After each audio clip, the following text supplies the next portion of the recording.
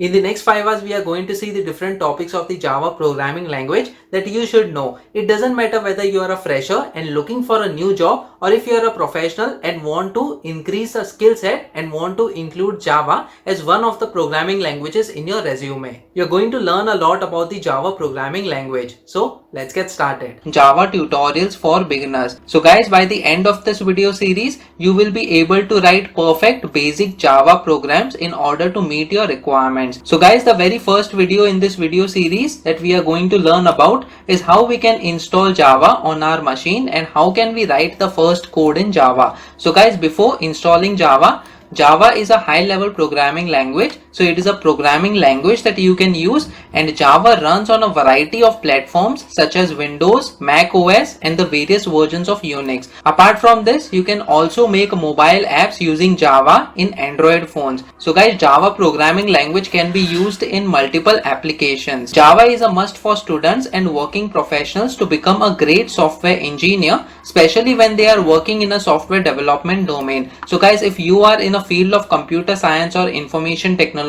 and you are a student right now, so it is very important that you learn Java so that it becomes very helpful for you in future. Along with that, if you are a working professional, then also you should know the basic concepts of Java and how you can use Java as a programming language in order to meet your requirements of the software. So guys, let us now move to the Java JDK installation, and I'll show you how you can easily install JDK on your machine. So guys, I have given the link over here of JDK. The same link I will give in the description section as well. So once you open this link, this page will get opened, and in this page you can see the different sections of the operating system. So in case your operating system is Linux, you can download one of these files, and if it is Windows, then you can come over here and download one of the installer files. So guys, this is the .exe file you can easily install on your Windows machine. Since I am working on Windows machine, I have already downloaded this .exe file and installed on my machine. Guys, after installing JDK and providing the path in the environment variables, you can easily verify whether JDK is installed on your machine or not. So if you are on Windows, you can go to command prompt, that is on start you can type cmd, and then guys over here you can type Java followed by a space character, and then we have hyphen, and then we have version. So guys, after pressing on enter, you can see open JDK version 1.8. Guys, it may so happen that the JDK version is installed when you are watching this video. So right now 1.8 is the version that I am using. In future you can use the updated JDK version as well. And guys, this is the confirmation that Java is successfully installed on your machine, and you can go ahead with writing of Java programs. Now guys, after installing Java, we have to install one of the IDEs. So either you can write in the simple Notepad editor as well, but we also have other IDEs that will help us to write our Java programs effectively and efficiently. One of the IDE is Eclipse. So this is the link that I will be providing in the description section as well. Once you open that link, this is the page that is going to open, and then you can easily install Eclipse IDE on your machine. And guys, since I have already installed Eclipse IDE, this is the IDE that it will look like. Guys, I'm using the dark theme over here since I like the dark background, and also to help you guys if you are watching this video at night without any lights, so it should not put much pressure on your eyes. Guys, it is completely your preference whether you want to work in the light mode or in the dark mode. Now guys, we will see how we can write the very first code in Java. So writing first code, and you can see this is the syntax. That is, first we write public, which is the visibility. So guys, this we are going to learn in the upcoming videos as well. So no need to worry about what are these different things over here for now. But we will be using the features of this IDE in order to auto-complete few things, and this is one of them. So guys, no need to worry about this syntax and no need to memorize it as such. But then with practice, you will come to know what are the different keywords that you are supposed to use whenever you create a new class or a new method. So guys, after this visibility, that is public, we have class keyword followed by the name of the class, and inside these curly braces, as you can see, this is the starting curly braces and this is the ending curly braces. Inside this we have a function. So this is public static void main. So guys, this is a function. Now this Void means it is not returning anything. So with every function we should have a return type. In this case it is void, and then this is the arguments that it is passing to the main function. And after this function name we have open and close brackets, inside which we have the list of arguments that we can pass to the main function. And then guys, we are just printing this hello world over here using this system.out.println method. So guys, we will learn all this with the help of example now, so no need to worry, we will go step by step. So the very first thing that we come over here and do is create a Java project. So as you can see on the left, you can click on this create a Java project, and then you will be asked for a project name. So what we are going to do is we are going to type Java project, and then guys, there is no need to change any of the options over here, and then we are simply going to click finish. So this will create a project for us, and it is asking create module info.java. So I will say don't create for now. And guys, this is the project that we have created, that is Java project. So when we expand this, we just have to double click on this. So after double clicking, you can see the different folders that are present inside this Java project. So guys, this is the structure of the project explorer, and inside source all our Java codes will go. So guys, inside source we are going to write the very first code. So over here what we are going to do is this src folder, we are supposed to right click over here, and you can see this new option, and then under this new option you can select this class option. So as you can see, we are going to create a Java class. So we click on this, and then we are going to give the name of the Java class. So I will give the name as Java test class. And then guys, the next step over here is which method stubs would you like to create. So as you can see, we have public static void main. This function is already mentioned over here along with the parameter. So we can just tick this checkbox over here so that it automatically creates this function for us while creating this test class. So we are going to click on finish now. And guys, as you can see, we have the public class, that is Java test class, automatically written over here for us. And then we also have the public static void main. This is because we have checked that checkbox over there. We can simply remove this comment over here, and then I'll remove this. So guys, as you can see, these lines of codes were automatically written for us when we created a new Java project. Along with that, we created a new Java test class, and then we checked that checkbox of creating the main function as well. So guys, the only thing that we are supposed to do is inside this we are supposed to write this code. So what I'm going to do is type system, which starts with a capital S and then YSTEM. Guys, there is a very important feature of Eclipse. It helps us in order to autocomplete few of the keywords. When I type system, so what I'm going to do now is I'm going to hold the control key followed by pressing a spacebar key. So when I press this, as you can see, you can get the list of all the keywords which you can autocomplete. So guys, the very first keyword we want to use, and then followed by a dot, and then as you can see, it is automatically providing us some of the keywords that we can use. So out of this, we are going to use this out, that is out over here. We press enter and then followed by dot, and then we want to use the print statement. So guys, these are many methods that you can use. So in this list of method, we are going to use the print method over here, as you can see. So I can simply type print, and those methods that start with print keyword will be suggested to us. So guys, over here what we are going to do is I'm going to print the statement. So it is going to be print string. Guys, there is one important difference over here. As you can see, we have this print. We also have something called as println. So the only difference between print and println is the print statement will print the string, and then there will be no new line character. So it will not go to the new line character, whereas the println will automatically go to the new line character. So guys, I'll show you this with the help of example. So the very first example that we are going to take is of the println. So I will do println, and then we will print a string, that is the name of this YouTube channel, that is programming for beginners. So guys, let me save this code. So over here you can do save all. Guys, these are some of the icons that you can use in Eclipse. I did not find any way to increase the size of these icons. So in case you know about it, please comment in the comment section below. So guys, after saving this file, what we are going to do is we are supposed to run this file in order to check what the Java program will do for us. So guys, here you can see a run symbol. So when you hover over it, you can see run Java test class .java, and then besides it you have a drop down arrow as well. So when we click on that, you have run as well, and then inside this run as you can say Java application. So guys, it is the same thing. So when you press on Java application, this program will get executed. So let me press over here, that is Java application. So as you can see, the console can be seen over here by default. You can get this console at the bottom of the screen. So I'll just hold it and get it at the bottom of the screen. And in this way, you can see in the console that programming for beginners string got printed. And guys, in this way, we can write the very first code, that is printing a statement in the Java code. Now guys, let me show you another print statement over here. In order to make it more shortcut, what we can do is we can type SYSO. And then guys, we can hold the control key followed by the space bar key. So when we press this, you can see SISOUT.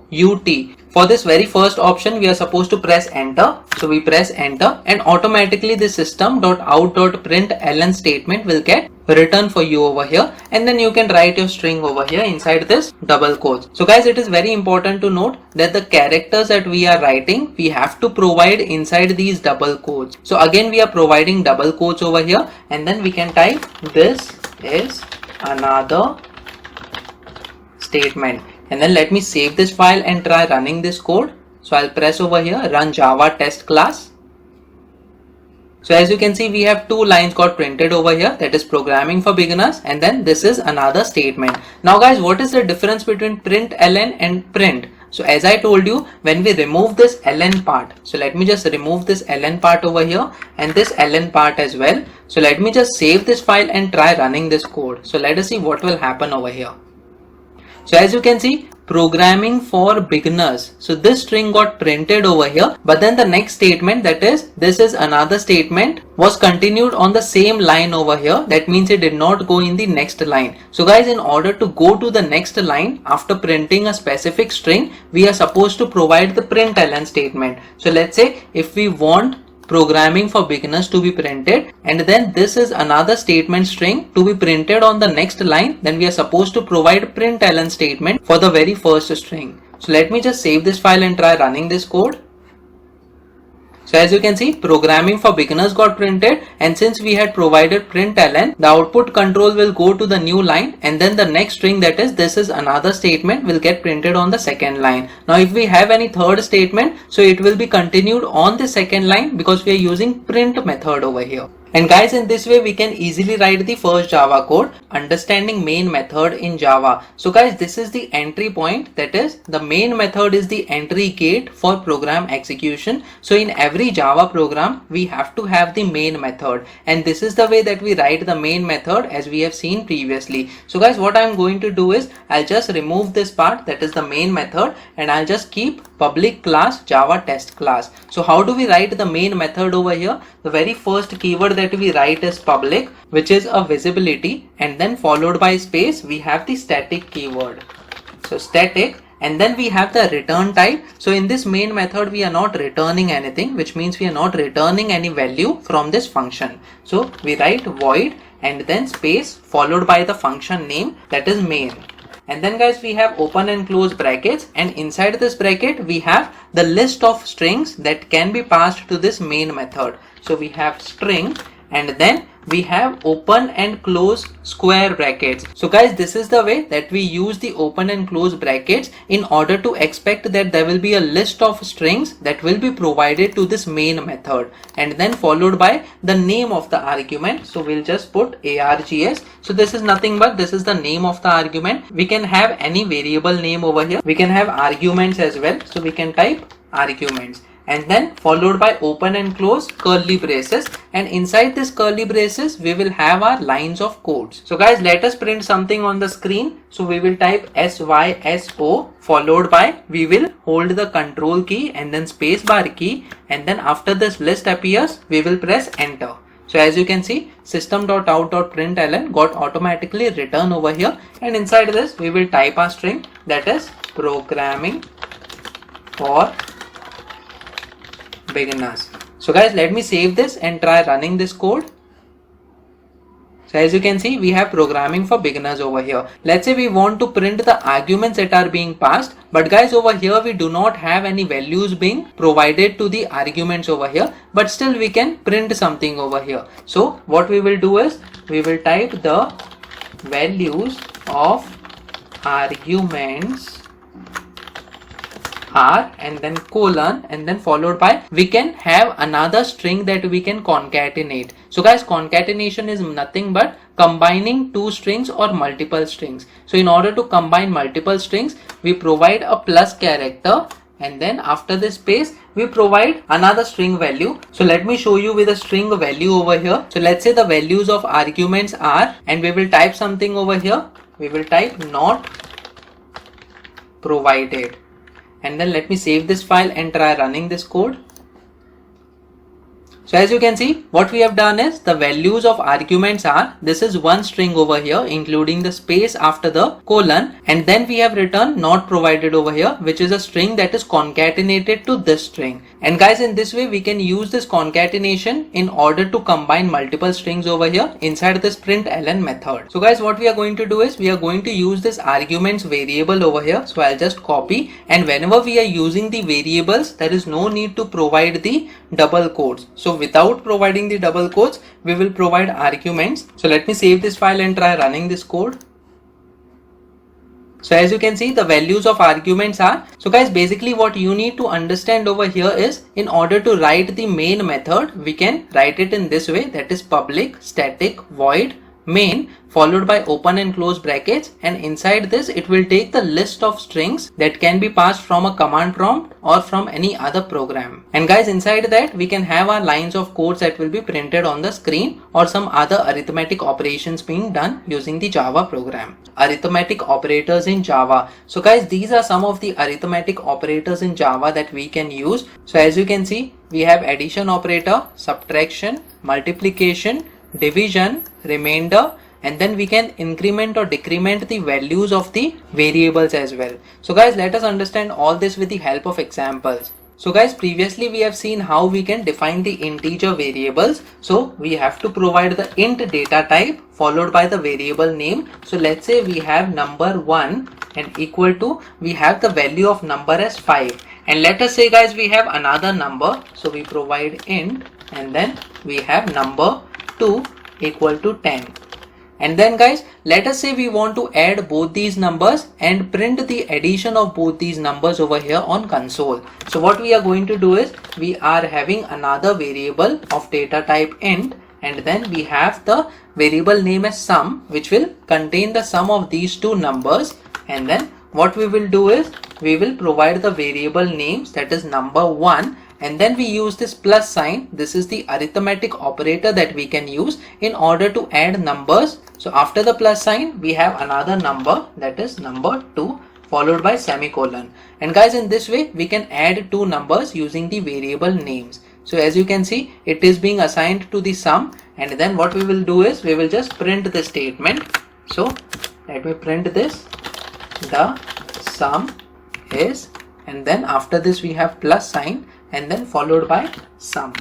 Guys, it is important to note that we are providing the sum is, so this is the string, and then we are concatenating the value of the number over here with this plus sign. So the plus operator over here, it is for concatenation and it is not for adding two numbers. So the plus operator is having different functionalities based on the values that it is being used with. So let me just save this file and try running this code.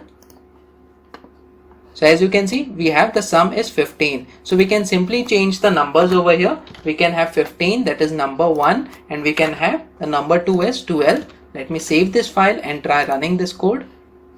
So as you can see, we have the sum is 27, and in this way you can easily add two numbers. Guys, similarly we have other operators as well, that is subtraction. So we can easily subtract two numbers. So let's say we want number 1 minus number 2, and the difference being stored in a variable. So we provide the minus operator over here, and then let me change the variable name to difference, and let me just copy this and paste this over here instead of sum. Let me save this file and try running this code. So as you can see, the sum is 3, so we missed to paste the difference over here as well. So the difference, so basically it is doing 15 minus 12, that is the difference will be 3. Let me save this file and try running this code. So the difference is 3 over here. In the same way we can do multiplication as well. So instead of this minus, we can provide the multiplication operator. So we have the product variable over here. So let me provide the variable name as product. Let me copy this, paste this over here, and we'll paste it to the variable name that is being used. Let me save this file and try running this code. So as you can see, it is doing the product is 180. That means 15 multiplied by 12, which is 180. Let us move to another operator. We have divide operator. So guys, over here we can easily divide the two numbers. So let's say we have number 1 divided by number 2. We will provide the variable name as division over here. Let me copy this and paste this over here and paste this over here. Now guys, let us see what will be the output of division when this number, that is 15, cannot be exactly be divided by this 12. So we'll just run this code. So as you can see, the division is 1. Guys, it is important to note over here that this will return the quotient of the division. So 15 divided by 12, in this case the quotient will be 1, and that is what is being printed over here in the division. So in order to get the remainder, we have another operator, that is percentage operator. So instead of this divide, we can have percentage. Let me change the variable name to remainder over here. And then we just copy this and paste this over here and paste this over here. Let me save this file and try running this code. So 15 divided by 12, the remainder will be 3. And in this way we can get the remainder as well. Now guys, two more important operators. These are increment and decrement. So this will just increment the value by 1, which means whatever value a variable is having, 1 will be added to that value and it will be stored in that particular variable. And this decrement is opposite to increment. So 1 will be subtracted from the variable's value. So let us understand this with the help of examples. So let's say we just have a number, that is number 1 equal to 15, and what if we just want to increment it? So what we can do is we can just put number 1 plus plus. So guys, this is the way we can use the increment, that is after the variable name we can provide the plus plus operator, that is the increment operator, and then we can provide the value is and then the name of the variable. So I'll just copy this and paste this over here. Let me save this file and try running this code. So as you can see, the value is 16. Guys, another way of providing this increment operator is instead of providing the plus plus operator after the variable, we can provide it before the variable as well. So we can do plus plus number 1 as well. Let me save this file and try running this code. So as you can see, the value is 16. And in this way you can easily use the increment operator. Let's say you want to use a decrement operator. So instead of having plus plus, we can have minus minus and then variable.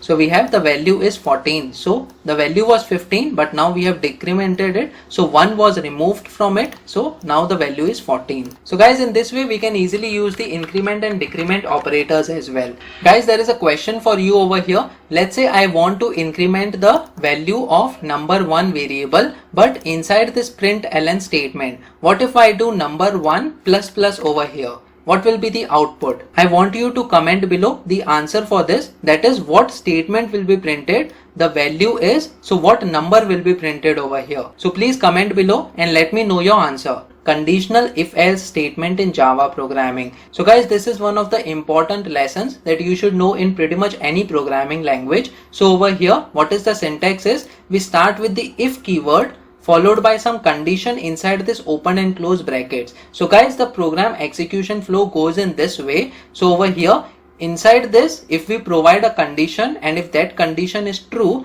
then inside these curly braces, the lines of codes will get executed. So whenever the condition that we provide in the if statement is true, the control flow goes to the block of code that is inside these curly braces, or else when the condition is false inside this if statement, the control flow goes to the else part. So inside this else part, we have the curly braces and then we have another block of code that can be executed. So guys, let us understand this with the help of example over here. So let's say we have an integer. Let's say we have the integer as number. It is equal to 5. And then guys, we want to check whether a number that is provided in the variable number is less than 10 or not. So we can provide the if statement. So we have if statement followed by open and close brackets, and inside this we have to check the condition, that is this number. We have used this variable name followed by less than sign, and then we have the number that is 10 that we want to compare it with. So guys, what we are trying to do is we are going to check whether this number variable is less than this value, that is 10. Now guys, this is one of the relational operators. Similarly, we have many relational operators that we are going to learn in the upcoming videos as well. So no need to worry about it. For now, you just need to understand that we are checking whether this number is less than 10 or not. And then if it is less than 10, then we are going to print a statement. So let me print the statement as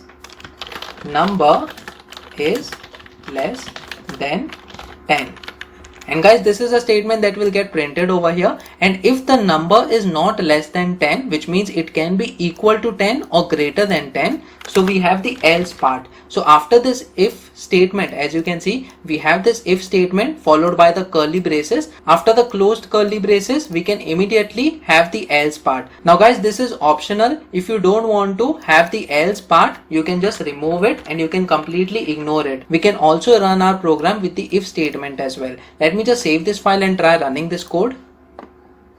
So guys, as you can see, number is less than 10 is getting printed over here. Now guys, what if we don't have the else part, but this condition is also not true? So for now it is true, but then let's say we change the number to 15, in which case the number is not less than 10. So let me just save this file and try running this code.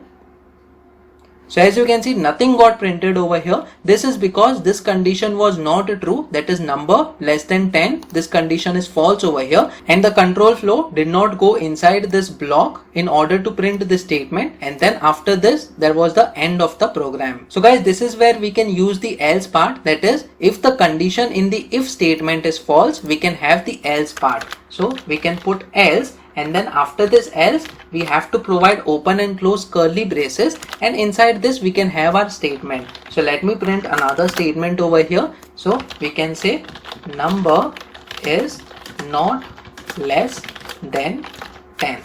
So let me just save this file and try running this code. So previously this string was not getting printed, but now since we are having the else part, the string, that is number is not less than 10, will get printed. So as you can see, number is not less than 10 is getting printed. Now let us change the number. Let's say the number is 9 over here, and let me save this file and try running this code. So as you can see, number is less than 10 because the value of the number is 9 over here. And in this way, we can easily use the if else statement in order to check a particular condition, and accordingly we can print some statements or do some manipulations as well. Let us now change the value over here to 10. And let me just save this file. So guys, what do you think, which statement will get printed? Whether the number is less than 10 or whether the number is not less than 10? I want you to answer in the comment section below. So consider this as a homework for you. Equality and relational operators in Java programming. So guys, these are some of the equality and relational operators that we can use. Mostly it is used between two numbers in order to compare them and to check whether the numbers are greater than or equal to each other or not. So guys, this is the first relational operator, that is greater than. So as you can see, this is a greater than symbol, and the example can be, let's say, a number a if it is greater than b, and if it is actually greater than b, then it will return true, or else if a is smaller than b, then it will return false.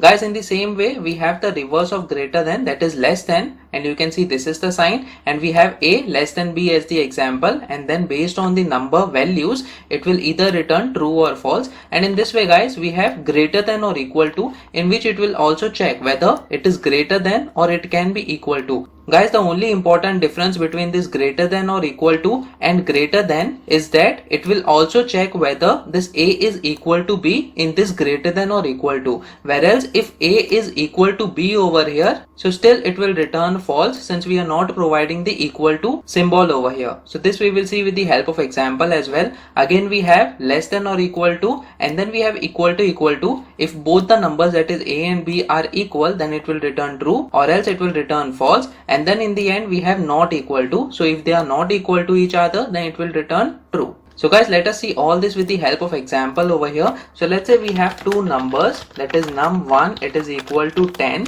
and then we have another number, that is num2, it is equal to 20.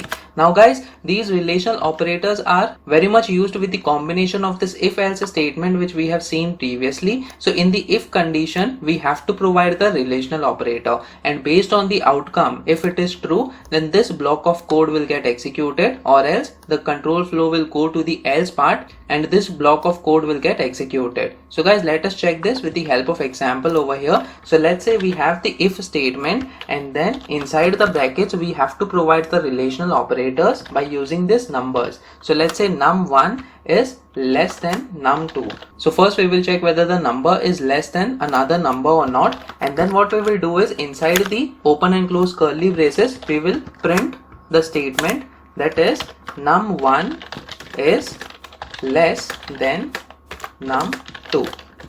Since guys we are checking whether num1 is less than num2 or not, so num1 is less than num2 when this condition is true. And after this if condition we can also put else. Inside the curly braces we can put num1. I'll just copy the statement over here. So num1 is, we can put not less than num2. Since this condition becomes false, it will go in the else part. So let me just save this file and try running this code. So as we can see, num1 is less than num2. So num1 is actually 10 and the num2 value is actually 20. So num1 is less than num2 over here. Now guys, let us change the value of this num2 in such a way that num1 is greater than num2. So num2 is equal to 5. Let me save this file and try running this code. So as we can see, num1 is not less than num2. Since this is checked whether 10 is less than 5 or not, no in this case. So this condition will become false over here, and then the control flow will go to the else part, in which num1 is not less than num2 will get printed. Now guys, let us check the reverse of this, that is num1 greater than num2 or not. We will change a string over here, that is num1 is greater then num2, and then the same thing we will copy and paste this over here, that is it is not greater than num2. Let me just save this file and try running this code over here.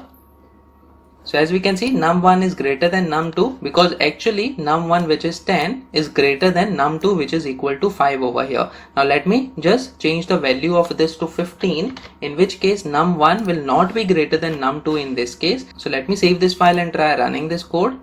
So as we can see, num1 is not greater than num2. Now guys, what happens when we make the num1 and num2 equal to each other? So let me just change the value of num2 to 10, and then in this case it will check whether num1 is greater than num2 or not. In this case it is not, since it is equal to. So let me save this file and try running this code to see what happens. So as you can see, num1 is not greater than num2 in this case. That's because this condition is false and the control flow goes to the else part, since it is equal to over here. Now what if we want to print this statement, num1 is greater than num2, when both the numbers are equal as well? So guys, in that case what we can do is we can use greater than or equal to. So in this case it will be checked whether num1 is actually greater than or equal to num2. And guys, in this example, yes, num1 is equal to num2. So in this case num1 is greater than num2 will get printed over here. What we will do is num1 is greater than or equal to. We will just change the string so that it becomes sensible over here.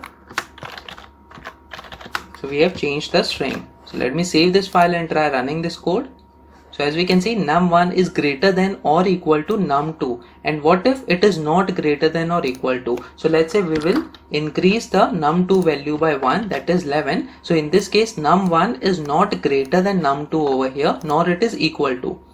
So num1 is not greater than num2 is getting printed, since the control flow goes to the else part. Now guys, let us check the equality and not equal to relational operators. So what we will do is, let's say I'll put the values for both the numbers as equal. What I will do is I will just change the string, that is num1 over here is equal to num2, and then over here num1 is not equal to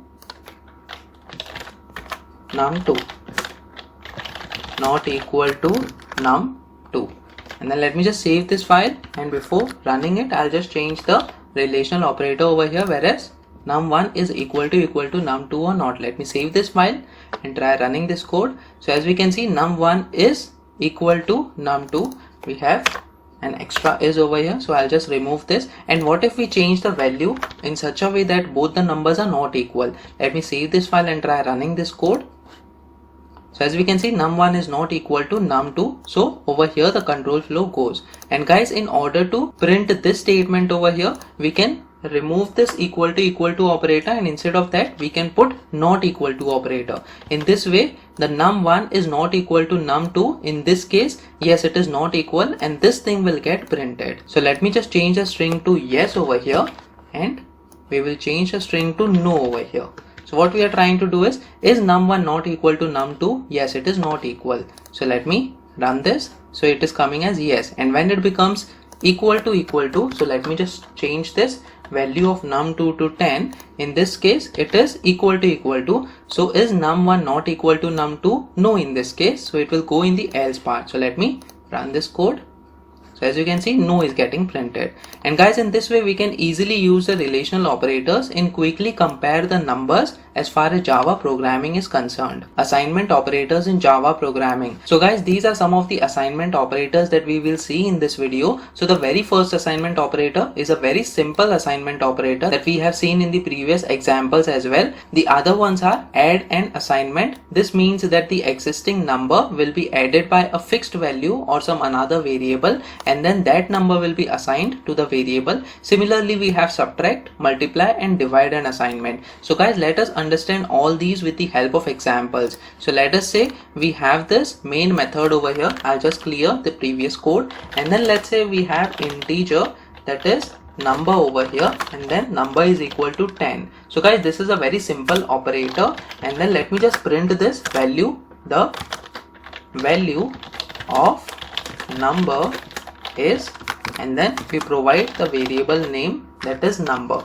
Let me just save this file and try running this code. So guys, it says the value of number is 10. So this is a very simple assignment operator that we can use, that is equal to.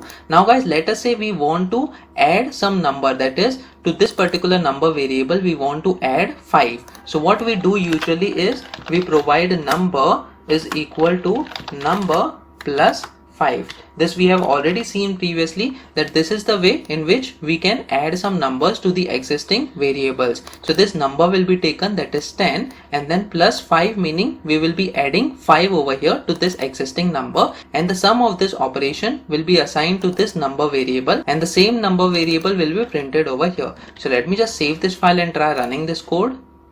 So as we can see, value of number is 15. Now guys, what will be the shortcut way in order to write the same line of code? And here is where we will use the add and assignment operator, that is plus equal to. So guys, over here, instead of doing equal to number plus 5, we can remove this part. That is, we can remove the number and the plus operator, and then we can provide the plus operator just before this equal to operator. So we have this add and assignment operator over here. So guys, what this will do is, I will just provide a comment over here, that is the number, it is equal to number plus 5. So what is happening over here is, first 5 will be added to this number, and then after the sum is found, the equal to operator is used over here in order to assign the sum to this number, and then the same number will get printed over here. So guys, this is the shorthand method that we can use in order to add the number and save the sum in the same variable itself. So let me just save this file and try running this code.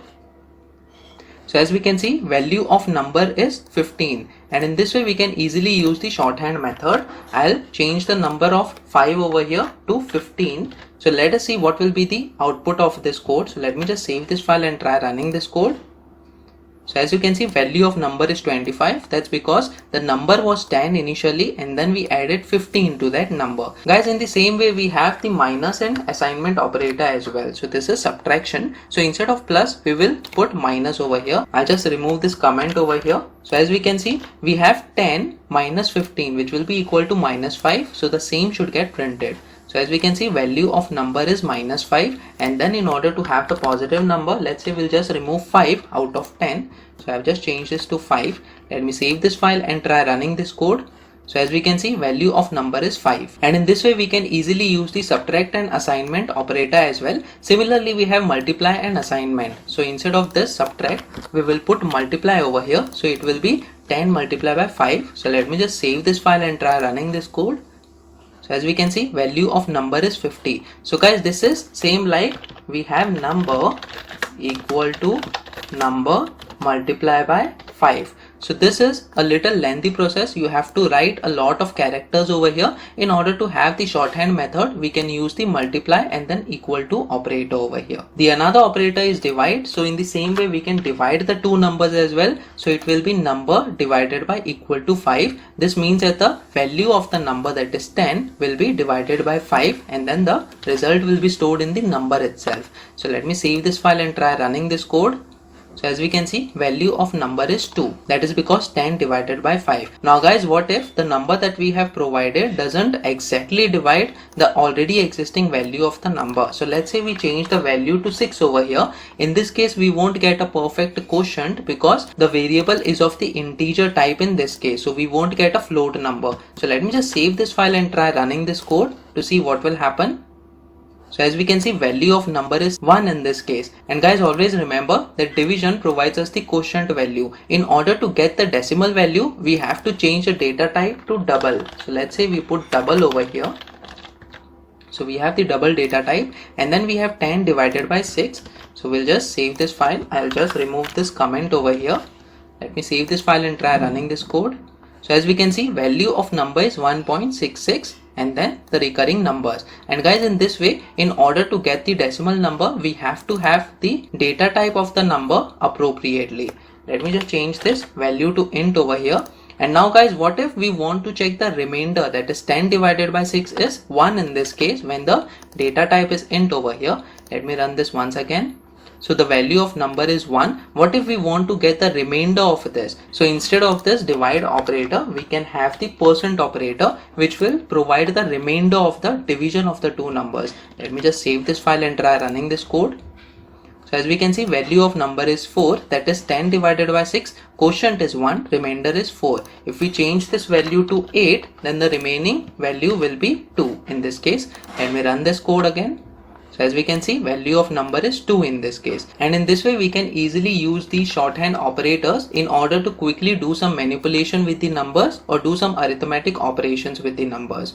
Logical operators in Java programming. So guys, these are some of the logical operators. As we can see, the very first logical operator is the AND operator. And guys, these are used in conjunction with the other relational operators as well. So as we can see, in order to have a single relational operator, we can only put a single relational operator that is greater than or less than symbol. But guys, let us say we want to check multiple conditions, that is, let's say A is greater than B and B is also greater than B. In this case, we have to use the AND operator, that is one of the logical operators. In this case, if both the conditions are true, then it will go in the block of code that is being followed after this condition, or else it will return false and it will go in the else part. Another logical operator is the OR operator. In this case, again, it will check whether this condition is satisfied or this condition is satisfied. Now guys, the only big difference between this AND operator and the OR operator is that when we are using the AND operator, all the conditions should be true in order to go to the following block of code. Whereas in the OR operator, only one condition is required to be true in order to go to the following block of code. And then guys, we have the NOT operator as well. So this we will check with the help of examples.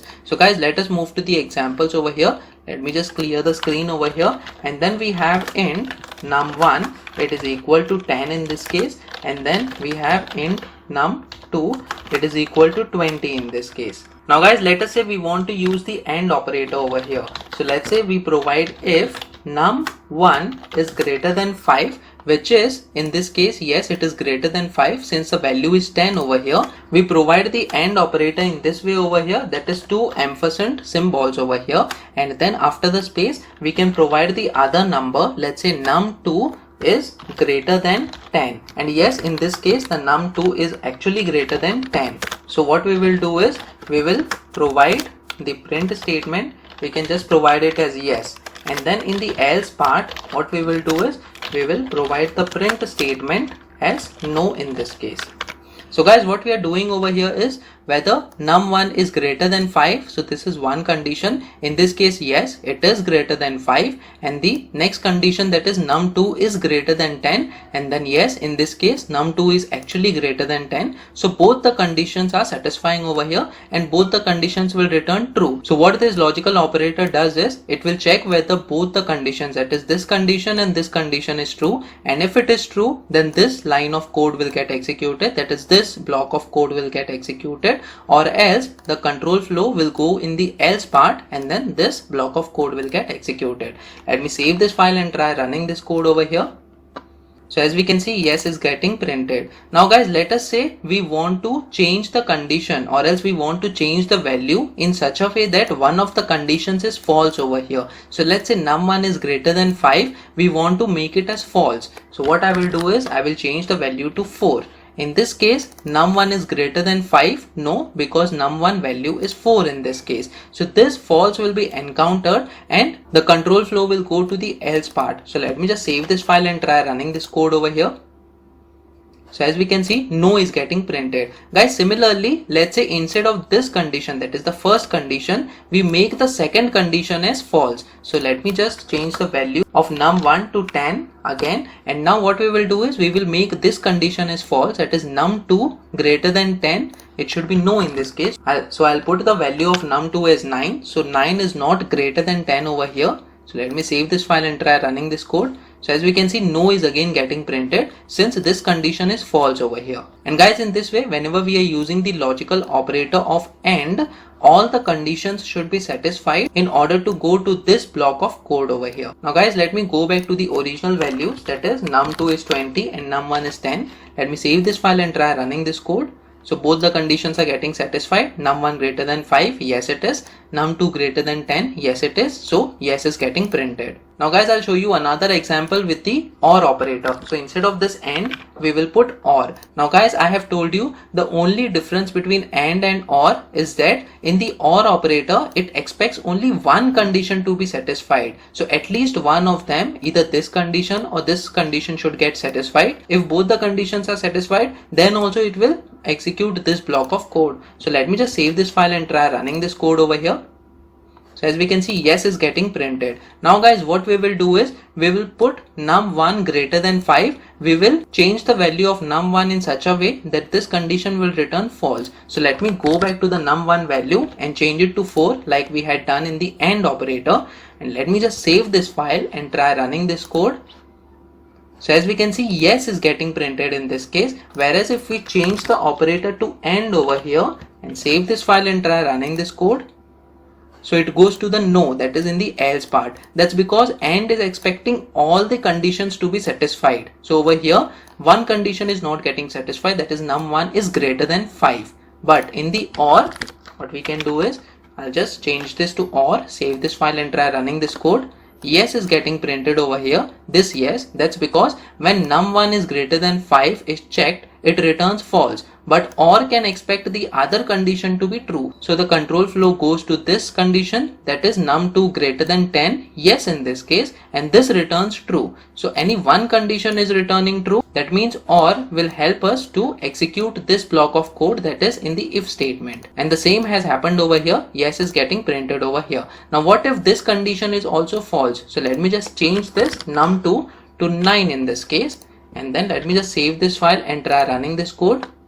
So as we can see, no is getting printed. So the control flow is coming to this else part. That's because num1 greater than 5, no in this case. Num2 is greater than 10, no in this case. So both the conditions are false over here. So the OR doesn't allow to go in this block of code and hence the control flow goes to the else part. Now guys, there is another important operator, that is the NOT operator. So this will just reverse the condition. So over here, as we can see, this is false and this is false. That is the reason the control flow is not printing this statement. But what if we just surround these conditions with the open and close brackets? So this entire thing is false for now, but what we can do is we can reverse this condition over here, that is false over here in this case will become true.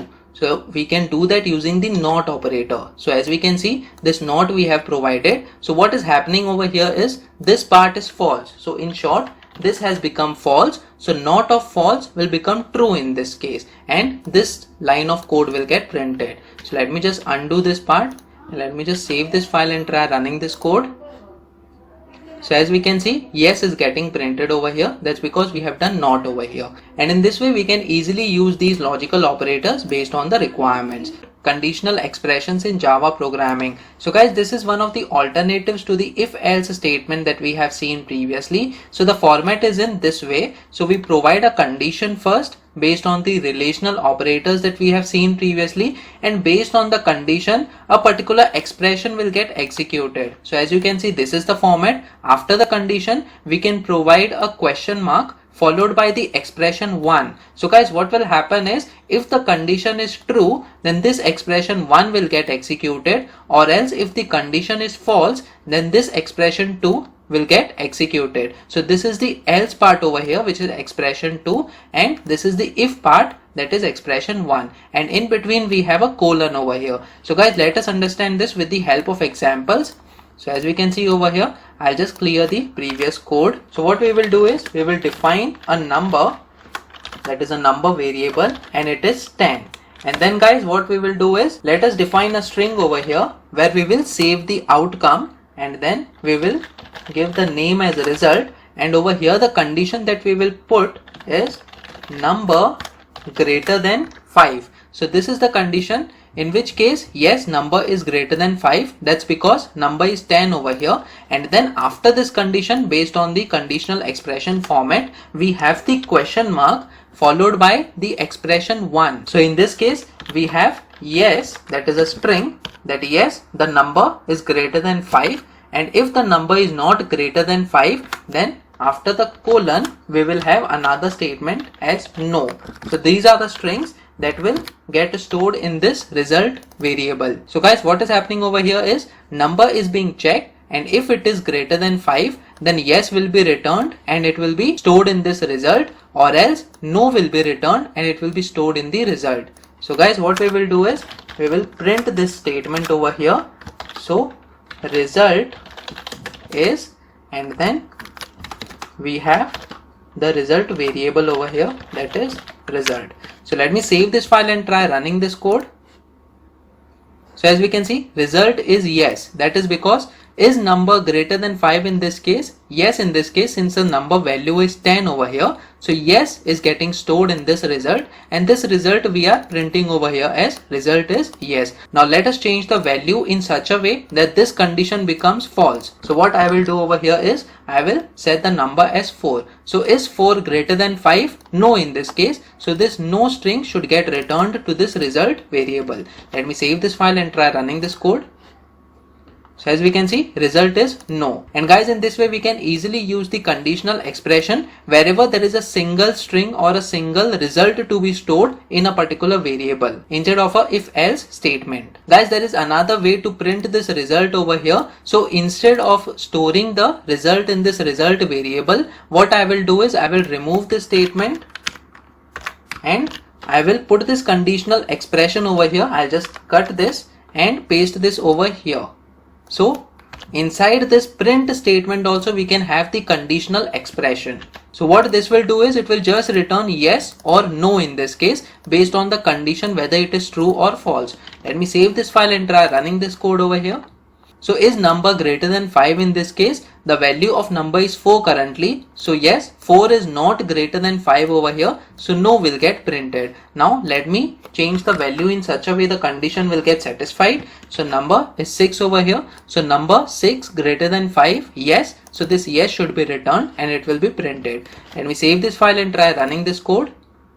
So as we can see, yes is getting printed over here, and in this way we can easily use this conditional expression instead of if-else statement if the return type is a single expression. So for loop in Java programming. Guys, as the name suggests, for loop, loop meaning doing repetitive task continuously up to a certain limit. So guys, as we can see over here, if you want to print something, let's say we want to print the numbers from 0 to 5. and in this way we can use the for loop. Instead of having the multiple println statements, we can have just single println statement and change the value of the variable one at a time. And this is the format. We first declare a variable and assign a value to it, that is 0, and then after a semicolon we have the condition, that is up to which value the variable should go. So we can use a relational operator less than, or also we can use the less than or equal to operator, and then we increment the variable value. So we can do I plus plus, or we can increment it by any other value as well,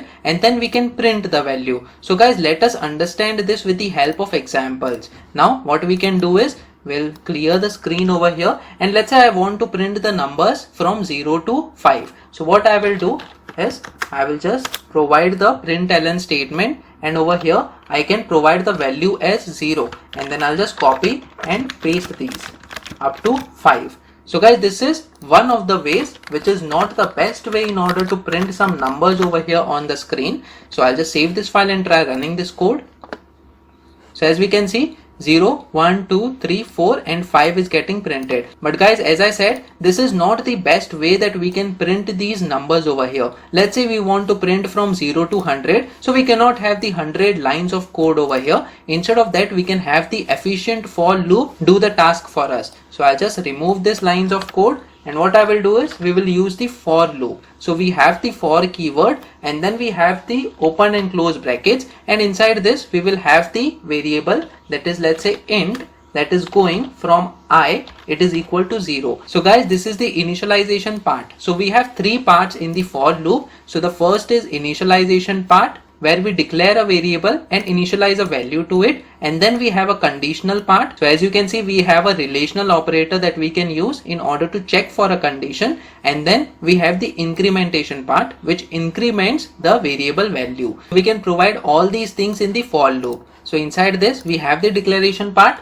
and then we have a semicolon followed by the condition. So condition will be I less than or equal to 5. That's because we want to print from 0 to 5. So it must be less than or equal to. So in order to include the value 5, we have to provide the equal to sign, and then semicolon followed by I plus plus. And then inside this we have curly braces, and let us print the value of I. So what I will do is, I will provide the string, that is value of I is, and we have this variable name, that is I. So guys, what is happening over here is, the very first thing, that is initialization, I is equal to 0, and then after this the control flow will check for the condition whether I is less than or equal to 5. Yes, it is. So it will go for the very first time inside these curly braces. So value of I is 0 will get printed. Now guys, what will happen is, after this close curly braces is getting encountered, the control flow will go to the incrementation part, because first it needs to increment before checking for the condition as well. So I plus plus, meaning I will become 1 now, and then is 1 less than or equal to 5? Yes, in this case. So value of I will be 1, and then again the control flow encounters this closing curly braces, and then again we have I plus plus, in which case it will be 2. So 2 is less than or equal to 5? Yes, it is. So 2 will get printed, and in this way continuously in a loop I will go up to 5. And is 5 less than or equal to 5? Yes, it is. 5 will get printed over here, and then after this curly braces, I plus plus will make the value of I equal to 6, and is 6 less than or equal to 5? No, in this case. So the control flow will come out of the loop and the program will end over here. So guys, let us save this file and try running this code. So as we can see, the values are printed over here. Let me just expand this. So value of I is 0, then value of I is 1, I is 2, 3, 4 and then 5, and then once the i's value becomes 6, this condition doesn't get satisfied and the control flow comes out of the loop. And guys, in this way we can easily use the for loop. Now guys, what if we want to check the latest value of I when the control flow comes out? So since the value of I is 6 now, so the 6 value should get printed. So let us confirm this with another print statement over here. What I will do is, over here we have latest value of I is, and then we have I over here. So let me save this file and try running this code. So I'll put latest. Let's run this code. So as we can see, error exists in required projects, Java project, proceed with launch, cancel. Let us see what is the error. So we have an error over here. I cannot be resolved to a variable. So guys, since we have provided the declaration of I within this for loop, so the context of this I variable is only within this for loop. So we cannot use this I variable outside of this for loop. So guys, in order to solve this problem, we have to declare the I variable before this for loop, that is outside this for loop. So we can do it in this way. So int I we have just declared over here, and then we are initializing it over here, that is I is equal to 0, and then this I can be used over here in this string, that is the latest value of I is I. So let me save this file and try running this code over here now. So as we can see, value of I is 0, 1, 2, 3, 4 and then 5, and then we have latest value of I is 6, and that is because I had become 6 over here in this case. That is the reason why the control flow went out of the for loop. So guys, in this way we can easily use the for loop. Now guys, what if we don't want to print every number, that is 0, 1, 2, 3, 4, but instead we want to print the even numbers. So we know that I is 0 initially, so the next number that we want to print is 2, and then the next number that we want to print is 4. So what we can do is, instead of doing I++, which will just increment the value by 1, we can increment the value by 2 using I plus equal to operator, that is add and assign operator, and then we provide the value as 2 over here. So 0 will be printed first, and then it will be incremented by 2, and based on the condition those numbers will get printed. So let me just save this file and try running this code so that we can see the output. So as we can see, value of I is 0 initially, and then I is incremented by 2, and is 2 less than or equal to 5? Yes it is, so 2 will get printed, and then again incremented by 2, so 2 plus 2 it is 4. So is 4 less than or equal to 5? Yes it is, so 4 will get printed, and then plus 2, so 4 plus 2 it becomes 6. So is 6 less than or equal to 5? No in this case, so the control flow comes out, and then the latest value of I is 6 over here, which is getting printed over here. Guys, there is another important consideration. If you don't want to initialize inside this for loop, we can also initialize it outside. So we can remove this, and then we can initialize it over here. So as you can see, I equal to 0 we have initialized, and we have not provided the initialization over here. So let me save this file and try running this code. It should give us the same output, that is 0, 2 and then 4. Let us check another example where we want to print the odd numbers. So let's say I starts from 1, and then we increment it by 2 every time. So let me save this file and try running this code. So as we can see, we have 1 and then 3 and then 5 and then 7. All are the odd numbers. That's because we started with the odd number, that is 1, and then we incremented the value of I by 2 every time. So guys, in this way we can easily use the for loop in order to repeat some task multiple times. Guys, over here we have seen just the print statement. You can also do some arithmetic operations as well, like addition of numbers or subtraction of numbers as well. So any arithmetic operations or number manipulations can be done inside the for loop. Guys, it is very important that you practice on your own, so that based on the different inputs you can get the different outputs, and you will increase the level of understanding in Java programming. While loop in Java programming. So guys, this is the format of the while loop. It is similar to a for loop that we have seen previously. The only difference between for loop and while loop is that in the while loop we only provide the condition that we want the control statement to go inside these curly braces, whereas in the for loop we were also dealing with the initialization of the variable as well as the incrementation part of the variable that we are using as a iterator. So guys, this is the format. After the while keyword, inside the brackets we have the condition up to which the iteration should go, and then inside these curly braces we have the block of code to get executed. So guys, this we are going to understand with the help of examples. Also guys, we are going to see the do while loop, which will help us in order to execute the block of code that is inside these curly braces at least once. So guys, what happens is, let's say if I is not less than 5 in this case during the first step, so no line of code will get executed from this block of code. But guys, the do keyword over here will help to execute this block of code over here at least once, and then guys, the while condition will help us check whether the condition is satisfying or not, and then going back again to the block of code after the do keyword. So guys, let us understand all this with the help of examples over here. So guys, first we will understand the while loop. So let us say we have an integer I, so I it is equal to 0, so we have to initialize the integer outside the while loop over here, because in the while loop we will only have the condition and the incrementation part. So guys, we have initialized the variable I over here.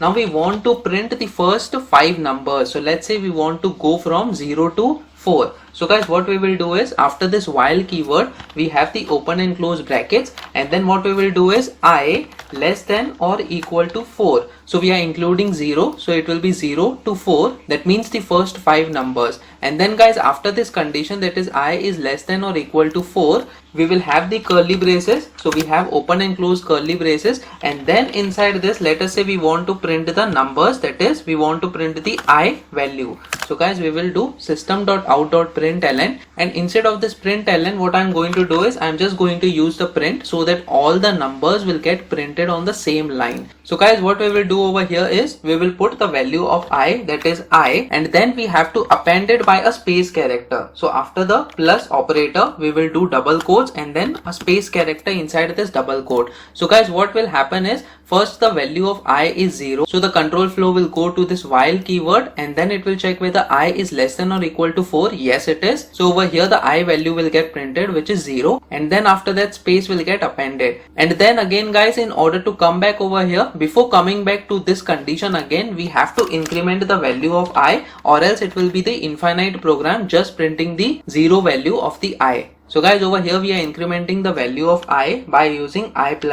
and then semicolon. So guys, what will happen is, after the 0 gets printed, I will be incremented by 1. So the value will be 1, and then again the control flow will go and check over here whether I is less than or equal to 4. Yes, in this case, since the I value is 1 right now, so 1 will get printed and space character will be appended. And then guys, I++, the value of I will be 2, and then again, is 2 less than or equal to 4? Yes, it is. So 2 will get printed, and in the similar way up to the value 4 will get printed. And once a value 4 is getting printed, I++ will make the value of I equal to 5 over here, and then the control flow will come back again to check whether the value of I, which is 5 right now, is it less than or equal to 4? No, in this case. So the control flow will come out of this while loop, and in this way we can easily print the numbers from 0 to 4. So guys, let us save this file and try running this code.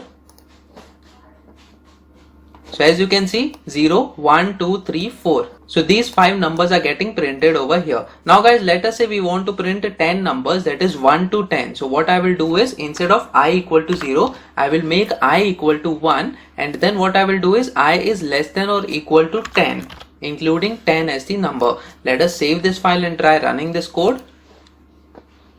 So guys, as you can see, 1, 2, 3, 4, up to 10 numbers are getting printed over here. And in this way, we can easily use the while loop as an alternative of a for loop. So guys, it depends on you whether you want to use the for loop or a while loop. Now guys, another important variation over here of the while loop is a do while loop, which will help you to execute the block of code at least once. So guys, what I will do over here is, before showing you the example of a do while loop, what I will do is, the I value is 1 over here, and I want the condition to be I less than 1.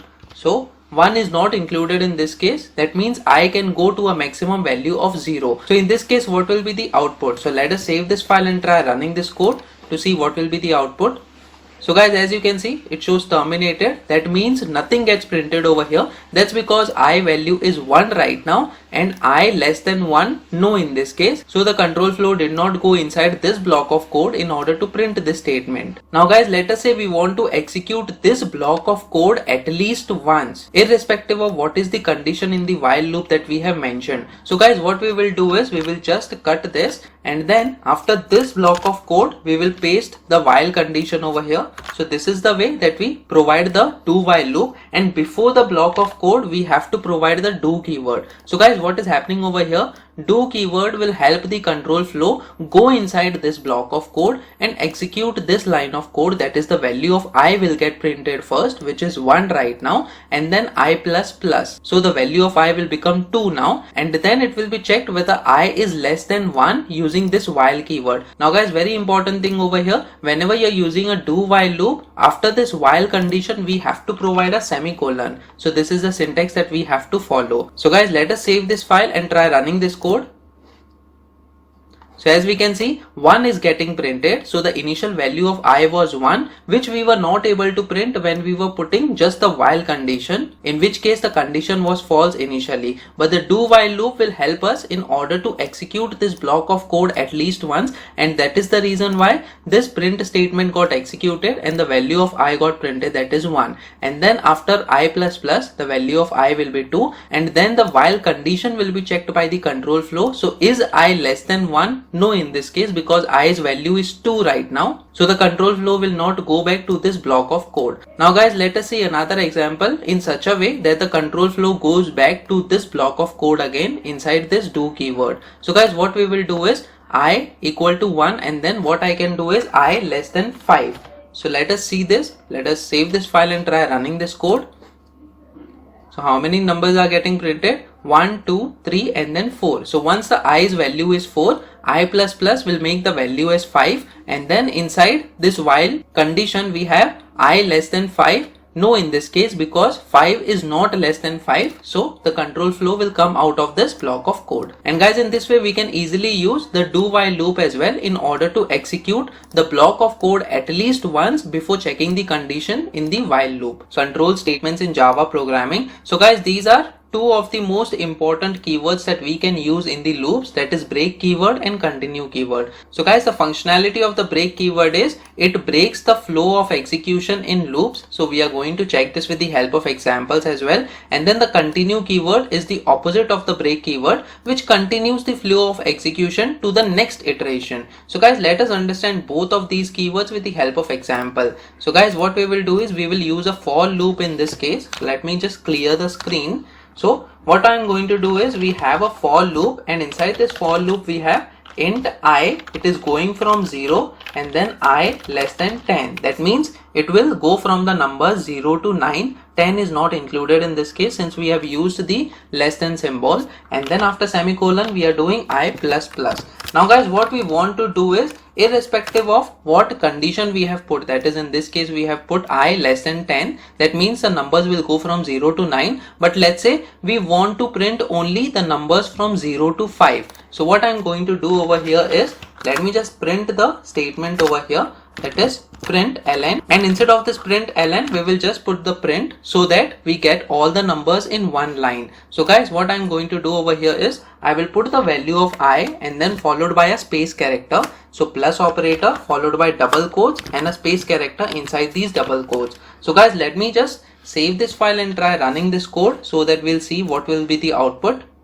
So as you can see, the numbers 0 to 9 is getting printed and 10 is not included in this case. Now guys, let us say we just want to print the numbers from 0 to 5 and then we want to come out of this for loop. So what we can do is, once the I's value is 5 over here, the I, that is the value 5, will get printed, and after this we can have the if condition. So if I is equal to 5. So if the I's value is 5 currently, what we can do is we can break, that is come out of this loop. So guys, the break keyword works in this way. We can just provide the break keyword followed by the semicolon, that is the end of the line, and the control flow will come out of this loop inside which the break keyword is placed. So guys, let us understand this. Let us save this file and try running this code now.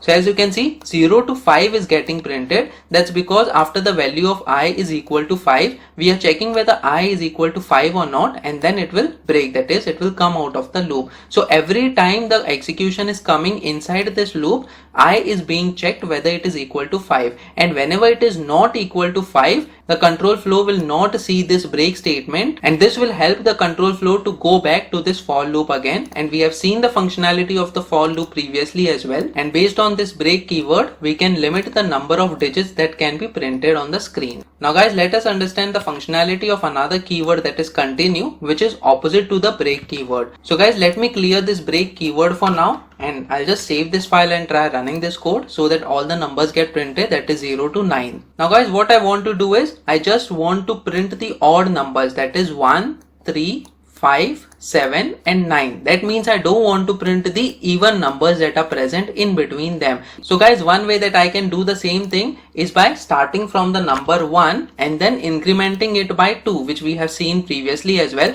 But guys, we will use another method in order to achieve the same functionality using the continue keyword. So what I will do is, currently all the numbers are getting printed, that is 0 to 9. But what we can do is we can provide the if condition at the start of the for loop. So inside this if condition, we can check whether a number is an even number or an odd number. So what I can do is we can do I percentage 2, which means I will get divided by 2, and then whatever the remainder is, that remainder will be returned in this condition. And then whatever remainder is there, we are going to check whether it is equal to 0 or not. So guys, if you know something about mathematics, so whenever you are dealing with even numbers, whenever you divide these even numbers by 2, the remainder will be always 0. And this is what we are trying to do. Whenever there is an even number, we divide it by 2 over here, and we are going to check whether the remainder is 0 or not. If it is an odd number, then the remainder will be 1. So in this case, the condition will be false. But whenever there is an even number, the remainder will be 0 in this case, and the condition will be true.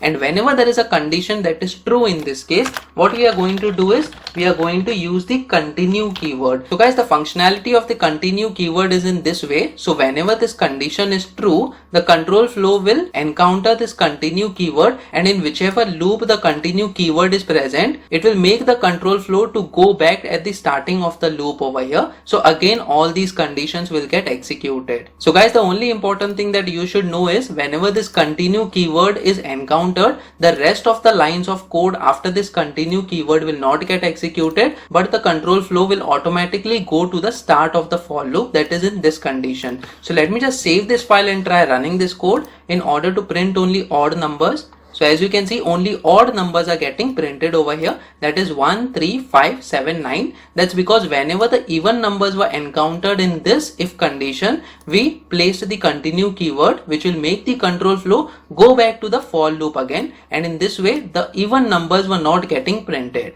Now guys, let us do the opposite of this. Let's say we want to print the even numbers, but not the odd numbers. So we have to make this condition true for even numbers, in which case, whenever there is an odd number that is getting divided by 2, the remainder will be 1 every time. So we will make the value as 1 over here. Let me just save this file and try running this code. So as you can see, the odd numbers are left out and the even numbers are getting printed now. That is 0, 2, 4, 6 and then 8. And then after 8, the i's value is 9, in which case 9% 2 is actually equal to 1, and then continue statement will make the control flow go back to this for loop, and then i's value will be incremented by 1, which will make the value of I equal to 10, and then is 10 less than 10? No, in this case. So the control flow will come out of this for loop. And guys, in this way we can easily use the break keywords and the continue keywords as well. Switch case in Java programming. And guys, this is one of the alternatives to the if else code. That is, we can have the syntax in this way. So we have the switch keyword, and then followed by inside the brackets we have an expression. So usually it is kind of a number which we can check the value of. So guys, inside the curly braces we have the case keyword followed by the value of the number that can be possibly equal to the expression that we have provided over here. And then if this value 1 is equal to this expression, so this block of code will get executed, whatever we provide the code over here. And then after that code, we have the break statement in order to come out of the switch block of code. In the similar way, we have multiple cases over here. So case value 2, and then we have the block of code, and then we have the break statement.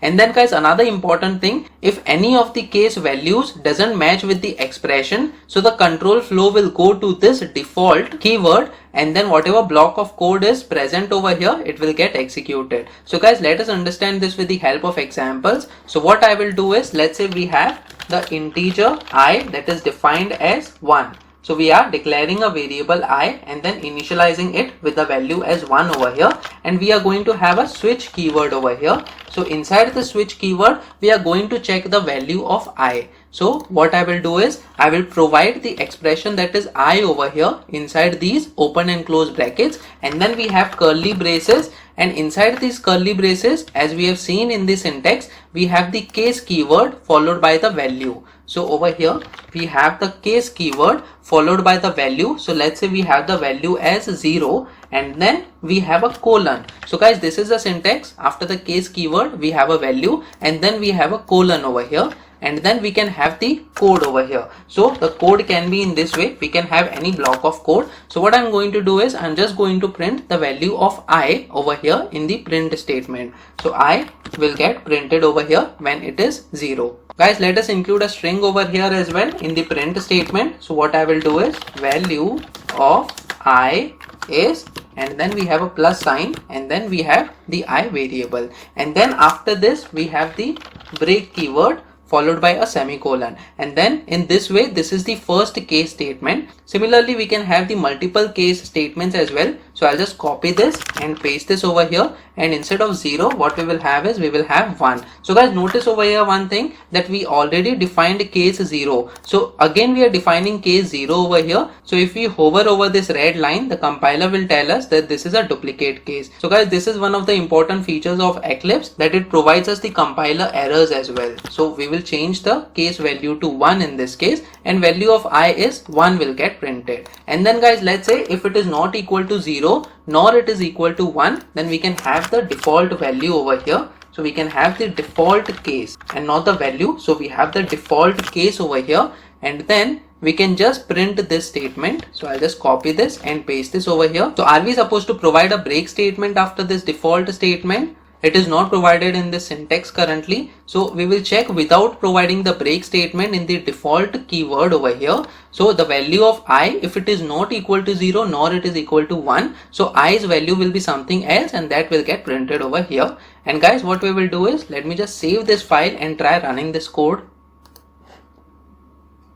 So as you can see, value of I is 1. So currently what is happening is, we are passing the I's value to the switch case, and then inside this case is I's value 0, no in this case. So the control flow will go to the next statement, that is case 1. So is I's value 1 in this case? Yes it is. So it will just print the value of I, it is equal to 1. Guys, in order to make it more easy to understand, I'll just remove this I value over here, since it is always going to print either 0 or 1 in this case. So what we will do is, I will just provide the string as 0 over here, so that we exactly come to know that yes, this print statement is getting printed over here. And over here what we will do is, we will put the value as 1. So the string is 1.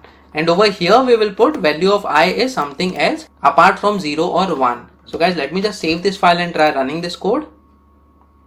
So as we can see, 1 is getting printed. So this block of code is getting printed, and after the break statement it comes out of the switch case. Guys, let us see what happens if this break statement is not provided. So let me just remove this break statement, and let me just save this file and try running this code.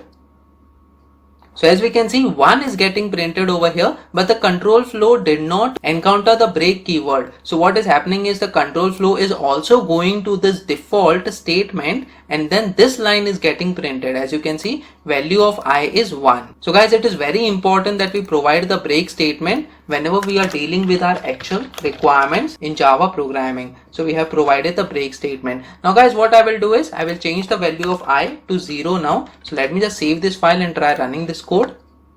So 0 is getting printed, which means that the control flow was successfully able to encounter this case, that is 0, and then this print statement got executed. What if we remove the break keyword over here? Let me just remove this and save this file and try running this code. So as we can see, 0 is getting printed, and then again control flow goes over here because the break statement was not encountered. So 1 will get printed again, and then break keyword got encountered. So it comes out of the switch case. So guys, it is very important that you provide the break keyword. And guys, let us see another example now. Neither it is 0 nor it is equal to 1. So I will provide the value of I as 5 now in this case. So let me just save this file and try running this code. So as we can see, value of I is 5. So 0 and 1, neither of the statements got printed over here. So the control flow went to this default part, and value of I is, so whatever value we provided, that is 5, got printed over here. And guys, in this way we can easily use the switch case and check what is the value, and based on the value of the variable we can provide the required print statement or do some arithmetic operations as well, depending on your requirements. Guys, in this example we have checked with the help of the integer data type, and we we have provided the integer data type as the expression. Can we do the same thing with the string variables as well? So practice on your own regarding the string variable and providing the string expression over here and the string cases over here, and let me know in the comment section below whether we can provide the string variables with the switch expression. Arrays in Java programming. So guys, array is nothing but it is a collection of similar types of data. So let's say previously we have seen a single integer data type. So array can help us in order to store a list of integer data type. So over here, as you can see, we have int and then followed by open and close brackets. This means that we are trying to store an array. So array is nothing but it is the list of elements of the same data type. So this is the list of numbers, and in the other way we can also have the list of string as well. So for example, if we want to store the names of 100 people, then we can create an array of the string data type that can store 100 names, and these are some of the applications of the Java arrays. So guys, let us understand this with the help of examples. Now we'll go to the Eclipse and I'll clear the screen over here. Now guys, in order to define a list of integer data type, first we will define the integer, a single integer, let's say I, it is equal to 10. And then if we want to print this integer, we simply do a println statement, and then value of I is, and then we have the plus operator, and then we have I. Let me just save this file and try running this code. So as we can see, value of I is 10 over here. Now guys, let us say we want the list of numbers. Let's say we want the list of numbers from 1 to 5 to be stored in a variable. So we can use the array. So how we can define the array is, after this data type, we can have the open and close square brackets followed by the name of the variable. So we will give some sensible name to this variable, and over here what I will do is, let's say array of integers is the name that is given to this variable. And then how do we define this? We can quickly assign the variables to this array of integer. So we have the curly braces, open and close curly braces, and then we can have 1, 2, 3, 4 and 5. So these numbers are separated by commas, as you can see, and this is the way we can provide the list of integer data type to a variable that is of type array. So guys, we will have a semicolon at the end, and let's say if we want to print this array of integers. So guys, if we directly provide the name of the variable, so in this case it is the array of integers. So let me just put the array of integers variable name over here inside this println statement. Let me just save this file and try running this code. So guys, as we can see, we are getting some garbage value. So this is nothing but the address of the first value of the array of integers. So guys, to make it more simple, I have a diagram for you over here. So as we can see, we have the list of integers over here. This is the first element, that is 12, and then we have 4, 5, 2 and then 5. So these are the 5 elements that are stored in the Java arrays. So guys, what is happening is, this is the variable name that is age over here, and then we have the 0th element, as you can see, inside the square brackets, and then we have 1 and then 2, 3, 4. So these are nothing but these are the indices of the array elements. Now guys, what is happening behind the scene is, these elements are having their separate memory blocks. So all these values are stored in memory, and then the address of the very first element over here, that is 12, is being printed over here, as you can see. So this is the address. So whenever we want to refer to the elements of the array, so just by mentioning the variable name, we won't get the list of elements that are present in the variable. So we have to use these square brackets, as you can see, and inside these square brackets we have to use the position. So let's say we want to print the value 1. So after using this array of integer variable name, we are going to have the open and close square brackets, as you can see, and the array starts from the 0th index. So it starts from 0, which means the index of this value 1 is 0, and then we have 1, 2, 3 and then 4. So these are the indices. So guys, array of integer 0 will return us the value as 1. So let me just save this file and try running this code over here.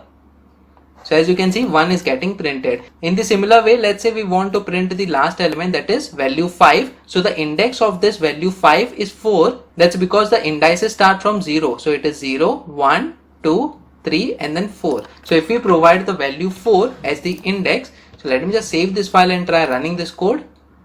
So as we can see, 5 is getting printed, and in this way we can easily access the elements of the array by using the variable name, that is array of integers, followed by open and close square bracket, and inside the square bracket we can have the index. Now guys, as we have seen previously, we can also use loops in order to iterate through these elements. So how we can do that? So I'll just remove this line of code over here, and what I will do is I will use the for loop, and for loop, it will go from integer I, it is equal to 0, and then I less than. Now guys, we have to provide some number over here, but we are not sure what is the length of this array. So guys, in order to get the length of the array, we have a property called length. So we can use the name of the variable, that is array of integers over here, and then followed by dot, and then we have something called as length property. So guys, this property will help us in order to get the number of elements that are present inside array, and then we have a semicolon and then I plus plus. Now guys, what is happening over here is I, that is starting from 0, and then it will go until the length of the array of integers. So what is the length of the array of integers? It will be the number of elements that are present over here in the array. And then what we are going to do is we are going to print the elements. So I'm going to have system.out.println, and instead of this println, let's say we just want to print, because we want to print all the elements in a single line. And over here what we will do is we will have this array of integers. So array of integers, and then in order to access the elements of these arrays, we are going to have the square brackets, and then inside the square brackets we will have this index. So we will use this I variable that we are iterating, and then followed by a space character. So we have a plus sign, and then followed by double quotes, inside which we have a space character. Let me just save this file and try running this code. So guys, as we can see, 1, 2, 3, 4, 5, all the elements of the array is getting printed. Now if we have just 3 elements over here, so I'll remove this 4 and 5. Let me just save this file. We need not have to change anything in the for loop, because we are using the array of integers dot length, which will automatically take the length of the array during the runtime. So let me just run this code. So as you can see, 1, 2, 3 is getting printed, and let us say if we have the number of elements as 10 over here. So let me just provide 4, 5, 6, 7, 8, 9, and then the values 10. So these are 1 to 10, that is the elements of this array of integers. So automatically array of integers dot length will provide the 10 as the length of the array. So let me just save this file and try running this code. So as we can see, 1, 2, 3, and then up to 10 is getting printed. And in this way we can easily use the arrays. This is the array of integers that we have seen. We can also use the arrays of string values as well. So instead of this integer array, we will have the string data type followed by open and close square brackets, and then we will have array of string over here. And then inside these array of a string, we can have the list of string as well. So we will provide programming as the one string, followed by comma, then we have another string as for, and then comma, and then inside double quotes we have beginners. So programming for beginners, these are the 3 strings that we have saved in the array of strings over here. And then we have array of string over here, copy it in the for loop, I less than array of string dot length. So array of string length will be returned over here, and then in the print statement as well, we will have array of string and then I as the iterator that will iterate through every string. So let me just save this file and try running this code. So as we can see, programming for beginners is getting printed. Now let's say if we want to print all these strings in the separate lines, so we can have the println statement instead of just print statement over here. That is a print method over here. So let me just save this file and try running this code. So as we can see, this println method is making each element of the array of string print in the next line. So programming for beginners, all the strings are getting printed on the new lines over here. And guys, in this way we can easily use the array of integers or array of strings or array of any data types based on your requirements for each loop in Java programming. So guys, this is the enhanced for loop that we are going to see in this video. So guys, the for each loop is used in order to iterate through the elements of arrays and collections like Arraylist. So previously we have seen the normal for loop that we can use in order to iterate through the array, and this is the format that we can use. that is, it is having the initialization part, and then we are having the condition part, and then we have the incrementation part. So these are the three things that we had used previously in the normal for loop in Java programming. But now guys, we can also use this enhanced for loop, which is little easy to understand and to write as well. So this is also called as the enhanced for loop. So guys, this is the format. As we can see, the very first thing is the keyword that we are going to use, that is the for keyword, and then followed by inside the brackets we have the data type. So it can be an integer or the string data type as well, followed by the variable name that we are going to use, and then followed by a colon, and then the variable name of the array that we are going to iterate through. So guys, let us understand this with the help of examples over here. So let us say we have an array of integer. So we will define the array of integers, and then we have the curly braces. So guys, we have seen previously that integer, that is a data type, followed by the open and close square brackets we have, and then we have the variable name, and then we can create an array of integers. So over here we are going to include 5 elements in this array. So it is 1, 2, 3, 4 and then 5. So guys, how we used to use the normal for loop is we used to have the for keyword followed by integer, and then I, it goes from 0 to I less than the length of the array. So we can use array dot length over here, that is a property, and then I plus plus, and then we can simply just print the elements inside the array. So we are going to print the elements by using the array variable and then followed by the index of the array elements. So guys, over here what we are going to do is the name of the array variable followed by open and close square brackets, and then I. So I is going to iterate through the array elements, and then let's say we want to print on the same line. So we will use this print method over here instead of println, and then over here I will just provide the space character. So inside this double quotes we have a space character in order to separate all the elements of the array. So let me just save this file and try running this code. So as we can see, all the elements, that is 1 to 5, is getting printed. Now guys, let us see the enhanced for loop. The same thing can be done very efficiently with the enhanced for loop over here. So I'll just comment out this line over here. So this is a multi-line comment that I have provided, and we will use the same for keyword, but this time we are not going to provide all these three things, that is initialization, then condition and then incrementation, but instead of that we are going to provide int and then the variable I, and then followed by a colon and then the name of the array. So we can provide this array, that is a name of the array, and then inside this we will have our print statement. So I will provide the print statement over here. So this is a print method that we are going to use, and the same array elements we are going to print. So I'll just copy this and paste this over here, and then inside these square brackets I have to provide the I variable, since that is the iterator that is going to be used in order to iterate through the entire list of elements, and then followed by the space character over here. And then guys, let me just save this file and try running this code. So guys, as we can see, exception in thread main Java lang and then array index out of bounds. So guys, here is a mistake that I have done over here. So instead of using this array variable along with the indices, so guys, what is happening over here is we don't have to iterate through these elements using the indices over here, that is the index. So basically this for each loop is helping us in order to iterate through the values of the list. So instead of this I going from 0 to 4 over here, that is the indices, as how it happens in the normal for loop, what is happening over here is the values are being assigned to this variable, that is I. So instead of providing this array and then I in the brackets, we just have to provide the I variable name, because it will have the values of this array elements. So guys, as we can see, I have provided the variable name, that is I over here, and then followed by the space character. Let me just save this file and try running this code now.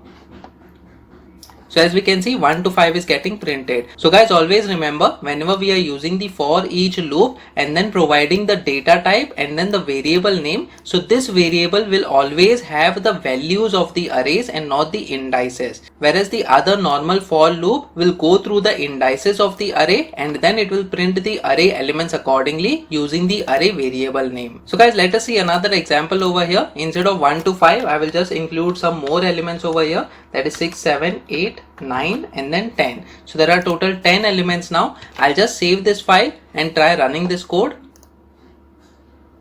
So as we can see, 1 to 10 is getting printed, and in this way we can easily use the for each loop. So guys, we have not initialized any variable over here. It's just that we are providing the data type, and then in this variable all the array elements that are present, those will be iterated one by one using this enhanced for loop. And guys, in this way either we can use the normal for loop, in which case we have to provide the length of the array and then we have to provide the incrementation part as well, or else we can use the enhanced for loop, in which we just have to iterate through the array. We can just provide the data type along with the variable name, and that variable name can be used in order to do some manipulation or print the statements inside the for loop. Let us take an example of a string over here. So let me just provide the string array, and then we have the same array variable name, and then let me just provide the string values over here.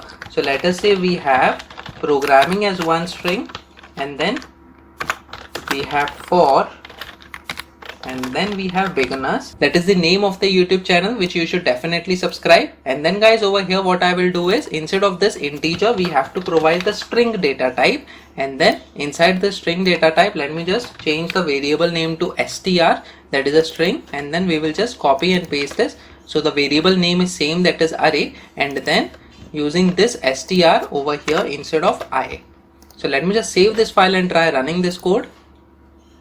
So as we can see, programming for beginners, that is individual strings are getting printed over here. And instead of print, if let's say we want to use the println method, so what will happen is the individual strings that are present, these will be printed on the separate lines. So let me just save this file and try running this code. So as we can see, all the strings are getting printed on the separate lines. And guys, in this way we can easily use the enhanced for loop, which is very easy to understand as well. Java class and objects in Java programming. So guys, Java is an object oriented programming language. So the core concept of the object oriented approach is to break complex problems into smaller objects. So guys, whenever you are going to work on your requirements, it is going to be a very much complex problem that you are trying to solve. So basically you are going to use the Java classes in order to break that complex problem into smaller objects, and then we can solve them easily independently as well. So guys, an object is an entity that has a state and a behavior. For example, a bicycle is an object. So basically it has states such as idle or first gear, etc. So a bicycle, it can either be an idle object or it can be on the first gear as well, or any other gear. And then the behavior, it includes whether it is braking or accelerating or any other behavior. So guys, similarly we have other objects as well, which are going to have different states and different behaviors as well.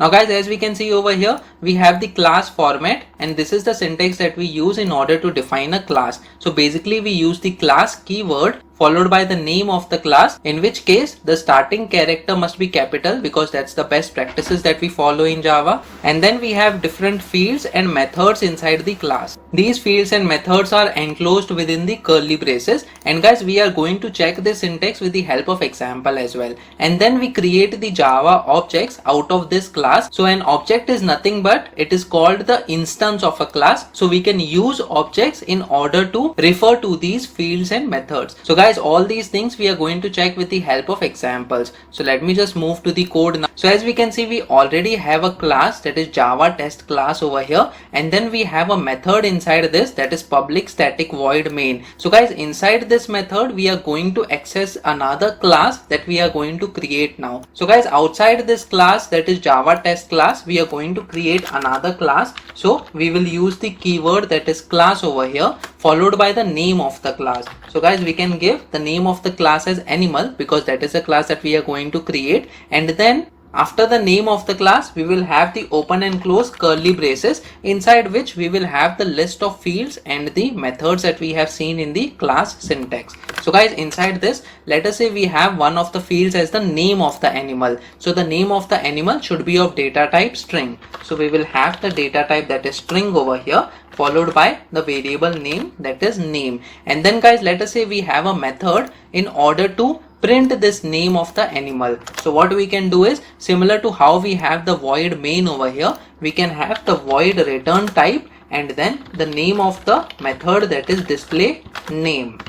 And then it will not take any parameters, so we will keep the parameters over here as blank. and then followed by open and close curly braces, and inside this we are just going to print the name of the animal. So this is a print statement followed by the name of the animal. So I'll just provide the string as name of animal is, and then followed by plus operator, and then this name variable name. So the same variable name we are going to use in the print statement over here. So guys, this is the content of this class, that is animal, that we have created. So to summarize, we have the class keyword followed by the name of the class, and then inside this class we have different fields and different methods. So for now we are just going to have one field, that is the name of the animal, and then we are going to have one method which is going to print the name of that animal. Now guys, in order to access these fields and methods, we have to use the objects of this class. Now how do we create the object of this class? So we have to use this class name. So I'll just copy this,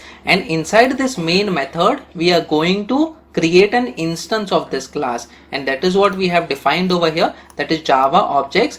The object is also called an instance of a class. So we are going to create the Java object over here. So we paste the name of the class that we have created followed by a space character, and just like how we create other variable names using string data type or the integer data type, we are creating another variable over here of the animal data type, which is a class. So over here what we are going to do is we are going to create the object with the variable name as animal1, and then guys, followed by we have to use the equal to operator and followed by the new keyword. So guys, this is important. This is the way in which we create the object of a particular class. After the new object, we have the class name that is to be used. So the class name, I have just pasted it over here, followed by open and close brackets and then semicolon. So guys, this is the syntax in which we create the object, that is animal1 object is created over here of the class animal, and we use the new operator followed by the class name. And then guys, in order to access the name of this class, we are going to use the variable name, that is this animal. So I'll just copy this and paste this over here, animal1 variable name followed by a dot. So guys, this is very important. In order to access any of the content of the class animal, we have to use the dot operator. So after this dot operator, if we do control space, you can see the name field is getting suggested over here, and then the display name is also getting suggested over here. So we are going to use the name field, and then we are just going to set the name of the animal. So let's say one of the animals is dog. I'll just provide the name of the animal as dog and then followed by a semicolon. So the name field of this animal1 object is set as dog, and in order to access the name, we can use the display name method over here. So I'll just copy this and use this object again, that is animal1 dot display name. So the second option we have display name. So when the control flow comes over here, animal1 dot display name, so this method, that is display name, will be called, and this print statement will get executed. So guys, let me just save this file and try running this code. So I'll just save this file. So as we can see, name of animal is dog. So in this way we can easily create the class and then followed by the contents of the class, that is some fields and then some of the methods, and use those content of the class using the variable names of the class. Guys, similarly, instead of this dog animal, we can use the cat animal as well. So whenever I provide the name as cat, and then I'll just save this file and try running this code. So as we can see, name of animal is cat. So this time the name was set as cat for this variable, that is animal1, and the same thing got printed over here. Guys, in similar way we can have multiple animal objects over here. So let me just copy this code. I'll just copy this and paste this over here. Instead of this animal1, we are going to have animal2, or else it will be a duplicate name that we are using, and the same object I'm just going to print it over here. So animal2 dot name, instead of cat over here, I will provide something else. So let us say we have the name of the animal as tiger. So the second animal, that is animal2, the name is tiger, and then animal2 dot display name will display the name string for this object, that is animal2. So let me just save this file and try running this code. So as we can see, name of animal is cat. So that is because the animal1 dot display name was called, and then we have name of animal is tiger. That is because animal2 dot display name was called. And guys, in this way we can easily use the classes in order to define our own set of fields and our own set of methods as well, and use those methods and fields in order to accomplish our task. So guys, that's it in this video. Hopefully you have got enough knowledge about the Java classes and objects. Please make sure that you practice on your own so that on different inputs you can get different outputs and you can learn accordingly. Methods or functions in Java programming. So a method is nothing but it is a block of code that performs a specific task. So guys, suppose you need to create a program to create a circle and color it. So you can create two methods. That is, in order to solve this problem, you can have a method to draw the circle and another method to color the circle. Now after creating both these methods, you can call these methods multiple times. So let's say we want to create a circle with a radius 5 cm. So you can call this method with the radius as 5 cm and a new circle will be drawn for you. And in order to color the same circle, you can call this method and provide the parameter that is green. So this method will be called and the same circle will be colored as green. Now next time you want to create another circle, so this first method will be called again and you need not have to repeat the same lines of code that is used in order to create a circle. So guys, that is the magic of functions or methods in Java programming. So guys, let us understand this with the help of examples as well. Now dividing a complex problem into smaller chunks makes your program easy to understand and reusable. So guys, two important things over here: easy to understand and reusable. So guys, functions make your code easy to understand and help anyone else in order to understand what exactly you have written in your Java programming. And another importance is the reusability factor. So guys, you can use the same methods again and again to do the repetitive task. Now as far as the syntax of the Java method is concerned, as you can see, declaring a Java method over here, first of all, you can have a modifier and then we have the static keyword. So guys, these are optional things, but the most important thing is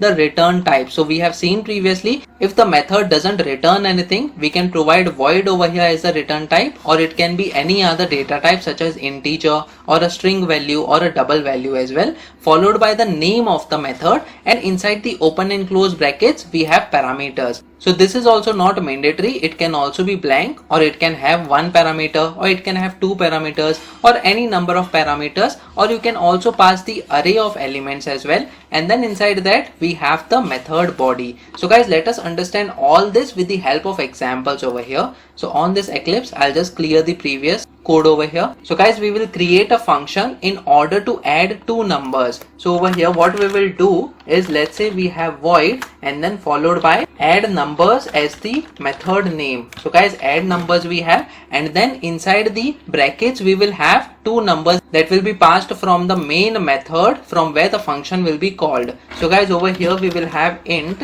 a and then we will have another integer that is int b. So guys, these are the two parameters and these are the two numbers that we will be expecting whenever this method is called. And then inside this we will have the curly braces and then followed by, let's say we have another integer that is sum, and this will add these two numbers that is a plus b. So this is a very simple functionality guys. We are going to have the void as the return type. This means that this function is not going to return anything, and then it is going to take parameters, that is two parameters, integer a and integer b, and what it will do is it will create the integer that is sum and assign it a value that will be the sum of these two numbers a plus b. And then what we will do is we will just print this number, that is println statement we will use, and then sum of numbers is, and then plus operator followed by the name of the variable that is sum, in which the sum will be stored. So guys, this is the way in which we declare a function and also define the function. So we have already defined a function over here that will add two numbers and print the sum of those two numbers. Now guys, the only thing that is remaining is to call this function. So from main method we are going to call this function. So I'll just copy this add number over here and paste this over here, and inside this we are going to pass two numbers since it is expecting two numbers over here. So guys, let's say the first number I provide is 2 and then followed by comma, and then I'll provide another number that is 3, and then we'll have semicolon over here. So guys, as we can see, we are getting a red underline over here. So it says cannot make a static reference to a non-static method add number. So guys, why we are getting this error over here? That's because we are trying to call a method from a main method which is static. So whenever we are calling any method from a static method over here, in which case we are calling from a static main method, so the method that we are calling must also be static over here, and that is what is being suggested over here. Change add number to static. So I'll just click over here. So as you can see, static keyword is being provided over here as the prefix, and then the rest of the things are same. So guys, let me just save this file and try running this code to see what happens. So as we can see, sum of numbers is 5. That's because 2 and 3 we had passed to this method, and inside this method both the numbers were added and the value was stored in this sum, and the same value was printed over here using the println statement. So guys, let me show you another example. Let's say instead of these two numbers we have 10, 20 as the two numbers. I'll just save this file and try running this code. So the sum of 10 and 20 is expected, and as you can see, sum of numbers is 30. And in this way we can easily use the method in order to execute some lines of codes, in order to do some number manipulations or print some statements. Now guys, let us say you want to add more numbers apart from these numbers, that is 10 and 20. You want to print another addition of two numbers. So what I can do is, I'll just copy this line of code, that is the function that is being called, and paste this over here, and then the other two numbers we will provide in these parentheses. So let's say we have 5 over here and 6 over here. So I'll just save this file and try running this code. So as we can see, sum of number is 30. That's because 10 and 20 were passed for the very first time, and then again the second time the same method was called with other two numbers, that is 5 and 6. So the sum of numbers is 11. So again the second time the method was called and the println statement got executed with the sum of 5 and 6 values. So guys, this is the importance of methods and functions. You can reuse them any number of times whenever you want. Guys, let me show you another example. Let's say instead of printing this sum of numbers in this add number over here, what we will do is, whatever the addition of number is, that is whatever the value of sum is, we are going to pass it back to the main. So in order to do that, we are going to remove this void keyword over here, since we are going to return something. So guys, whenever we are going to return anything from a method, we are going to provide the data type of that value. So integer is the data type, and what I will do is, I will just remove this line of code and I will provide the return keyword followed by the variable name, that is sum. So this sum is having the addition of these two numbers, and then the same value I am just returning using this return keyword back again to the function from where this function was called. Now guys, in order to receive this sum, we have to assign some value over here. So I'll just remove the second line of code, and this add number we will keep it as it is, and we are going to declare another variable over here, that is sum1 over here, as you can see, or instead of sum1 we can have total. So let's say int total and then add number, which means this function will be called with these two numbers, and then the sum of these numbers will get stored in this sum variable, and the same variable will be returned over here and will be assigned to this variable, that is total. Now guys, we can use this total in order to print the total of these two numbers. So let me just provide the print statement over here. So what we will do is total of numbers. So we will provide this string is and then plus operator followed by total variable name. So guys, what we are doing is, instead of printing the number inside this add number method, we are just returning the value and printing in the main method from where the method was called, that is the add number method was called. So let me just save this file and try running this code. So as we can see, total of numbers is 30. So it is going to have the same functionality, but in this case, instead of having the void return type, we are going to have the int return type. Similarly, we can have the other return types such as string or double values as well. So guys, it completely depends on your requirements, what kind of requirements you are having, and accordingly you can create different methods that you want based on the requirements as far as reusability and understandability of the code is concerned. Method overloading in Java programming. So guys, in Java, two or more methods can have the same name if they differ in parameters, different number of parameters they can have, or different types of parameters, or they can have both, that is different parameters and different types of parameters, then we call it as method overloading. So guys, it can so happen that you are having a function name and the same name is used in the multiple other functions as well, but the only difference between those functions are the parameters that they are taking. So as you can see in this example, all the 4 functions are having the same function name, whereas the parameters, the very first function is not having any parameter, the second function is having an integer parameter, the third function is having the double parameter, and the fourth function is having 2 parameters, that is one is integer and another one is float. So guys, in this scenario we can say that method overloading is taking place. And how do we call the provided function? Let's say we want to call this function with an integer data type. So how do we call this? So guys, whenever we are calling the function, we have to provide the appropriate parameter in order for the control statement to go to the exact function that is intended. So guys, we will see all this with the help of examples, but to make it more clear, all it depends on the parameter and the type of parameter that we are providing while calling the function, and accordingly the control statement will match with the required function name and will execute the code in that function name. So over here I have provided some more details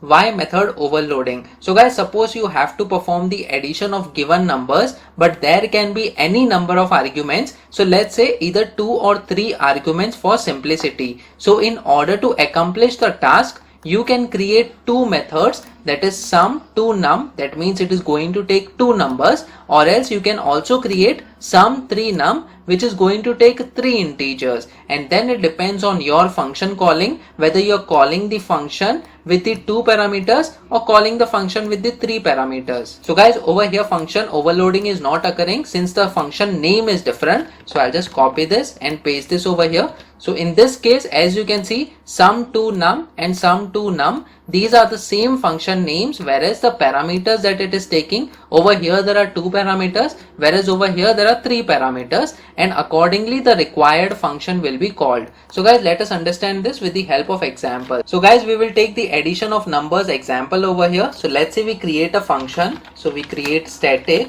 and then we have void and then function name, that is add numbers, and then let's say we have only 2 numbers, that is int a comma int b. So over here we are providing 2 numbers, and what we will do is we will print the sum of these 2 numbers. So I will provide the print statement over here. So inside the print statement we have sum is, and then what we will do is we will add these numbers over here, so a plus b. So guys, it is very important to note that over here we are not adding these numbers and storing the value in a particular variable, but we can also add the numbers in the print statement itself. So this mathematics over here, as you can see, a plus b will return the sum of these numbers, and this sum of number, that is the value, will be printed along with this string over here. And the similar way we are going to have the same function name but with 3 different parameters. So let's say we have the add numbers. So as we can see, there is a red line over here. So this is a compiler error. So Eclipse is telling us that there is some error over here. So duplicate method add numbers int in type Java test class. So rename method is one of the solution, but we don't want to rename it since we are going to see the example of method overloading, in which case the function names are same whereas the parameters are different. So what I'm going to do is in the second function I'm going to add another parameter, that is int c. And then in this println statement I will do a plus b plus c. So that means the third integer is also taken into consideration, and then the sum will get printed. So guys, let us call these methods over here from the main method. So I'll just provide add numbers over here, and then let's say we have 2 numbers, that is 10 and then 20. So we have provided 10 and 20 over here, and then we have the semicolon. So let me save this file and try running this code.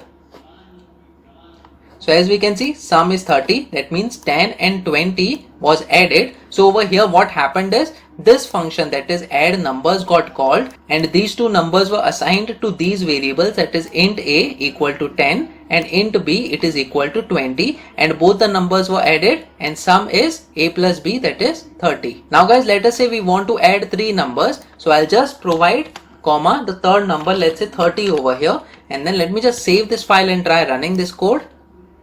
So as we can see, sum is 30. That's because 3 parameters and this particular function name is matching with this function, that is having the 3 parameters a, b and c, and that is how we are adding these numbers, that is a, b and c. And in this way guys, we can easily use method overloading in order to have similar kind of operations but with different number of parameters and different types of parameters. Guys, to make it more easy for you, sum of, I'll just provide 2 numbers over here, and over here I'll provide 3 numbers, so that we exactly come to know that which function is being called. So when this function is getting called, we will get the print statement as sum. Over here I'll just change this to off. Okay, sum of 2 numbers, and over here as well I'll just change this to off. So sum of 3 numbers. I'll just save this file and try running this code. So as we can see, sum of 3 numbers is 60 we are getting, and whereas when we are having 2 numbers, I'll just remove this and just provide 2 parameters. Let me run this code. So as we can see, sum of 2 numbers, that is 30, is getting printed. Now guys, let us say I'll just remove this second parameter over here, and we are just providing 1 parameter. So as we can see, we are getting a red line over here, that is an underline. So when we hover over it, it says the method add number int in the type Java test class is not applicable for the arguments int. So basically the program is expecting either 2 parameters or 3 parameters, but the method that is being called over here is called with 1 parameter, and in this case it is the compile error. So if we try saving this and running this code, it will still give us the compile error stating that errors exist in required project, proceed with launch. Even if we proceed, then it will give us the runtime error, that is unresolved compilation problem, add numbers in the type. So the same error is being displayed over here. So guys, in this way we can easily use the method overloading. We have to check that how many parameters are present in the method that we are calling, and also the type of parameters that we are passing is also important. So guys, let me show you another example with 3 parameters. So we'll provide 1, 2 and then 3. Let me save this file and try running this code. So as we can see, sum of 3 numbers, that means this particular method is getting executed. So sum of 3 numbers and the sum will get printed, that is 6. So 3 plus 2 plus 1 is 6. And in this way we can easily use the method overloading feature of the Java programming. So guys, that's it in this video. Please make sure that you practice on your own, so that on different inputs you'll get different outputs, and that is the way you should learn Java programming. Java constructors for class objects. So a constructor in Java is similar to a method that is invoked when an object of the class is created. So guys, a constructor is nothing but it is a method which can be invoked when a new object of a class is created. So unlike Java methods, a constructor has the same name as that of the class and does not have any return type. So guys, 2 important things over here. The constructor of a class will also have the same name as that of the class, and it does not have any return type. So we will not have void or else the integer or the string return type as well. So this is the syntax in which the constructor is defined. So we have the class keyword followed by the class name, and inside this class name, apart from the fields and other different methods, we have a constructor which is another method over here. So if you notice, this name of the constructor, that is test, is same as that of the class name, that is this test class name, and then we have the constructor body inside these curly brackets. Now guys, in Java we have different types of constructors. So constructors can be divided into 3 types. So first of all, there is no argument constructor. So this is the modifier and then the constructor name. So it is not having any parameters over here, and then we are having the body of the constructor. The second type is parameterized constructor. So in this type of constructor, we can also pass the parameter over here inside these open and close brackets, and then again we will have the body of the constructor in order to initialize some fields or do some mathematic operations as well. And then there is a third kind, that is a default constructor. So if we do not create any constructor, that is neither a no argument constructor nor the parameterized constructor, so what happens is Java compiler automatically creates a no argument constructor during the execution of the program. So guys, this we have seen previously while creating the animal class and animal object. So guys, all these things we are going to see with the help of examples. So let us move to the Eclipse IDE. So I'll just remove these lines of codes for now. So we have cleared all the code for now, and we just have public class Java test class, that is the main class, and then inside that we have the main method. So guys, we are going to create the class, again the same class we are going to create with the class keyword followed by the name of the class, that is animal. So this we had created previously, and this animal is going to have 2 things. So the very first thing is a field which will be of type string, and the variable name will be name. So this is the name field, and we will have the display name method in order to display the name of that animal. So we will have void followed by display name. So we have display name over here, and then it is not going to take any parameter, so I am going to keep it blank. And then what we are going to do is we are just going to print the name of the animal. So we have name of animal is, and then we have plus operator followed by name. So guys, this will help us in order to print the name of this animal, which is related to the object that we are going to create in the main method. So guys, let us create an object now. So in order to create the object, we have to use the class name. So I'll just copy this and paste this over here, and then we will have the object name as animal1, and then followed by equal to operator, new operator, and then the name of the class, that is animal, followed by open and close brackets. So guys, this is the third type of constructor that we have seen over here, that is a default constructor. So since we are not providing any constructor for now, that is no argument constructor is not there, parameterized constructor is not there, so internally the Java compiler automatically creates a no argument constructor during the execution of the program. So let me just save this file and try running this code. So I've saved this file and try running this code. So guys, nothing is happening over here. That's because we have not assigned any value to this name field. So what we will do is we will use this object name, that is animal1, and then dot followed by name, and then the name of the animal, we'll just assign it the value as dog. And then guys, we are going to call the function that is display name. So animal1 dot, and then we have display name as the method to be called in order to print the name of the animal. So I'll just save this file and try running this code. So as we can see, name of animal is dog. And then guys, it depends on you what value you provide to the name field of the animal class. I'll just save this file and try running this code now. So we have name of animal is cat. So it depends on this value what the name of the animal is, and accordingly the name of the animal will get printed. Now guys, another important thing, where is the use of the constructor over here? So since this is a third type of constructor, we are not providing any constructor, and internally the Java compiler is providing a constructor. But explicitly we can also provide a constructor from our side. So let us understand this with the help of example. So in order to provide the name of the animal, not inside the main method but within the constructor, we have to create a constructor over here. So guys, what are the rules in order to create the constructor? It is not going to have any return type, so this void or integer data type will not be there, but it is going to have the same name as that of the class. So I'll just copy this name over here, that is a class name, and paste this over here animal, and then we are going to have the open and close brackets. So guys, the very first thing that we are going to see is no arguments constructor. That is the first type of constructor over here. So what we will have is we will not have any parameter, and then inside these curly braces what I will do is this name, that is name, I'll just set the name as, let's say, dog over here. So I have provided dog over here. Now guys, what we can do is we can remove this initialization part since we are calling the constructor. So what is happening over here is whenever we are calling this class, that is animal, using the new operator, so internally what is happening is if the constructor is not present, then Java compiler will automatically call a constructor without any arguments that happens behind the scenes, and it is not having any line of code, so nothing will get executed. Whereas when we provide a constructor, like in this case we have provided a constructor with the name field and then the value of the field, then this constructor will be called. So when it is called, whenever the control flow encounters this line, that is new animal, this constructor will be called. So what is happening is animal1, after this new animal will be encountered, and then this animal constructor will be called, the name will be assigned to this string, that is dog, and then after that if we are calling this display name from here using this animal1, this dog value will get printed along with this line of code. So guys, let me just save this file and try running this code. As you can notice, we have not provided the name of the animal over here. So I'll just run this code.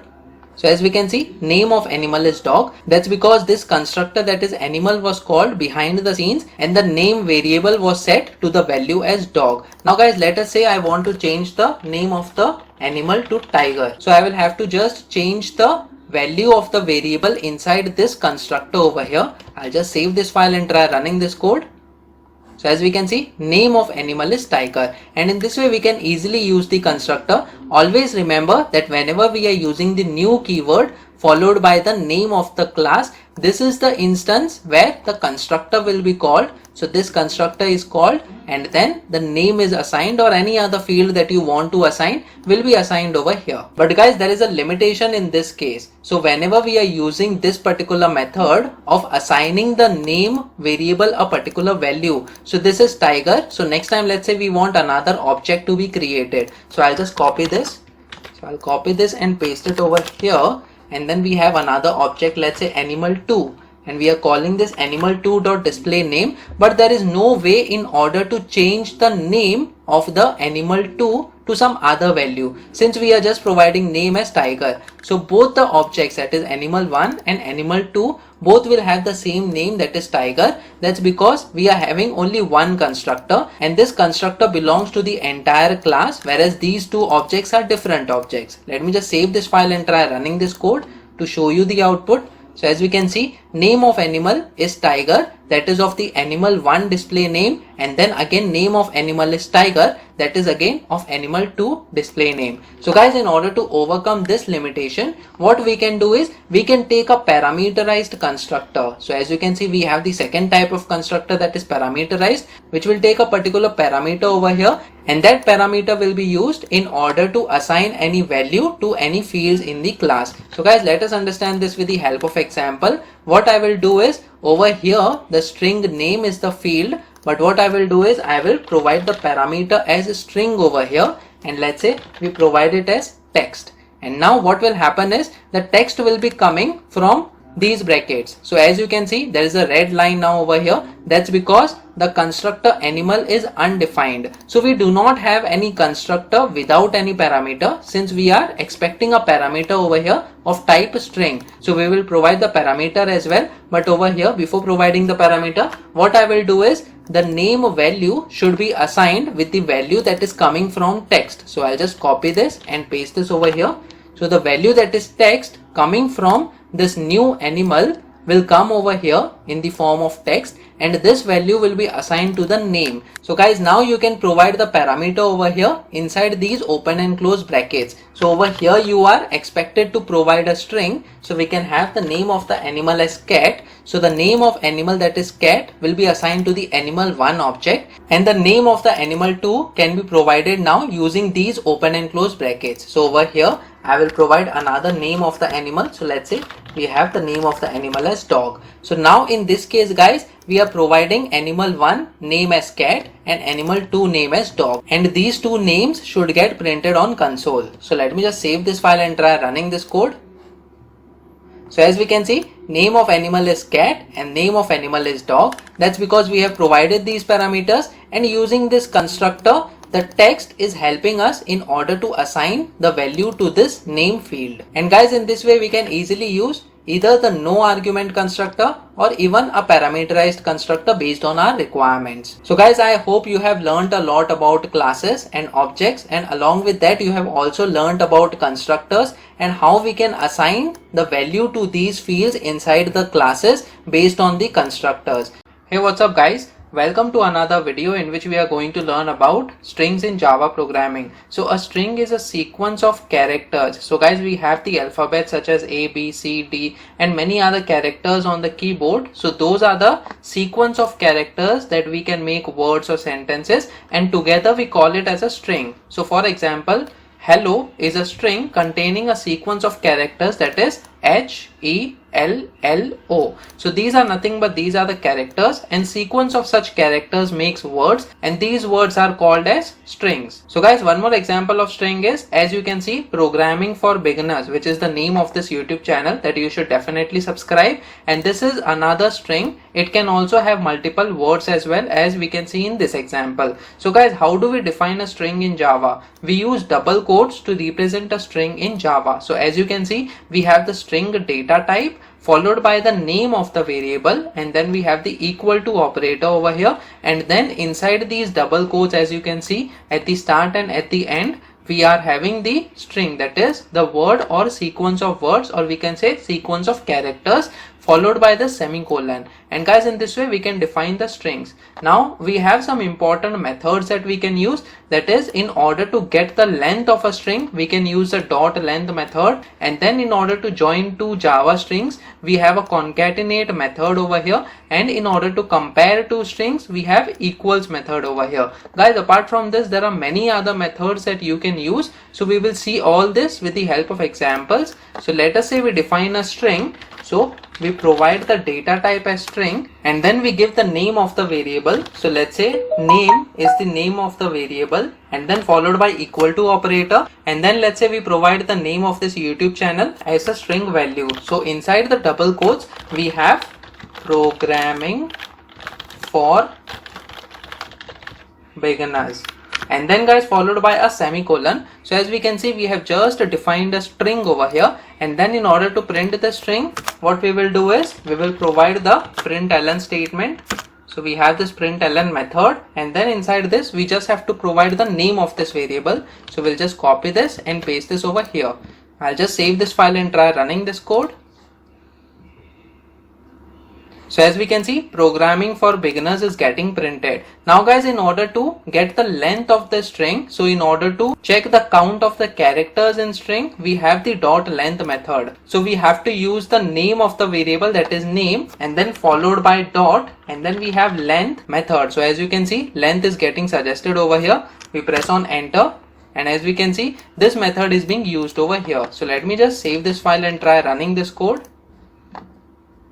So as we can see, 25 is the length of this string, that is programming for beginners. So guys, let me just change the value to some other string value over here. So I'll just put hello over here. Let me just save this file and try running this code. This should give us the number of characters as 5. So as we can see, 5 is getting printed. And in this way, we can easily get the length of a particular string value. Guys, another method over here as far as strings are concerned is concatenation. That means we can join two strings. So let's say we have hello over here, and let's say we have another string. So I'll define string name1 equal to, and then let's say another string is world. So we are trying to concatenate these two strings, which will result in hello world. So how we can do that? So first of all, I'll provide a semicolon over here, and then what we will do is over here I'll just remove this, and then we have this first string, that is name. So I'll just copy this and paste this over here, and then dot concatenate. So we have this concat method, as you can see, which takes another string as a parameter. Since it is a method, as we have seen previously, whenever we are calling any method or function, it can take single parameter, multiple parameters, or no parameter at all. So guys, over here it is going to take the second string as the parameter. So I'll just press on enter and provide the name1 variable as the second string. So what is happening over here is, in the first string,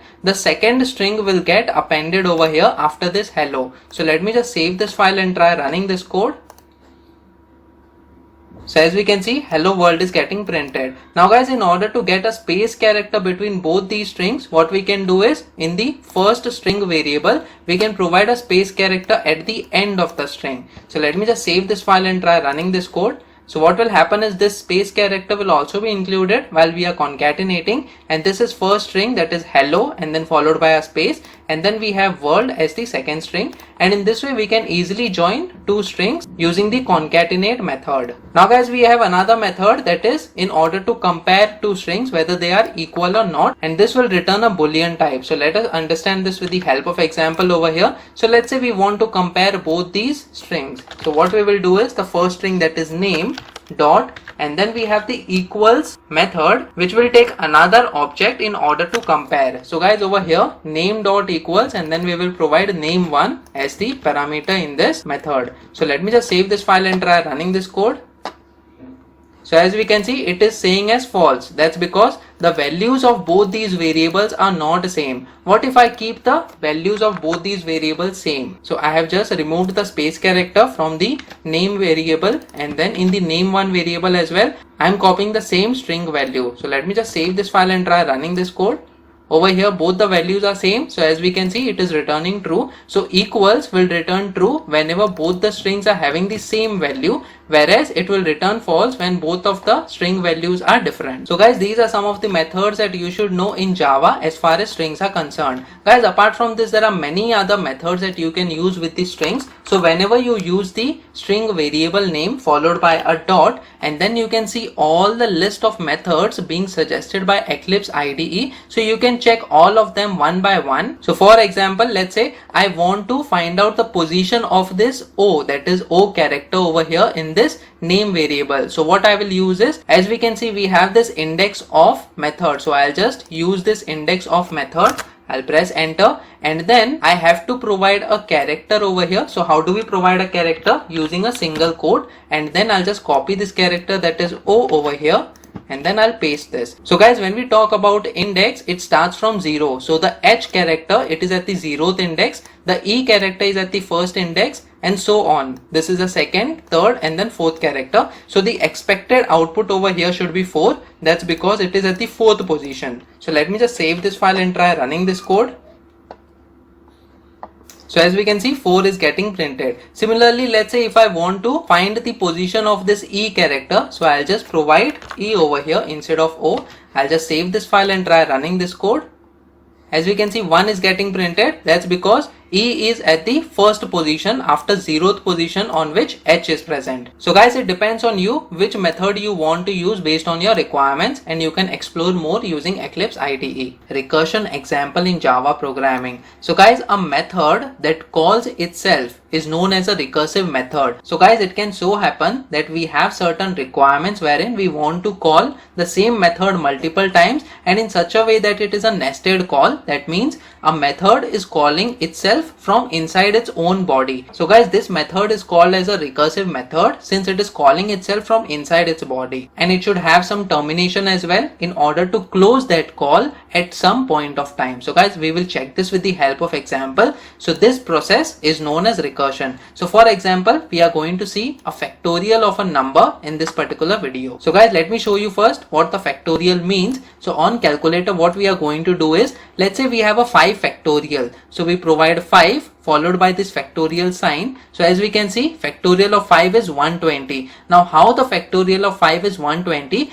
Now guys, the factorial is nothing but it is the multiplication of all the numbers before the number 5. So the factorial of 5 will be, it will be 5 multiplied by the number before 5, that is 4, and then multiply by the number before 4 is 3, and then multiply by the number before 3 is 2, and then multiply by the number before 2 is 1. So we provide 1. And this is the factorial, that is 5 into 4 into 3 into 2 into 1. So guys, similarly, what will be the factorial of 10? So what we will have to do is, we will take the number 10 and then we will multiply it by 9 and then followed by multiply by 8, then 7, then 6. So guys, this is a long procedure. When we want to check the factorial of, let's say 15 or 20, or let's say we have the number as 100, so it will be a tedious task. So what we can simply do on the calculator is, we have the number 10 and then followed by a factorial. So it gives us 36, 28, 800 as the factorial of 10. So guys, this we are going to understand with the help of Java program. So let me just go to the code over here. I'll just remove the previous lines of codes.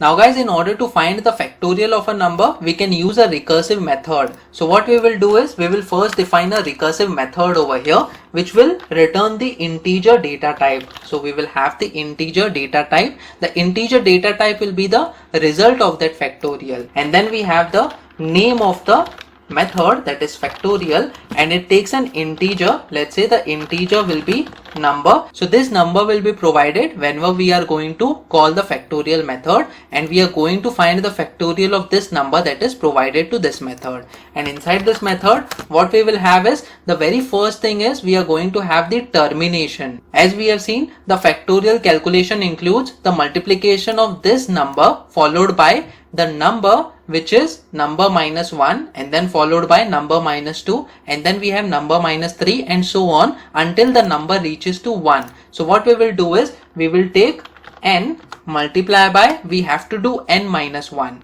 So we will put n minus 1 over here.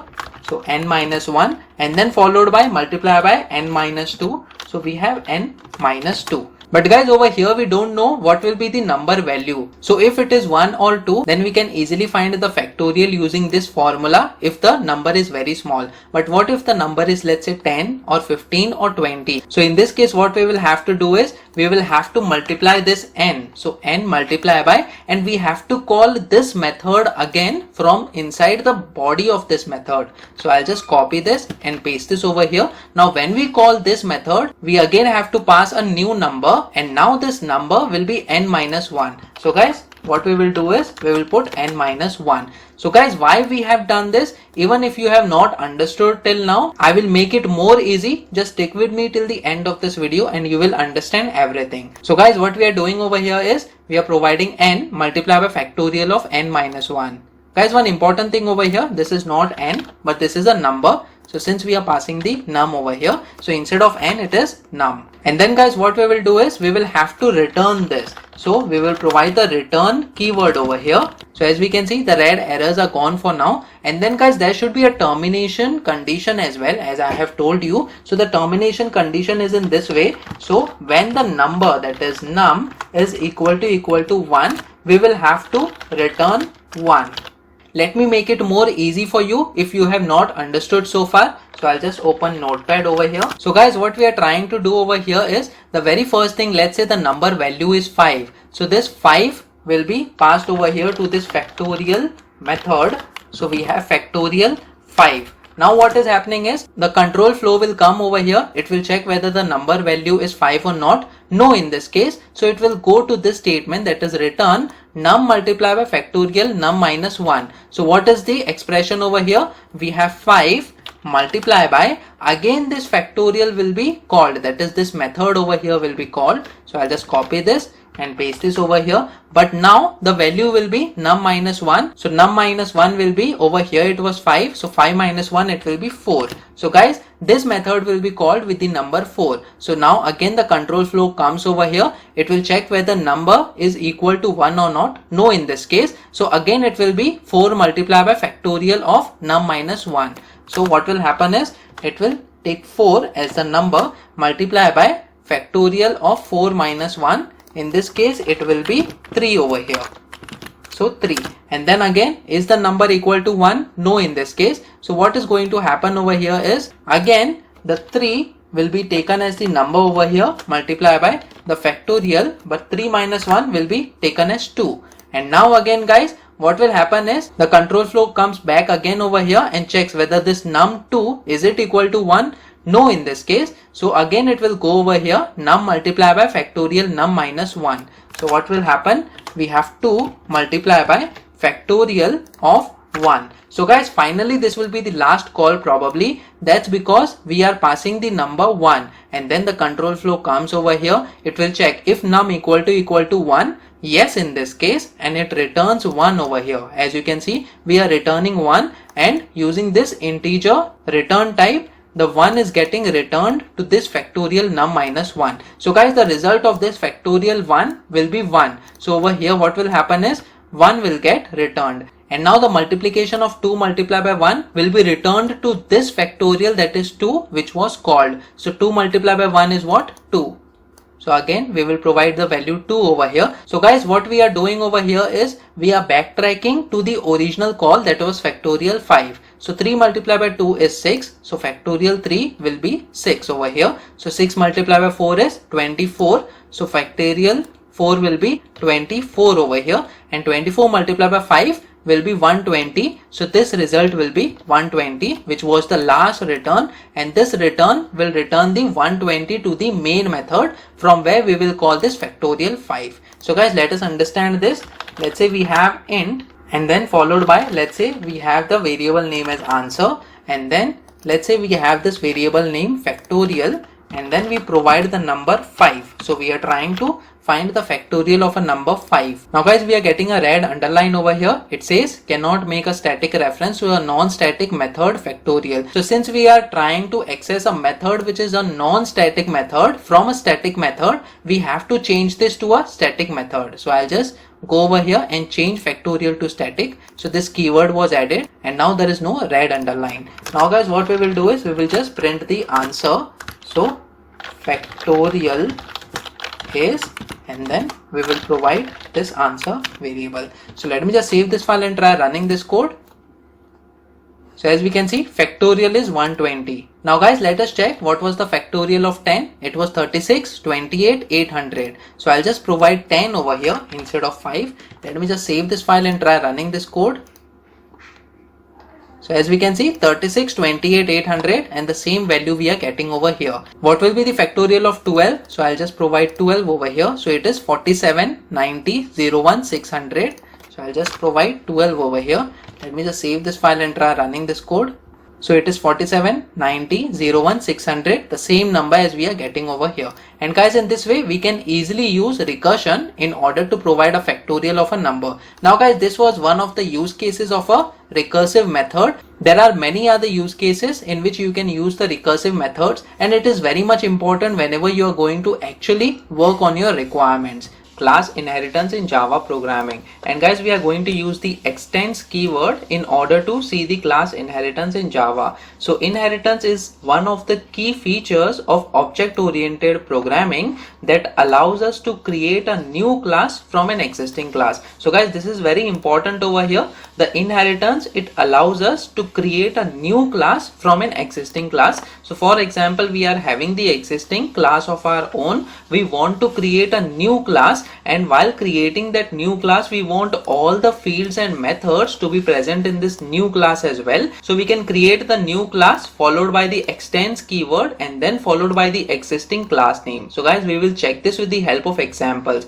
Now the new class that is created is known as a subclass or a child class or a derived class, and the existing class from where we are extending the new class is called the superclass or the parent class. So guys, we are having the parent and child relationship over here. The existing class will be a parent class and the new class that we will be creating is the child class. We also call it as a subclass over here. Now guys, the extends keyword is used to perform inheritance in Java. So for example, as we can see over here, we have the main class that is animal. So this can be treated as a parent class. It is having its own fields and methods over here. Now in order to extend this class, what we do is we create a new class, that is with the class keyword. We create a dog, which is one of the animal types, and then followed by extends keyword and then the name of the parent class, that is animal, and then inside the curly braces we will have its own methods and fields. So as we can see over here, whatever methods and fields that were present in the animal will also be present in the dog class,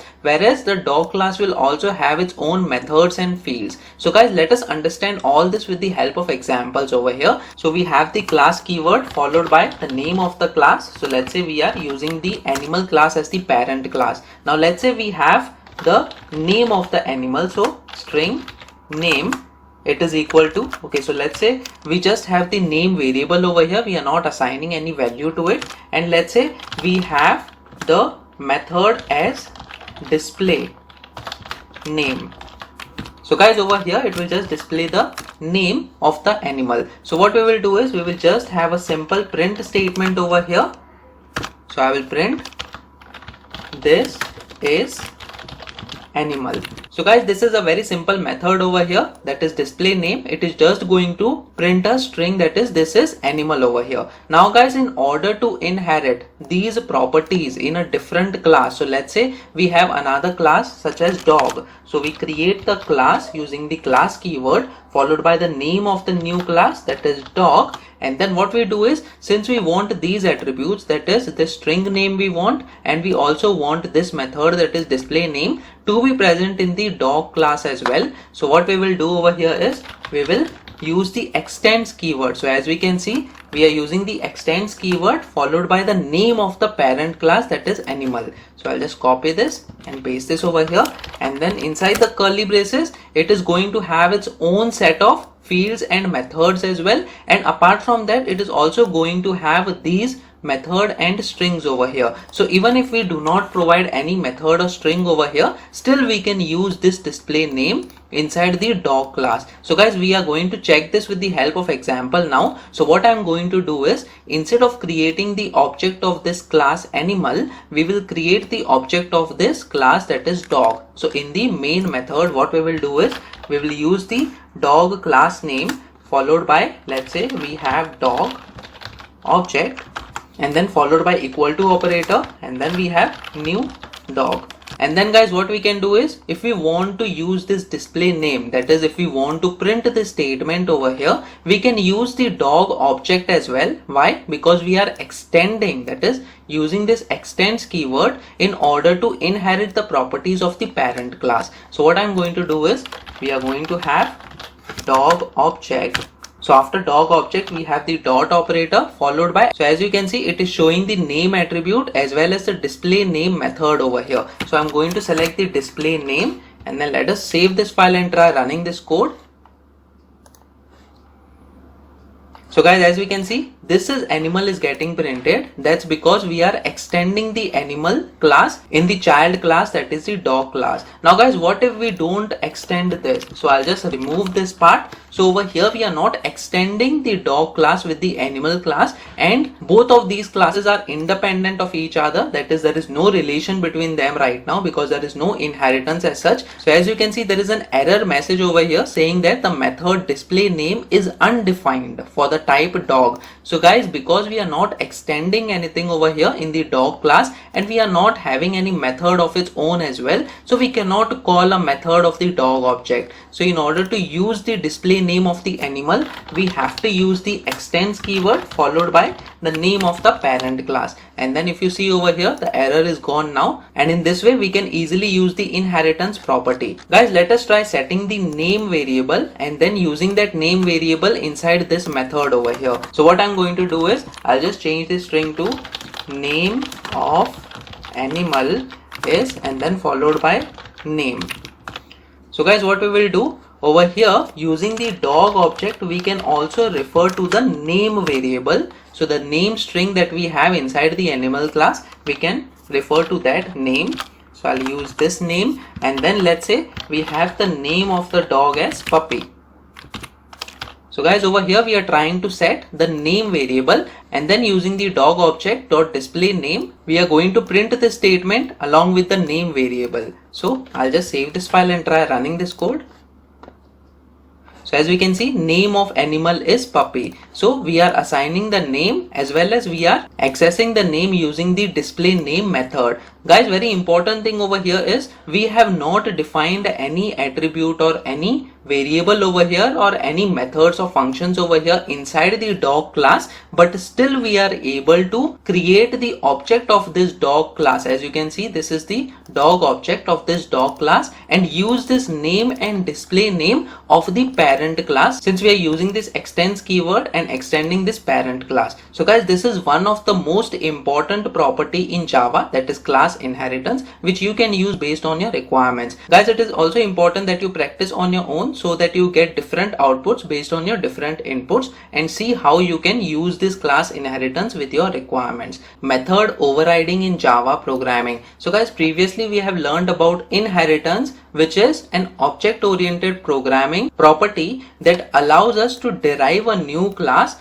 that is called as a subclass from an existing class, which is also called as a superclass. So guys, this is a parent-child relationship that we have already discussed in the previous video as well, in which case the new class, that is a child class, will also gain all the attributes and all the methods of the parent class as well, while we are inheriting using the extends keyword. Now guys, the subclass inherits the attributes and methods of the superclass. Now let's say, for example, if we have the same method name that is defined in both, that is superclass and the subclass, then how the program flow will occur, how the control flow will come to know that which method is to be used with a particular class object. So over here, as you can see, then the method of the subclass overrides the method of the superclass. So guys, over here what it is saying is, let's say if we have two methods, that is one is in parent class and another one is in child class, and we are using the object of a child class, then guys, it is going to use, that is the child object is going to use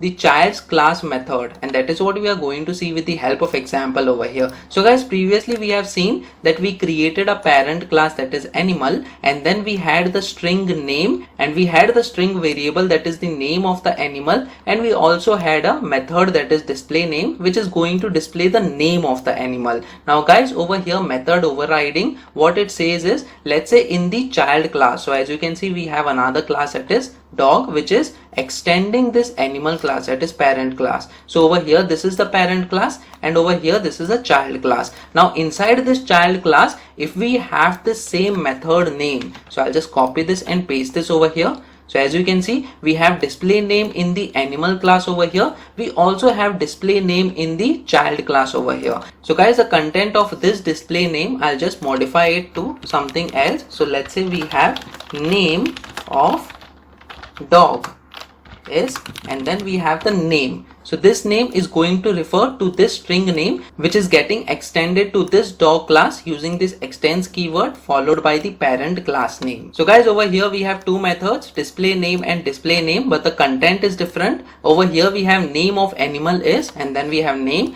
and then name of dog is, and then we have name. So guys, over here in the main method, what we are trying to do is, let's say we create the object of a child class, that is a dog class. We have the dog object followed by the new operator and then the dog class, and then guys, let's say we set the name as puppy, and now what we are doing is dog object dot display name. Now guys, there are two display names over here, one is of the parent class and one is of the child class. So which method will be displayed? So previously we had seen if there was no such method over here in the child class, so I'll just comment out this line over here. I'll just save this and try running this code.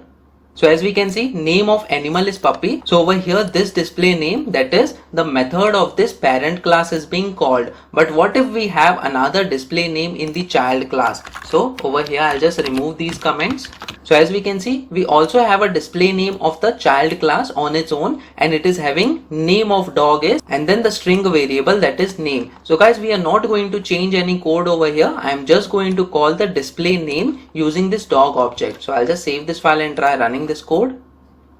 So guys, as we can see, name of dog is puppy. So over here this line is getting printed, that is name of dog is puppy, and this method, that is a display name of the class object, is getting printed. So guys, this is called method overriding. Even though we have the display name of the parent class inside this class behind the scenes, still it is going to use the display name of this child class in order to print some statement, or whether it is arithmetic operation or any kind of block of code you can execute. So guys, this method overriding becomes very important whenever we are having a child class which extends a parent class, and we want the child class to implement the method on its own. So it is going to have different set of strings or some other kind of manipulations as well. So during that time we use the method overriding. Now guys, what if the object that we created is of the parent class? In that case, which method will be used? So guys, let us check this with the help of example. So over here what I'm going to do is, instead of the dog class, we are going to have the animal class, which is a parent class,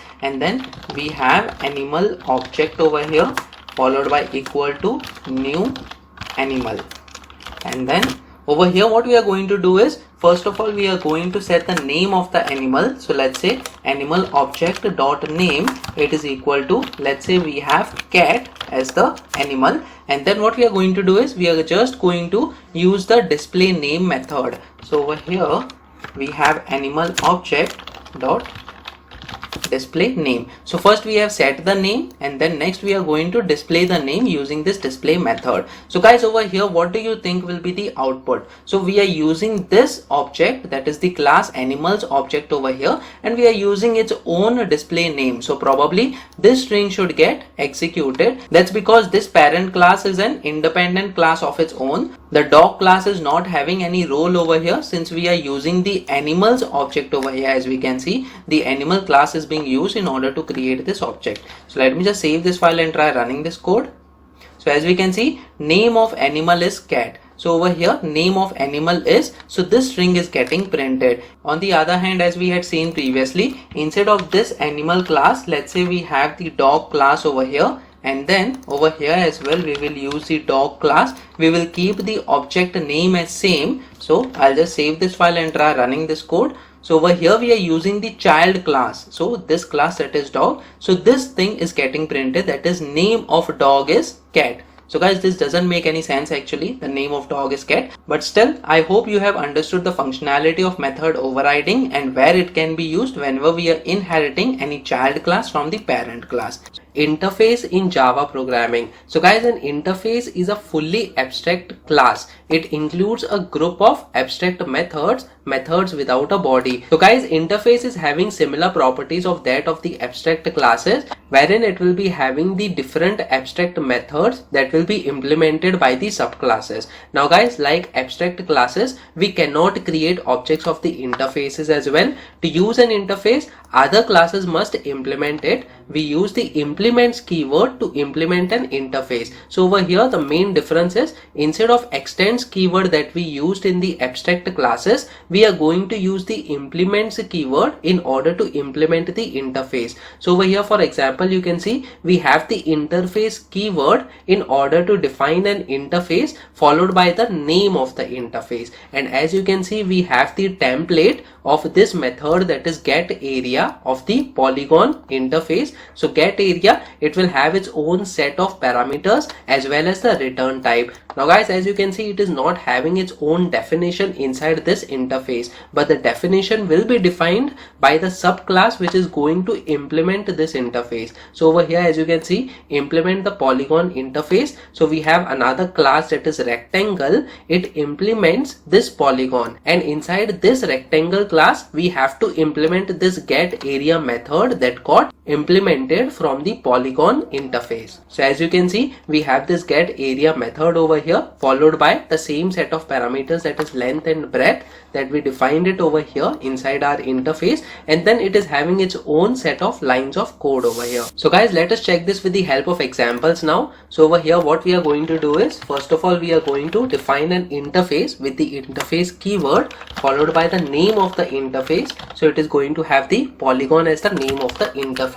Now we will create a method in order to calculate the area of a polygon. So we will have the return type as void followed by the name of the method, that is get area, and then it will take two parameters, that is length and breadth. So over here we will define length, comma, and then we have int breadth. So guys, it is going to take two parameters, and then since it is not having any body, we are going to close this with the help of a semicolon. So as you can see, we have defined a template over here, that is the get area method. It is going to take two parameters and it is not going to return any type over here. Now we have to implement this interface on the other subclasses. So we will create a class called rectangle over here. So we have the class rectangle. Now in order to implement this interface, we have to use the implements keyword. So over here we have implements keyword. Guys, remember that in the classes we used to use the extends keyword, but in the interfaces we have to use the implements keyword, and then followed by the name of the interface, that is polygon, and then we will have its own body over here. But guys, as you can see, we have a red underline over here. It says the type rectangle must implement the inherited abstract method polygon.getArea int. So as you can see, this is another type of abstract method that we had defined over here, since this is a template. So what we will do is, we will just use this option, that is add unimplemented methods. So I'll just click over here. So it is providing us with the name of the method that we want to implement, that is get area. So what I will do is, I will just have the print statement over here, which is going to calculate the area of the rectangle. So over here we will have the string as area of rectangle is, and then we just have to multiply both the numbers, that is length and breadth, in order to get the area. So inside the brackets we will have length multiply by breadth as the area. So as you can see, we have defined the area over here as well. So area of rectangle is length into breadth will get printed over here. Now guys, in order to call this method, that is get area, what we have to do is, since I have already told you we cannot create objects of this interfaces. So first let us check what error we will get if we try to create an object of this interface, that is polygon. So we have object polygon over here as the object of the polygon. We have new keyword followed by polygon.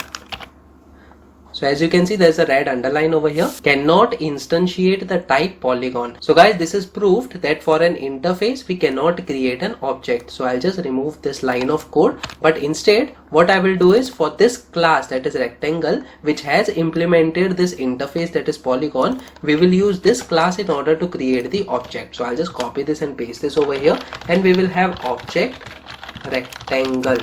It is equal to new rectangle followed by open and close brackets. So over here there is no such red underline, and now we will use this object, that is object rectangle over here, and then followed by dot, and then as you can see we have this get area being suggested by Eclipse IDE. So I'll just provide this get area method over here.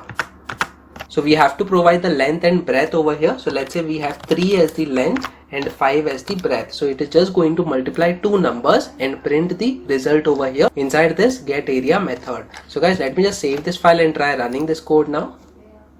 So as we can see, area of rectangle is 15, and in this way we can create an interface and implement it in any of these subclasses, and then we have to implement the methods that we had defined in the interface itself. Now guys, one important question over here, why we use the interfaces? Cannot we directly have the get area method inside this rectangle and implement its own lines of code over there? So guys, that is also possible, but in order to achieve abstraction that we had seen previously, abstraction in Java is one of the most important properties that we can achieve using this interface keyword. So inside this interface we are just providing the template of a method, and that template can be used in several subclasses that we can define. Now guys, let me just create another class. So let's say we have another class called as triangle.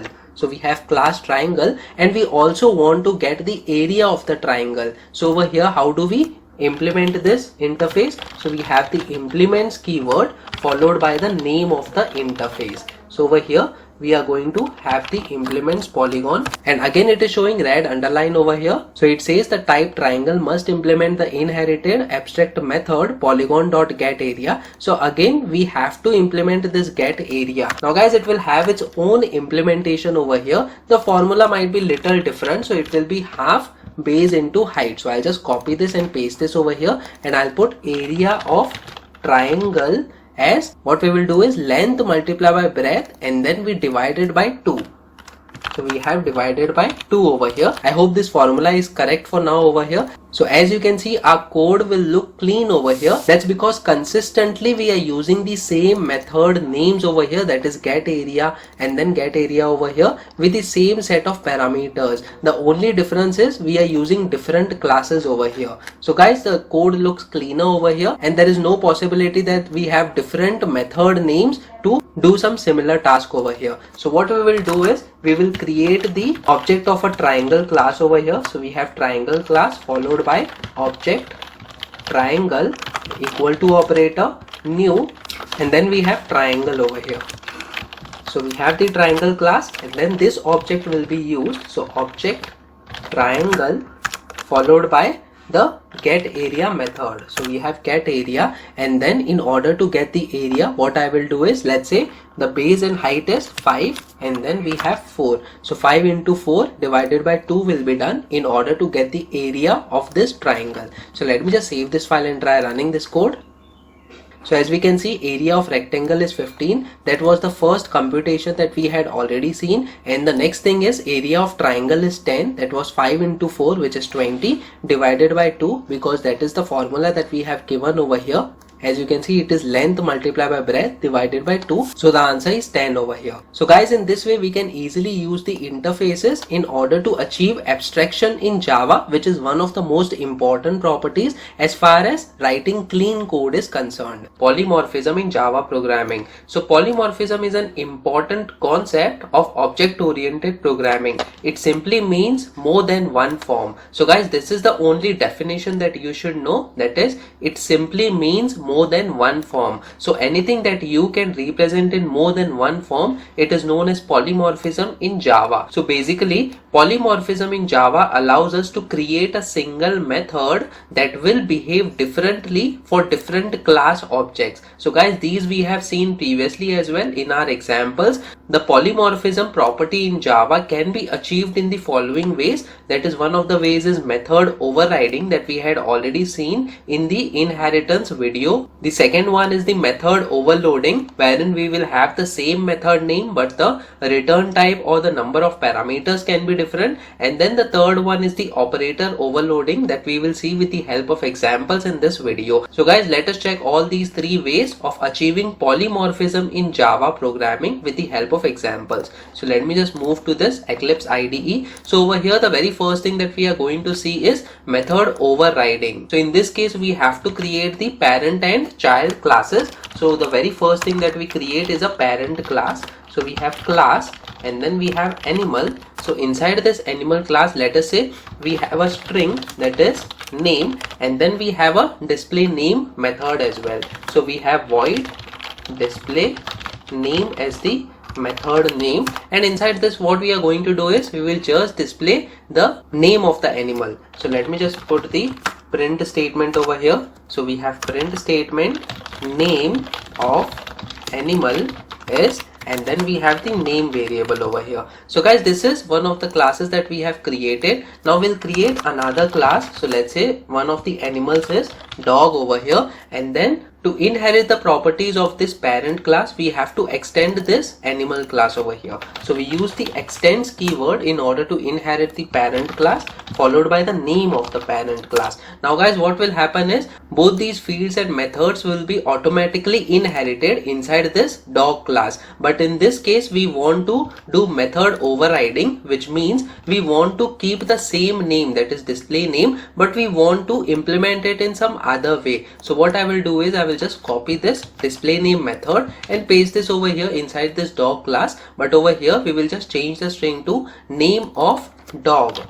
So we have name of dog is, and then the name attribute will be accessed, which got inherited from the animal parent class. Now guys, let us create an object of this dog class now in the main method. So we have dog class followed by dog object, it is equal to new dog.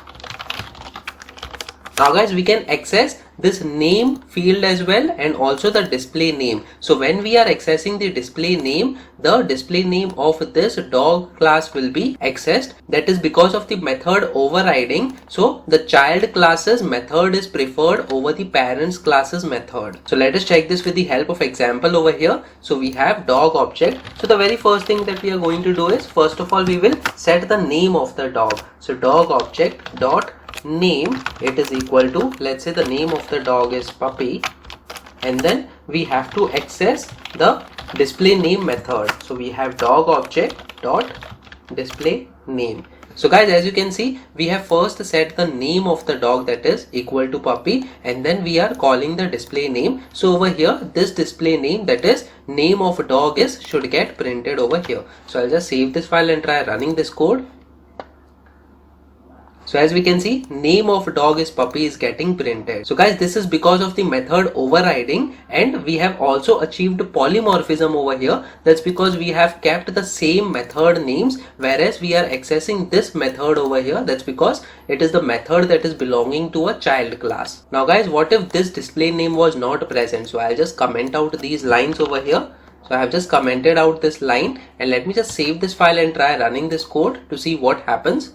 So guys, since we have not provided display name in the child class, but display name is present in the parent class, which got inherited in the child class, so name of animal is puppy is getting printed. So this line, that is name of animal is getting printed over here, which means that display name of animal is getting printed. So guys, this is not a part of a polymorphism, since this display name was automatically inherited into the dog class with the help of this extends animal. Polymorphism can only be achieved when we have multiple methods with the same name and those are implemented in a different way. Now guys, let us move to another example over here. There is something called as method overloading. So I'll just remove these lines of code, that is the classes that we have created.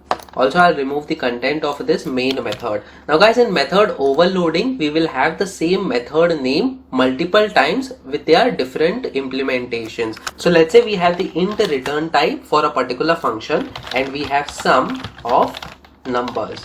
So guys, this function is going to add the numbers that we are going to pass to these methods. So over here what we will do is, in this method we will have two numbers, that is int a and int b over here, and what we will do is we will just return the addition of two numbers, that is a and b. So we have return a plus b as the expression over here. Now guys, there is a red underline over here. That's because we have not provided this method inside a class. So I'll just cut this from here and paste this inside this class that is already present, that is Java test class. Now guys, similarly we will have another method. So I'll just copy this and paste this over here, but this time we will have int sum of numbers. We will have three parameters. So we will have a third parameter, that is int c, and over here I will have a plus b plus c. Now guys, as you can notice over here, we have sum of numbers two times. That is, over here we have one function, we have the same function over here second time as well, but the only difference is we have three parameters over here whereas two parameters over here. Now how do we call the sum of numbers? So let us move to our main method over here. What we will have is, let's say we have another variable, that is int sum. It is equal to, we will call this method guys, that is sum of numbers. So I'll just paste this over here, and then let's say we provide two parameters. So let's say we have 4, 5, and now we have a semicolon over here, and then guys we will print the sum variable in order to check what is the output, that is what will be the sum of the numbers. So we have over here sum of numbers is, and then we have sum. So guys, we are getting an error over here. It says cannot make a static reference to the non-static method sum of numbers. So guys, we are trying to access a non-static method over here from the static main method. So what we will do is, we will just provide this suggestion over here, change sum of numbers to static. So I have made it as static over here, and similarly we have to make the other one as static as well. But guys, we are not getting any error. That's because during compilation it is checking which method is being accessed. So guys, this method is not being accessed yet. That's because we have only provided two parameters over here, and this method is where we wanted the correction to happen. So guys, let me just save this file and try running this code now.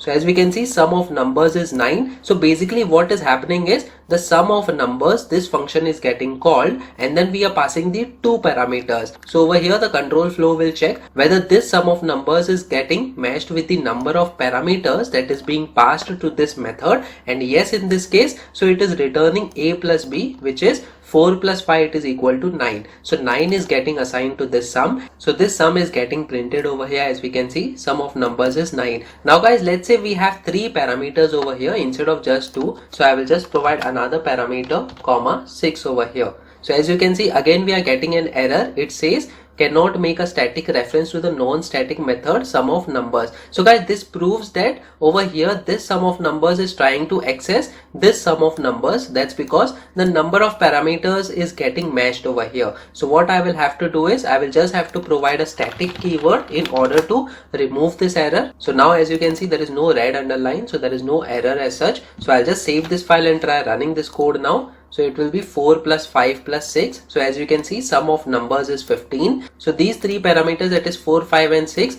is getting passed over here as a, b and c, and all these numbers are getting added and it is returned. That is, the sum is getting returned to this sum variable, and this sum variable is getting printed then. So sum of numbers is 15. And guys, in this way we can achieve polymorphism with the help of these method overloading, wherein the method names are same but the parameters can be different, and sometimes the return types can also be different. So the control flow will automatically match the correct method which is matching with the number of parameters and the type of parameters as well. Now guys, let us move to another example over here. We have the third example of polymorphism, that is operator overloading. So in this case, I'll just remove this existing lines of codes over here. That is the two methods that we have created. Now guys, we have a simple operator, that is addition. So we have a plus operator operator. So let us say we have two integers, that is int a, it is equal to 10, and we have another integer, that is int b, it is equal to 20. What we will do is we will have another variable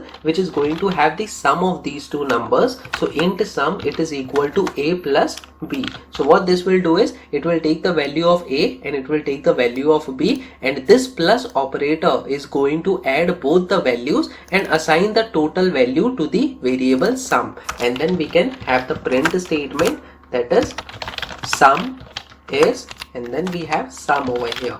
So guys, let me just save this file and try running this code now. So as we can see, sum is 30. That's because we have added two numbers, that is 10 and 20. Now guys, the plus operator can be used in order to concatenate two strings. That means joining two strings. So guys, instead of having int over here, let's say we have a string. So let's say string a, it is equal to, so what I will do is I will have a string over here, that is Java, and over here let's say we have another string, that is string b, it is equal to over here what we will put, programming.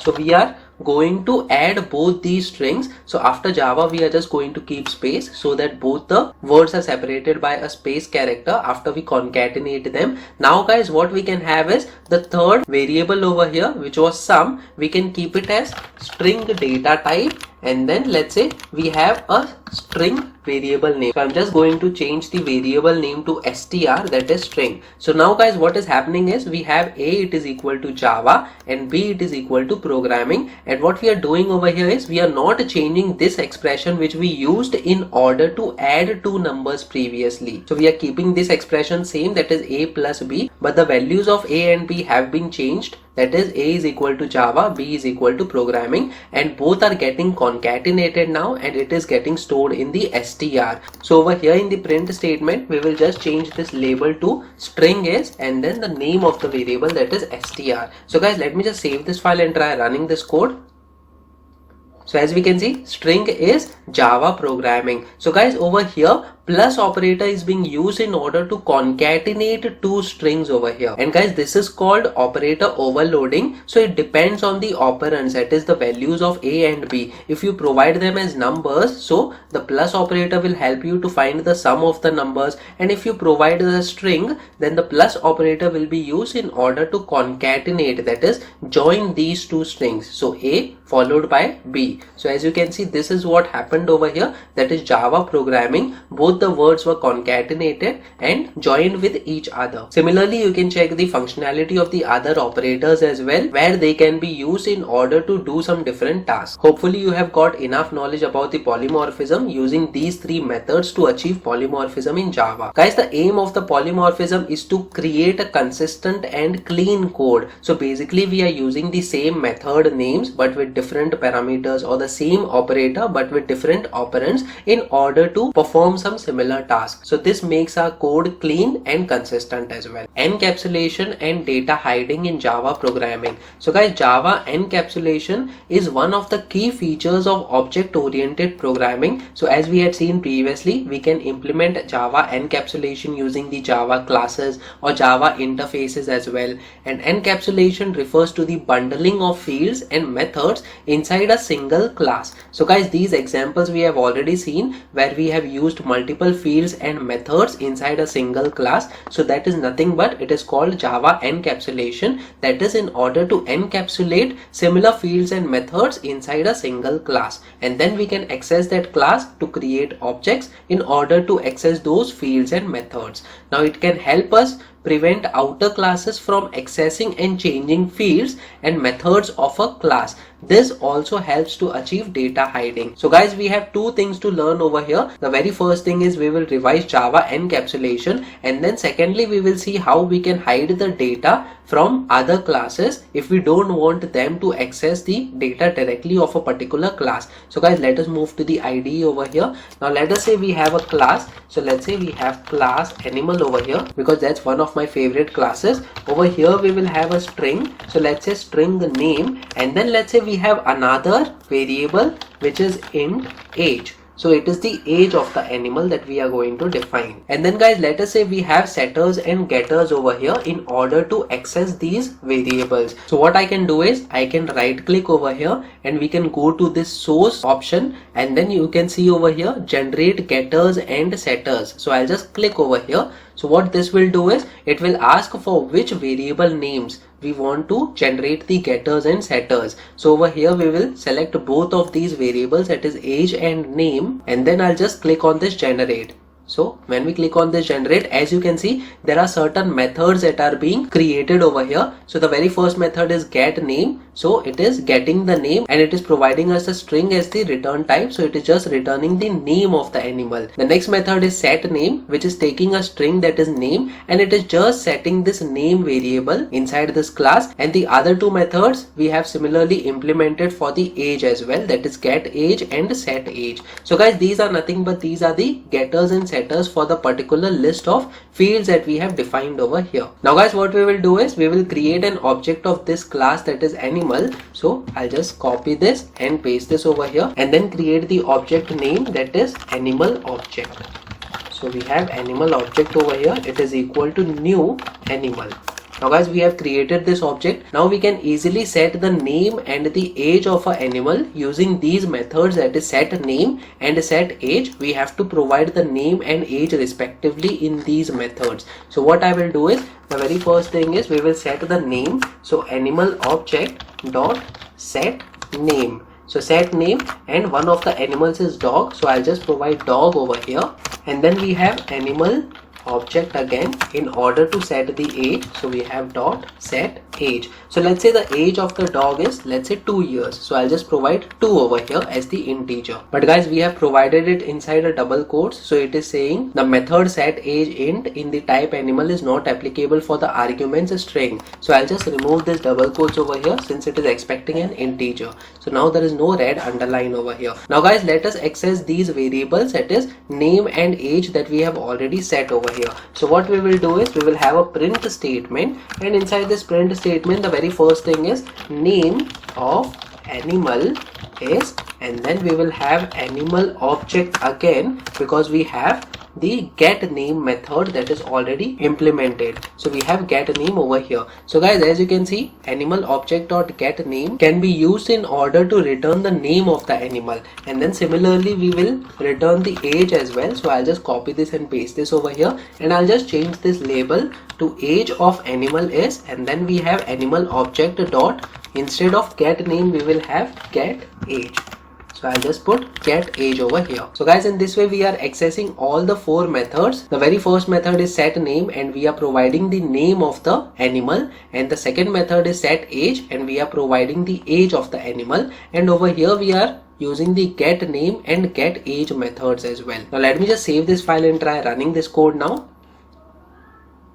So as you can see, name of animal is dog and age of animal is 2 is getting printed over here. So guys, in this way we have achieved Java encapsulation by using the name and age fields of a particular class, that is animal class in this case, and we are using the methods in order to access them. Now guys, as far as the data hiding property of Java is concerned, over here we can directly access the name and age of the animals without actually using the methods that we have created over here. So what I will do over here is, instead of using the set name, I will put dot and then name. So as you can see, this name can be easily accessed and we can provide equal to operator over here, and let's say we have another animal that is tiger, and over here the age variable as well we can access easily by using the age variable. So age, let's say it is 5. So I'll just provide 5 over here as the age of the tiger. So we'll put semicolon over here. Let me just save this file and try running this code. So guys, one important thing over here is we are not using the set name and set age over here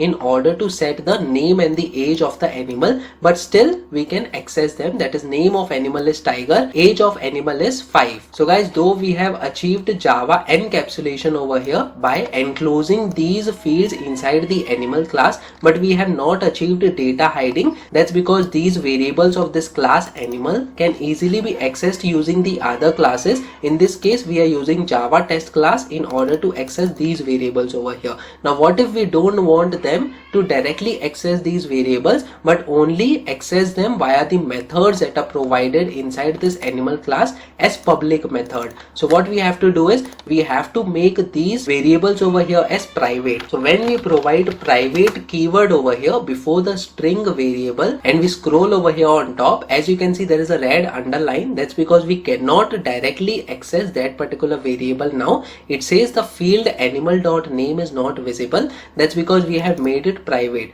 The age is still visible because we have not made it private yet. So I'll just copy this private keyword and paste this over here for the age variable as well, and over here for age as well we cannot access them directly. So now the only way in order to access these names and age is through the methods that we had seen previously using the set name and the set age methods. So what we will do over here is we will remove this name and we will again call the set name over here. So we have set name. So again we will put the name of the animal as tiger, and let's say we'll remove this age and we will provide set age method. So we have set age, and then let's say the age of the tiger is 7 years. So I'll just provide 7 over here. So now there is no red underline. That's because we are accessing the public methods of that particular class. So let me just save this file and try running this code now.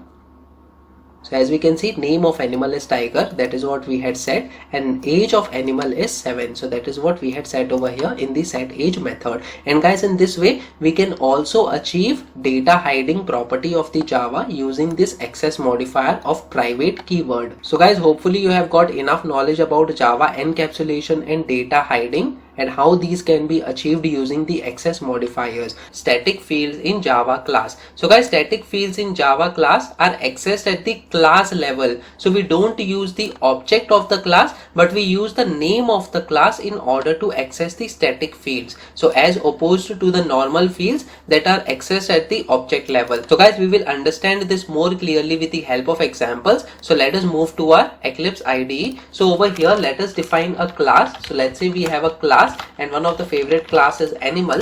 So we have class animal over here, and let us say we have a non-static field over here, that is the name of the animal, which should be of the data type string. So we have string name. And then guys, let's say we have another static variable. So as I told you, static variables will be accessed using the class names, that is the animal class in this case. So what we will do is we will have the static keyword over here followed by the data type. So the data type is going to be an int, and we are going to have the counter as the name of the variable. Now guys, this variable is going to count the number of objects that we have created for this class, that is animal. And then guys, let's say we have a constructor over here. So we have the same name as that of the class. So this constructor is going to set the name. So over here we are going to pass a string variable and we are going to name it as name1. So this name, it is equal to name1 over here.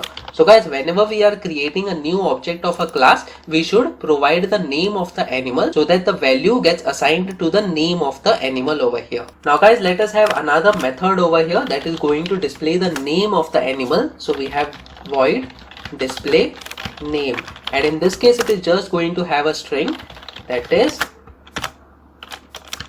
let's keep it as name of animal is, and then the name of this particular object. So guys, this method is going to just print the name of the animal that we are going to pass using the object that we created over here.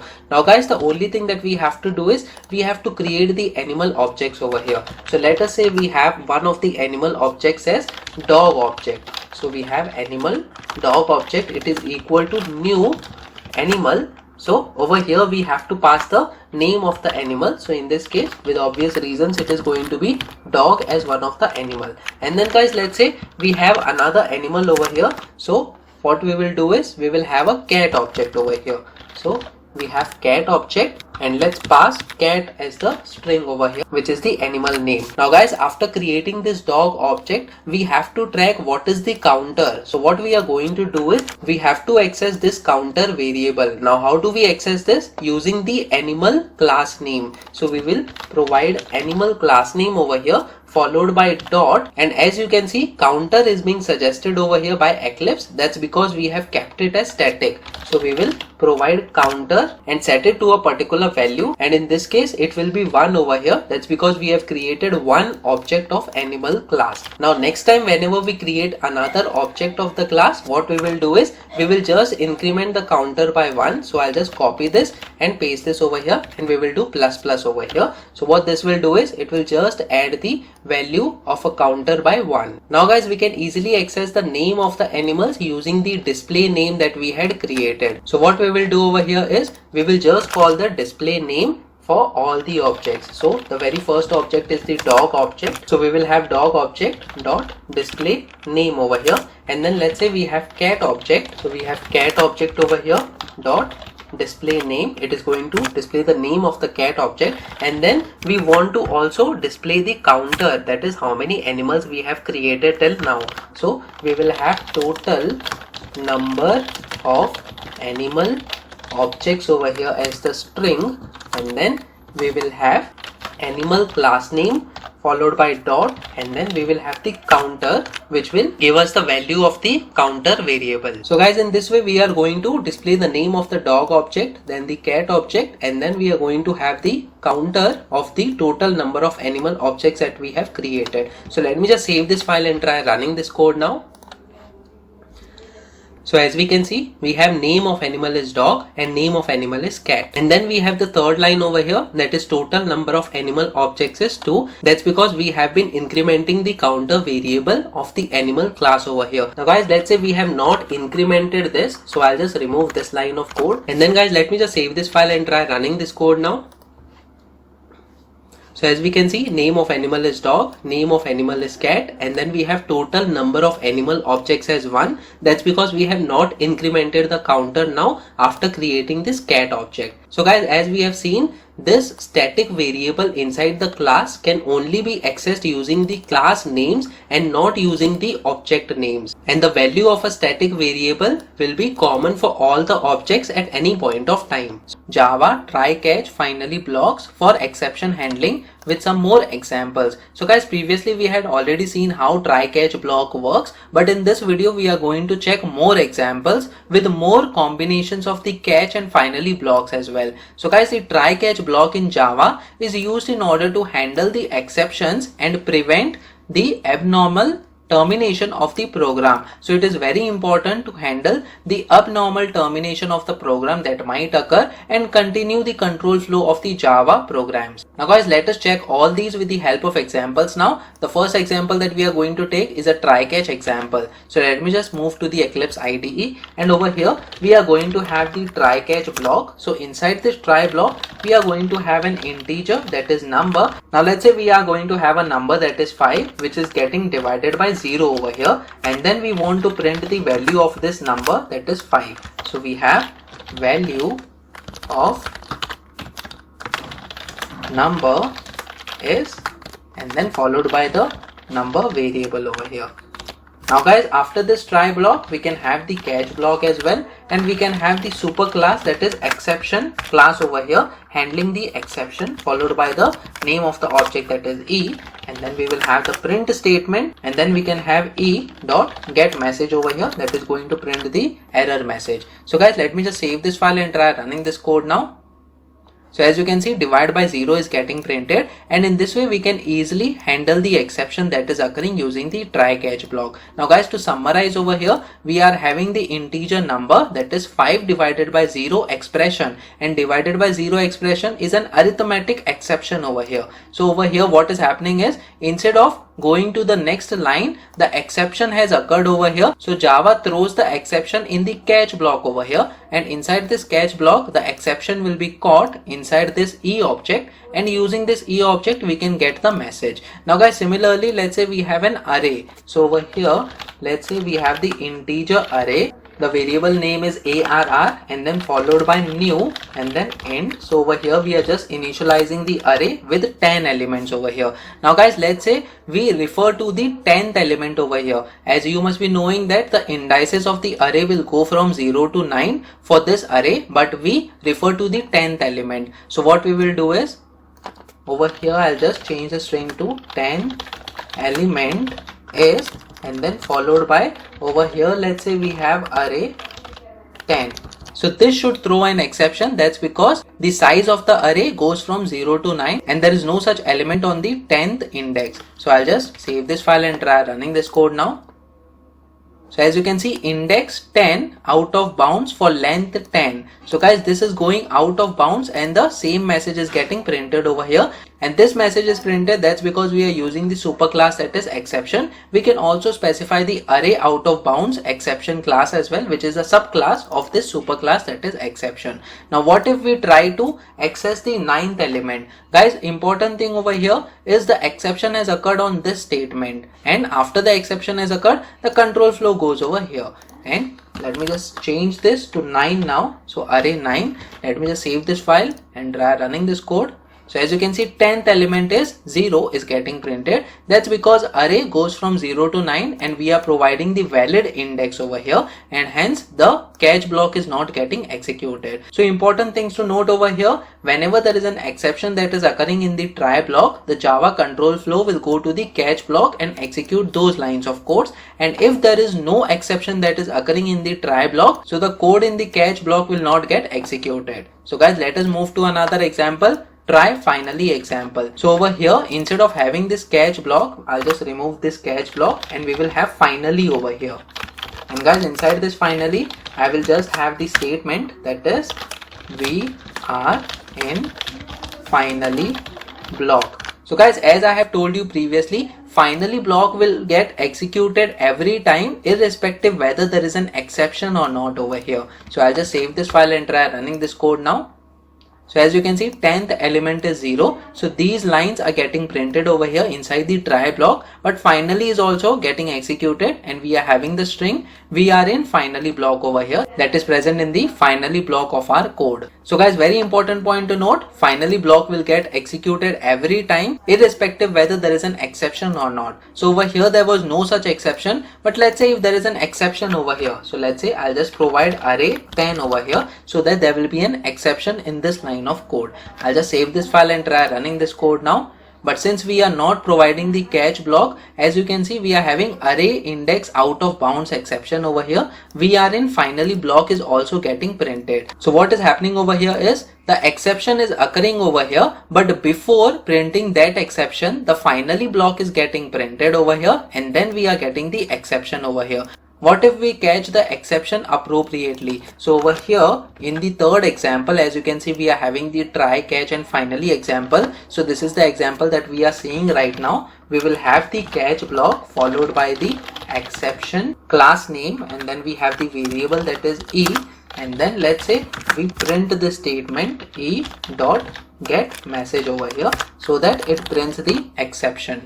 Now let me just save this file and try running this code now. So as you can see, index 10 out of bounds for length 10. So very first thing, exception has occurred in this line of code. So once an exception has occurred, it has found the corresponding catch block over here. So that message is getting printed, and after that the finally is also getting executed over here. So guys, irrespective whether there is an exception that has occurred or not in the try block, the finally block will always get executed. Now let us move to another example. Multiple catch blocks example. So guys, let us say we have array index out of bound over here. So we have array index out of bound. We are going to specify this class name over here, that is array index out of bound, and we have e dot get message.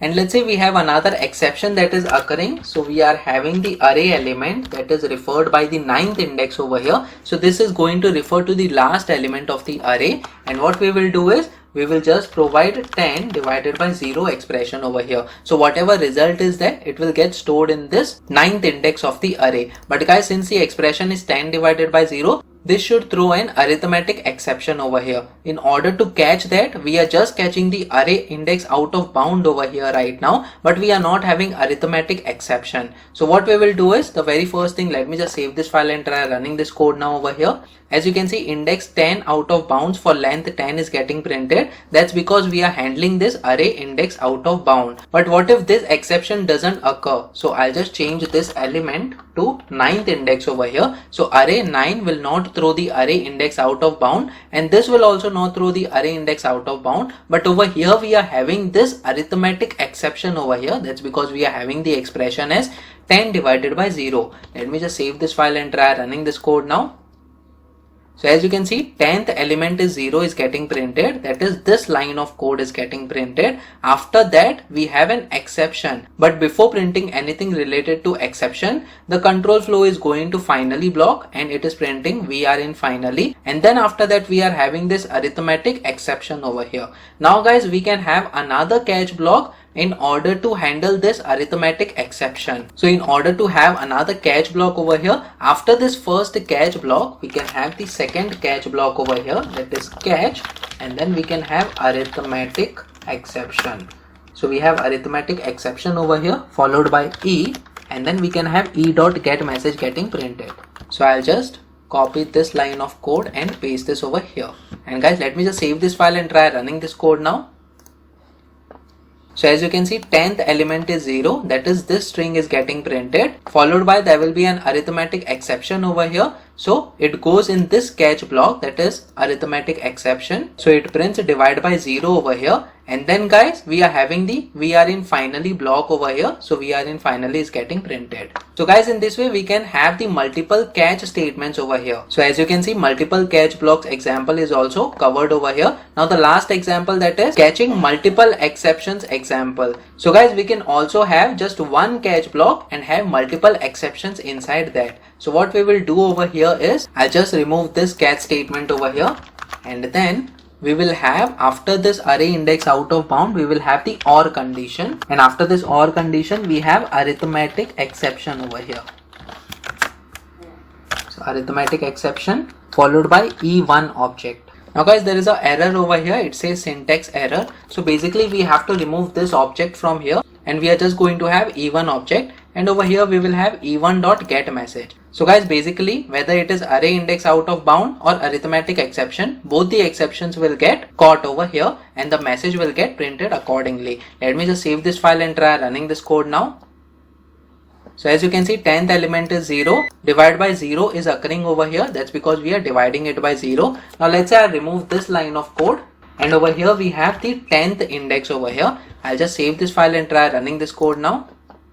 So as you can see, index 10 out of bounds is getting printed. So guys, only one catch block was used over here, whereas multiple exceptions are being handled over here. So guys, in this way you can easily use the try, catch and finally block in order to handle your exceptions based on your requirements. Java catch multiple exceptions with the help of examples. So guys, the very important question over here is, can we catch multiple exceptions within a same try block? So the answer is yes, we can have the multiple exceptions as well being caught from a try block where the exceptions can occur. So guys, before Java 7, we had to write multiple exception handling codes for different types of exceptions, even if there was code redundancy. So as you can see in this example over here, we are having inside this main method this try block. So inside this try block, we are having int array, that is defining the array of 10 integers, and then after that we are trying to access the 11th element over here with the array 10th index, and it is also having 30 divided by 0, that is arithmetic exception.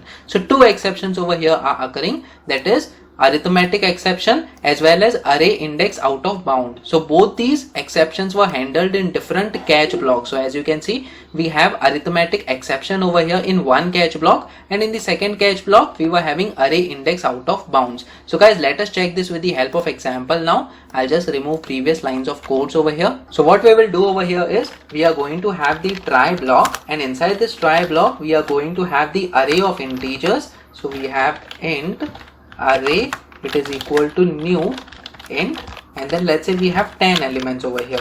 But guys, we are going to access the 11th element. So using this array variable, and the index should be 10th, so that we are referring to 11. As you know, the indices start from 0 and then it will end to 9 for the 10 elements. But if we are using the 10 index, so it is going to refer to the 11th element of the array. So over here we are going to assign it a value, and the value will be an expression, that is, let's say we have the number 10 and then we divide it by 0. So guys, what is happening over here is, we are having the arithmetic exception over here. So let me just save this file and try running this code now. So it says errors exist in required project. So guys, I forgot over here we have the try block but we don't have the catch block. So right now I'm not going to provide the code within the try block. So let me just save this file and try running this code now.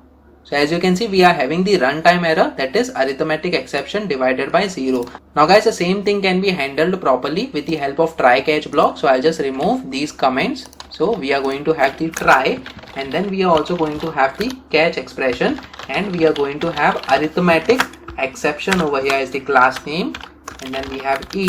So we have the print statement over here which says E dot message, that is going to print the error message because of this exception. So let me just save this file now and try running this code.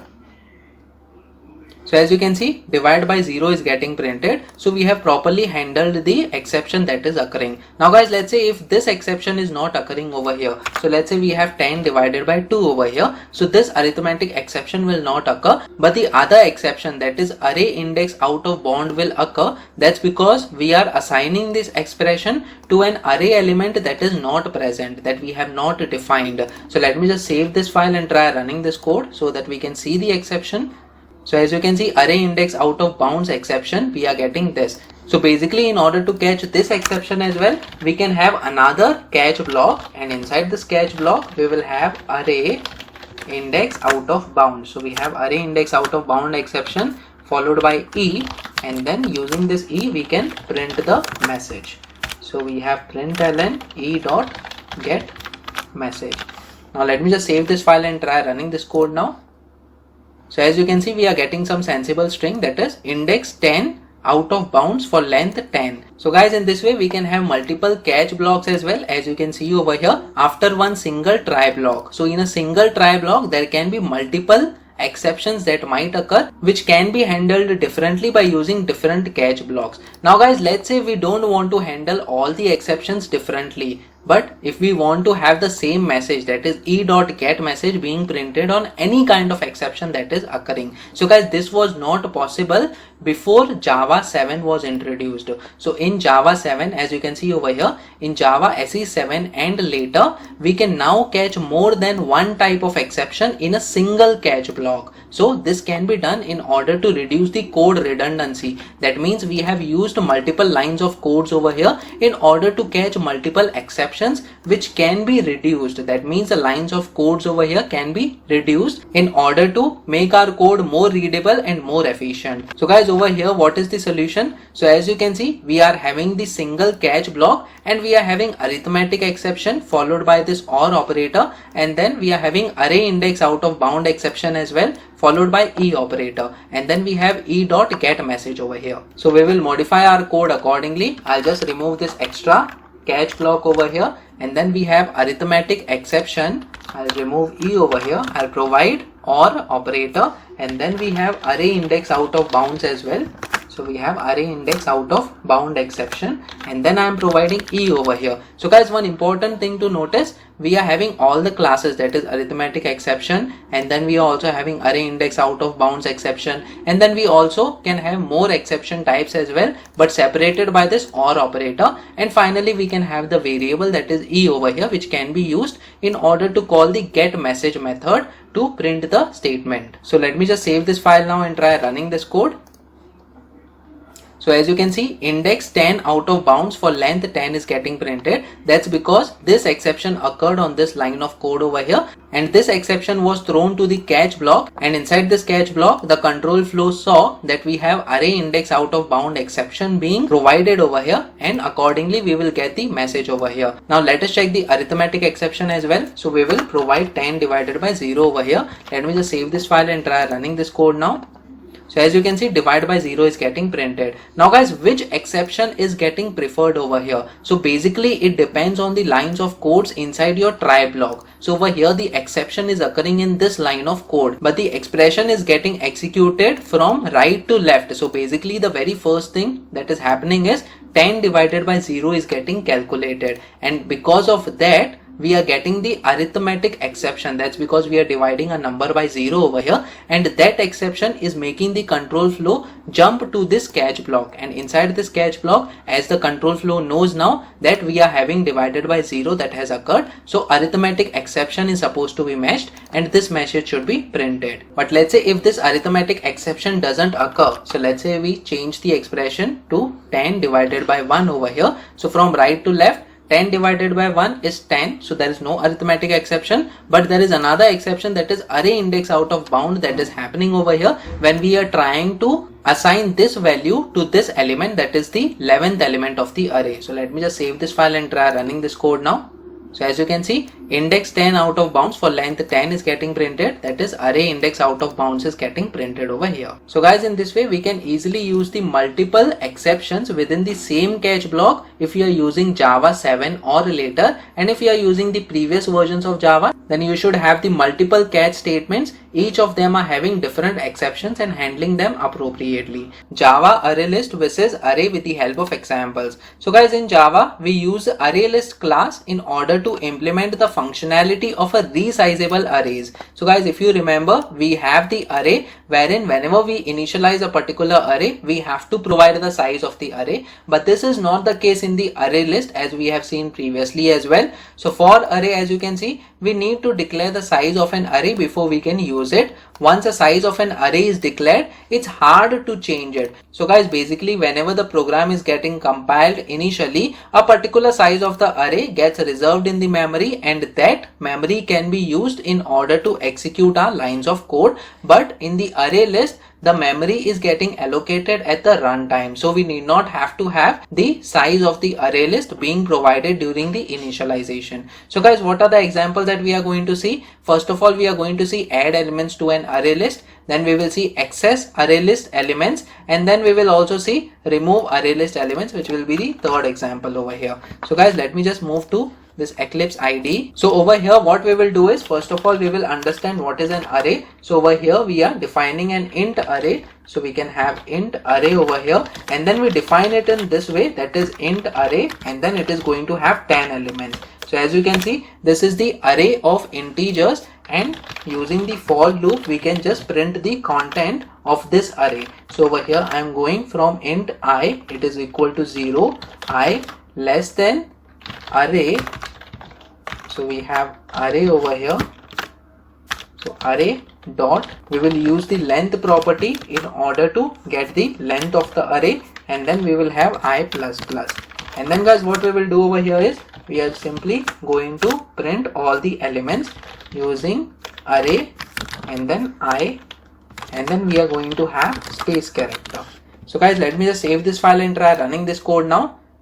So as you can see, all the elements are 0 over here. What I will do is I will just provide the print method instead of println, so that on console we can see all the elements on one line. So as you can see, all the elements are 0. That's because all the elements were set as 0 over here by default. So basically guys, we are providing the size of the array over here, and that is one of the main disadvantages of using the array. Now guys, when we are using the array list, so we need not have to provide the size of the array list. So let's say the same number of elements we want to add in the array list. So we can use the array list class over here, and it can be of the data type int. So we can have the int, and then let's say we have my list as the object name equal to new array list. So similar to how we initialize a particular class object, we initialize this array list as well. So it is showing a red underline over here. So instead of having this int, can we have the integer class over here? So I'll just provide the integer class. So we have integer. So guys, instead of int, we are supposed to have integer class being provided in this open and close angled brackets. And then guys, we can add our elements over here by using the add method. So we have my list dot add. We want to add the integer. So let's say we have 1, and then followed by, let's say we add more elements.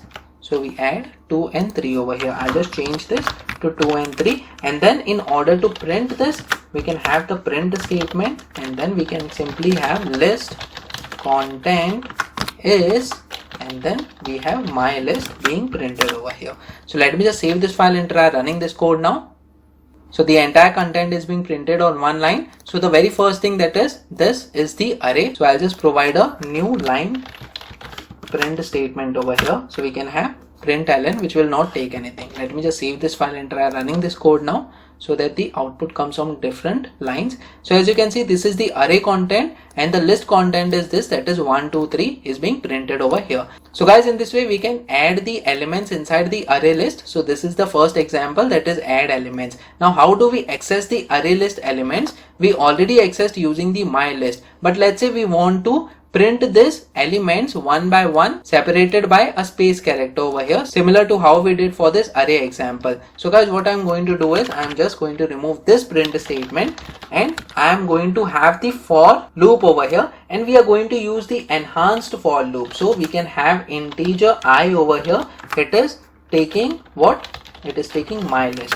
So guys, we can use the enhanced for loop over here in this way, and we can print this. We are going to have the print statement instead of println, and over here what we will do is we are going to use this I variable, which is going to iterate through this my list elements. So over here I'm going to print I followed by a space character, and then after the loop we can have the new line character over here. So I'll just copy this and paste this new line character. So guys, what this will do is it will iterate through all the elements of the my list, and it will print one at a time all the numbers. I'll just save this file and try running this code now.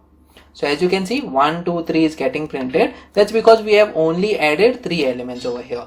Now guys, let us say another example, how to remove the array list elements. So we can easily remove the array list elements. So what I will do is, after this statement we have my list over here, and we can have the dot remove method. So as you can see, remove, it takes an index as the parameter. So we are going to use that, and let's say I provide the index as 1, which is going to refer to the second element. That is, since it is 0th base index, 0 index will be this content, that is 1, and first index will be this content, that is 2. And then let's say I want to print the entire list. So we can have println statement over here, and I'll just provide list content is, and then we have my list over here.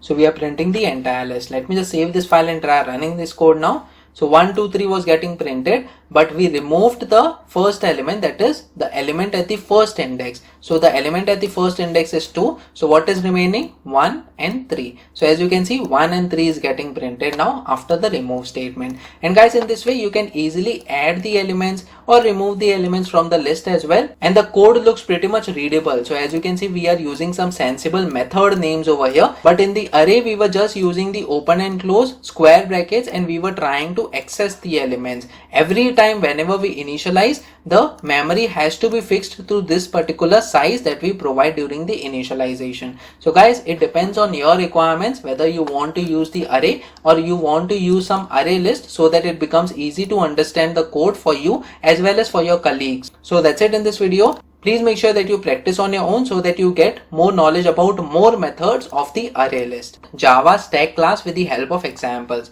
So guys, Java collections framework has a class named as stack that provides the functionality of the stack data structure. So guys, in order to understand the functionality of the stack data structure, as you can see, whenever we add a particular element to the stack, it gets added to the top of the stack. So this element was added first, that is first element, then we had second element over here, third element, fourth element, and there are total 5th elements now, which is at the top of the stack. Now guys, the new element, that is the 6th element, whenever you add it, it will be added at the top of the stack over here, and it will be the 6th element over here. So this is 5th, and then this is 4th, this is 3rd over here, this is 2nd, and this is 1st. So the 6th element will come over here, and whenever you are going to remove the elements, the first element that is going to be removed is at the top of the stack. So the 6th element will be removed first, and then the top of the stack will be this 5th element. So this will be removed each time whenever you are having the pop function being executed. And guys, this is the main functionality of the stack, which says last in first out. That means the last element that came in will be the first element that will go out. So guys, that's the main functionality of the stack data structure. So as you can see, elements are stored and accessed in the last in first out. So this is the main thing, that is last in and first out manner. And as you can see over here, there are multiple stack methods. The very first method is push method, which is just going to add an element to the top of the stack. So guys, let us understand this with the help of examples now over here. So we can use the stack class over here. So I'll have stack. So we have stack, and then let's say we have the stack of integers. So we have integer over here, followed by, let's say the object name is stack1, and then we provide new stack over here. So we have initialize the stack1 object. Now we are going to add some elements. So we have stack1 dot, we can have the push method over here. So we have push and then the integer, that is, let's say we have 1 as the integer. Similarly, let's say I push some more elements over here. So we have 1, 2, 3 and 4. So guys, we have 4 elements over here in the stack. So let me just print this element. So I'll just provide stack content is, and then we have stack 1. Let me just save this file and try running this code now. So as you can see, stack content is 1, 2, 3, 4. This fourth element which was added in the end is at the top of the stack right now. So the next method that we are going to see is pop method, which is going to remove an element from the top of the stack. So guys, basically after printing this stack, what I'm going to do is stack1 dot, we just have to provide the pop method. It is not going to take any parameter. That's because the element at the top of the stack will be removed. So I'll just save this file, and before running this code, I'll just provide the print statement after popping the element. So I'll just save this file and try running this code now. So initially we provided 4 elements, 1, 2, 3, 4, and after this pop, the element that is at the top of the stack, that is 4, it was removed, and we are getting 1, 2, 3. Now guys, let's say we want to remove another one. So I'll just copy this and paste this over here. I'll just copy and paste. So we have stack.pop, and again we are providing the stack content. So I'll just run this file. So as you can see, 3 is getting removed now. So every time whenever we are adding the last element inside the stack, that is going to be the first element which will be removed from the stack. Now the top of the stack is 2 right now. So I'll just use the other method, that is peek, which returns an object from the top of the stack. So guys, basically we can use this method in order to check what is present at the top of the stack. So we have to use the print statement over here. And what I will do is element at top is, and then we can use the stack1 dot peek method. So it is going to return an integer over here. I'll just save this file and try running this code now. So as you can see, element at top is 2. That's because first we removed 4, then we removed 3. Now at the top of the stack, 2 is present. So 2 is getting returned over here by using the peek method. So guys, the remaining methods, that is search, which returns the position of the element from the top of the stack, and empty method, which is just going to check whether a particular stack is empty or not. These you can check on your own as a homework for you. Guys, apart from this stack object is going to have more functions over here. So when we provide stack1 dot, so as you can see, there are many more methods that you can use based on their requirements. So we have add over here, we have clear, we have clone, we also have contains, that will check whether a particular stack contains a particular element or not. So guys, in this way you can use different methods inside the stack class based on your requirements. So guys, that's it in this video. Hopefully you have got enough knowledge about the stack data structure, and it can be used in your projects as well, and along with that you can also use it in the competitive coding as well based on the different problems that you are trying to solve.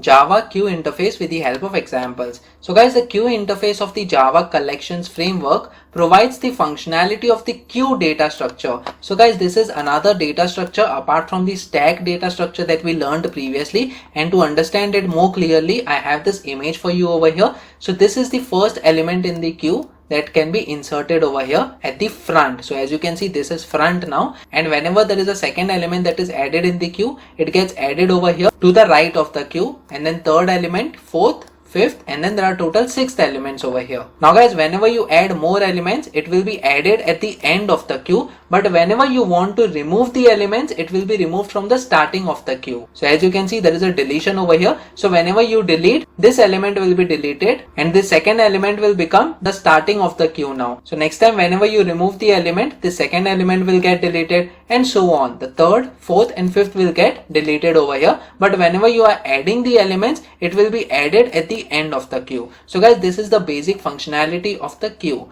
Now guys, this is the interface. So we can have different classes that implement the queue interface. So we have, first is array dequeue, then we have linked list, and we have priority queue as well. So guys, to keep it simple in this video, we are going to use the linked list for now as the examples. So basically we are going to check some of the methods of the linked list. So let me just move to the IDE. I'll just remove these lines of code now. So what we can do is we can use the queue interface over here. So we have queue. So as you can see, we have the queue interface that is present in the java.util.queue package over here. And over here, the data type we will have as integer. To keep it very simple, we are going to see the functionality of the queue that works on the first in, first out manner. So guys, we are going to have the object name that is q1 over here, and we are going to provide a new, we will say linked list, as linked list is one of the classes that implements this queue interface.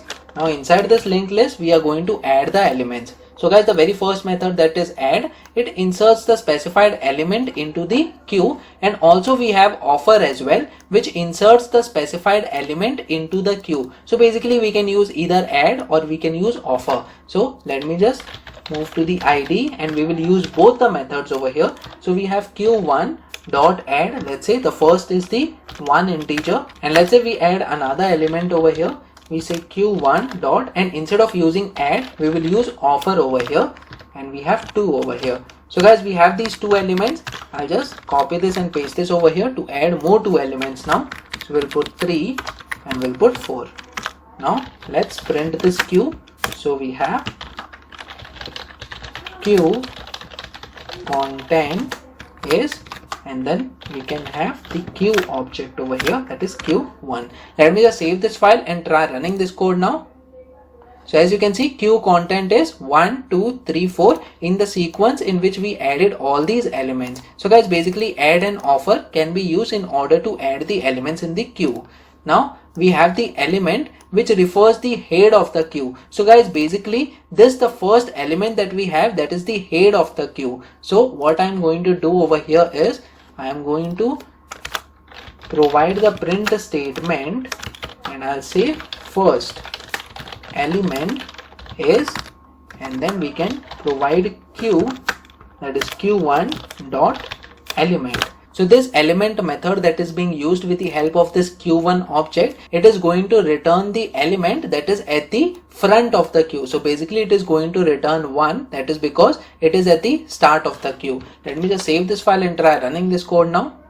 So as you can see, queue content is 1, 2, 3, 4. First element is 1. There is another method that is called peek, which returns the head of the queue. It returns null if it is empty. So basically there is a difference guys. Whenever you're using the element, it also returns the head of the queue, but it will throw an exception if it is empty. So what I will do is I will use the empty method first. So we can use q1 over here dot, as you can see we have the third method over here, it says clear.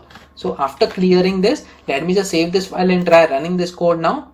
So as you can see, queue content is 1, 2, 3, 4, but since we cleared the queue using the clear method, there was a Java util no such element exception. That's because we are now trying to access the front element of the queue by using the dot element method. So guys, it is throwing an error, but let's say we don't have the exception handling code over here. In that case, instead of using the element method, we can use the peek method in order to return the head of the queue. But even if it is empty, that is if the queue is empty, it will return null. So basically I'm going to remove this element now over here.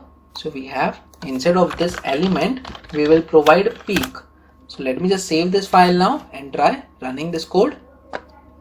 So as you can see, first element is null. So it is not throwing an error, but it is checking whether the queue is empty or not, and if it is empty, it is going to return null. So guys, it is safe to use peek over here when you are not doing exception handling, but in case if you are doing exception handling, you can also use the element method over here in order to get the head of the queue. Now guys, we also have the remove method, which returns and removes the head of the queue, throws exception if it is empty. We also have poll that returns and removes the head of the queue. It returns null if it is empty. So basically what I'm going to do is, instead of having q1.peek, we can have poll over here.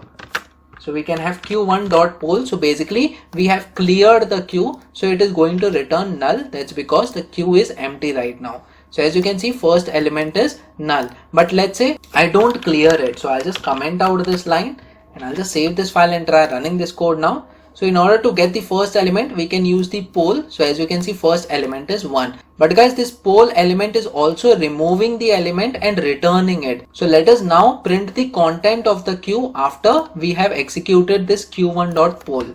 So I'll just copy this and paste this over here, and we just save this file and try running this code now. So as you can see, the first element was removed and it was returned as 1, and then the queue content is 2, 3, 4. That's because using this poll, the first element was removed, and now the head of the queue is 2. So this same thing we can print by using the peek method as well. So over here we are going to print, we have updated first element is, and then we will provide queue over here, q1.peek. So this is going to return the element that is at the start of the queue. I'll save this file and try running this code. So as you can see, updated first element is 2 over here. That's because we have removed the first element by using the q1.poll. And guys, in this way you can easily use the queue data structure over here based on the requirements. Guys, if you notice, when we provide the object name q1 followed by dot, as you can see, there are multiple more methods which you can use based on your requirements. So it depends on your Java program, it depends on your requirements, what you want to implement, and accordingly you can use these different methods. So guys, practice on your own so that on different inputs you get different outputs of the Java program. Java map interface with the help of examples. So guys, the map interface of the Java collections framework provides the functionality of the map data structure. So elements of map are stored in key value pairs. Keys are unique values associated with individual values. So to make it more easy for you to understand, I have an image for you over here. So this is something that represents map in Java. So guys, on left hand side, as you can see, we have something called as keys, and on right hand side we have something called as values. So these keys that as you can see on the left hand side, these has to be unique, and then the values can be duplicate. So you can have any values over here depending on the data type that you define in the map data structure. But it is important to note that these keys has to be unique, and if you are providing duplicate keys in the map data structure, it might throw an error. And guys, in this way, the key that is US, it represents the United States, and then we have another key that is BR that represents Brazil, and then we have another key that is ES, it represents Spain. And in this way, the data is being stored in the map data structure, that is, the key is representing a particular value over here. So we will check all this with the help of examples as well. So as you can see, the map interface maintains 3 different sets. The one set is the set of keys, another is the set of values, and then another set that we mostly use is the set of key value associations, that is mapping. So guys, we will check all this with the help of examples. So classes that implement map, since map is an interface, we cannot create objects from it. So there are certain classes that we can use, and in this video we are going to use the hash map class over here. So we can use the below classes, that is hash map. We can also use enum map, linked hash map, weak hash map, and tree map. So guys, all these classes can be used and they are having similar properties like that of map. So guys, let us move to example over here now. I'll move to Eclipse IDE and remove the previous lines of code. So guys, over here, in order to create an object of the map data structure, we will use the map interface over here. So as you can see, we have the map interface. It takes 2 parameters inside these angled brackets. The first is key. So key needs to be an integer or a string or any other data type. So in this case, what I'm going to do is we are going to keep the key as integer, and then let's say we have the value as string.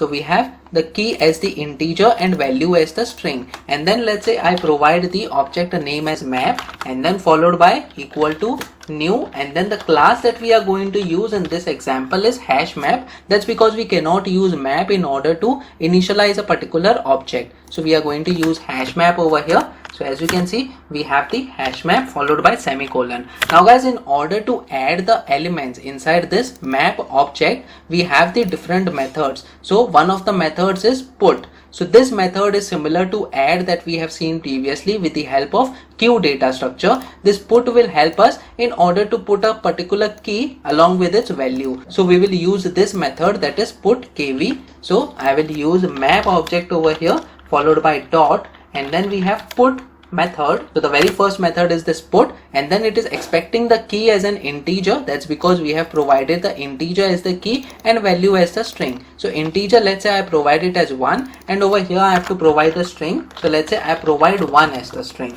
So guys, similarly I'll put more elements over here. So I'll put 1, 2, 3, 4. So what I'm going to do over here is I'll provide the keys as 1, 2, 3, 4 and the string representation of those numbers. So this will be 2, this will be 3, and this will be 4.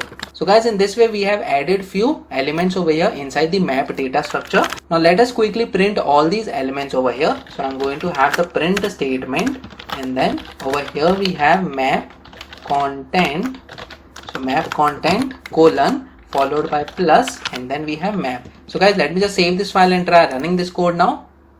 So as you can see, we have 1, 1, 2, 2, 3, 3 and 4, 4. So on the left hand side, as you can see, this is the key representation, that is 1, 2, 3, 4, and then on the right hand side it is the string representation for that key. And guys, in this way we can easily add the elements inside the map data structure. Now guys, what if you have provided a duplicate key? So let's say I have provided the key over here as 2, and then I am keeping the value as something different, that is 4 over here, but this is duplicate key. That's because we have already provided 2 over here. Let me just save this file and run this code to see what happens in this case.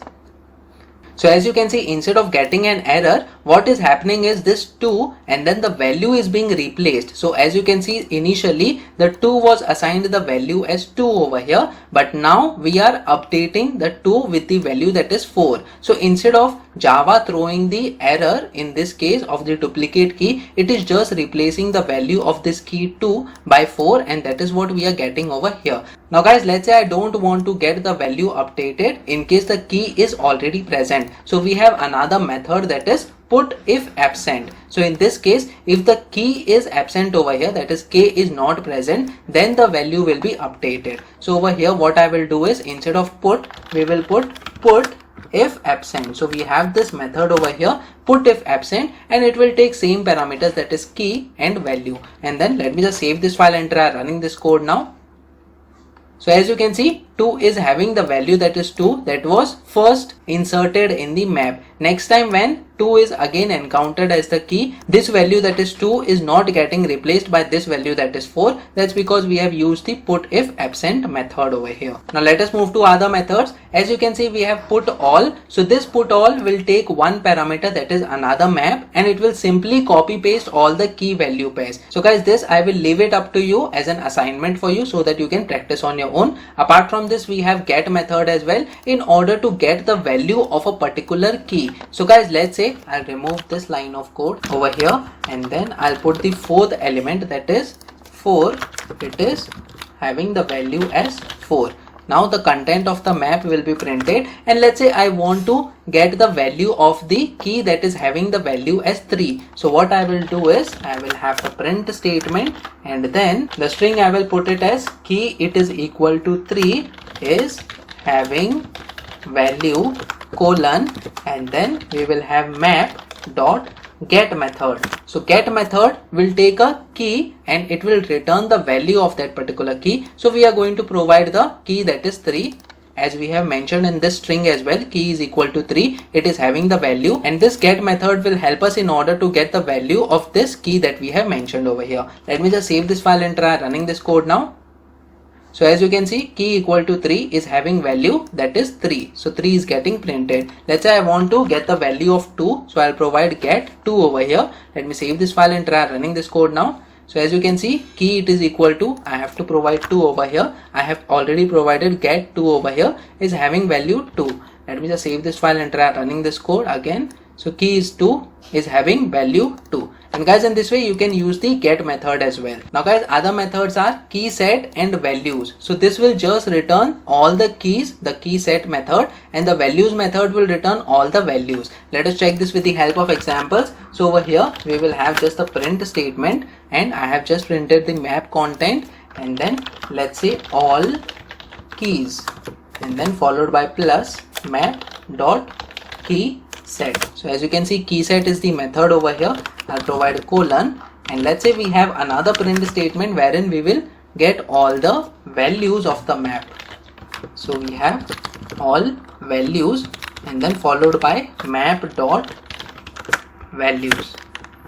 So let me just save this file and try running this code now. So as you can see, all keys, it is 1, 2, 3, 4. So these are all the keys that are present, and then all values are 1, 2, 3, 4. So these are all the values that we had provided in our map data structure. So guys, in this way you can easily use these methods in order to create and access the elements of the map data structure. Guys, apart from this, you can also get all the keys and store it in a set and iterate through that set and print those values using the for loop. So that exercise I leave up to you as a homework for you. Guys, apart from this, the map data structure is having many other methods. So when you put map dot, you will see all the methods that can be used with the help of this map data structure, and based on your requirements you can use the required methods over here from this list. Java set interface with the help of examples. So guys, the set interface of the Java collections framework provides the features of the mathematical set in Java. So basically it extends the collection interface. Now one of the important features of a set is that unlike the list interface, sets cannot contain duplicate elements. So guys, we had seen previously with the help of examples of the list interface wherein we were having the duplicate values, but in the set interface we cannot have the duplicate elements over here. So since it is an interface, there are multiple classes that can be used in order to implement this set interface. So we are going to see this hash set class in order to check the examples of the set interface. Apart from that, there are many other classes such as linked hash set, we have enum set, we have tree set as well. So guys, as you can see over here, the set implementation using hash set, we are going to declare the set in this way using the hash set class. So guys, let us move to the Eclipse IDE over here and let us declare the set object. So we are going to use the set interface over here. So as you can see, set interface is being suggested, and then we are going to have the string as the animal. So animal is the object of the data type set, and then followed by equal to new operator, and then we are going to use the hash set class. Guys, we cannot use set, that's because it is an interface. So we have to use a particular class because we cannot create objects out of a interface. So we are using the hash set class over here, and then after the semicolon we can add new elements over here. So guys, in order to add the elements, we have something called as add method. So as you can see, there are multiple set methods that we are going to see in this video. So basically we are going to add the elements in the animal object. So we have to specify the animal object followed by dot, and then we have the add method.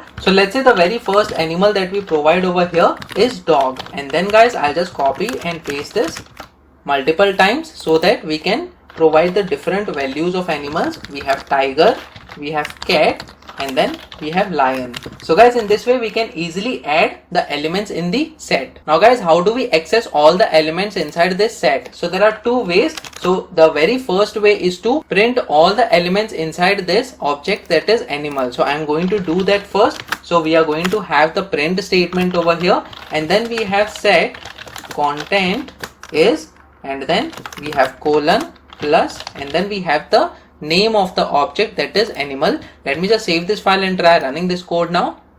So as you can see, we have cat, lion, dog and tiger. Guys, one important thing that you can notice over here is this set interface is not preserving the order in which we have added the elements. So basically it is printing the elements randomly. This cat was the third element that we had added, but it is printing it as the first element. And then we have lion, and then we have dog, which was added as the first element over here. So guys, always remember, based on your requirements, if you are trying to preserve the sequence of elements in which they were added, so we have to take care when we are using set. That's because it doesn't preserve the sequence of elements in which they were added. So guys, this is one of the ways in which we can access the elements of the set. Now guys, we have another way, that is using the iterator method. So how can we access the set elements using the iterator method? So guys, over here what I'm going to do is I'll just remove this line of code, or else I'll just comment out this line over here, and what I'm going to do is I'm going to use the iterator method. So we have animal followed by dot,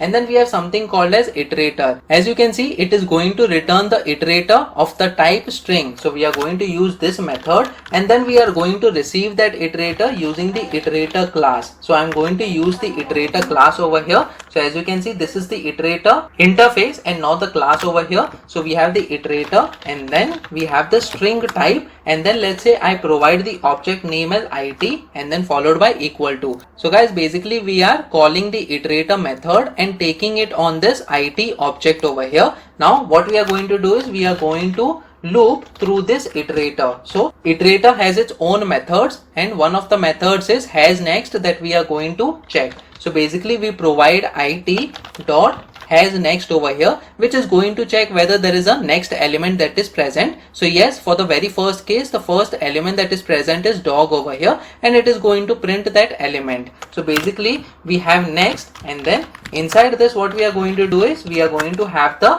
print statement, and in order to print the element of the set, we are going to use the it followed by dot, and then we have the next. So guys, this next method is going to access the elements of the set interface. So we are going to use this method over here, and then followed by, in order to separate them using the space character, I'm using this spaces over here. So let me just save this file now and try running this code.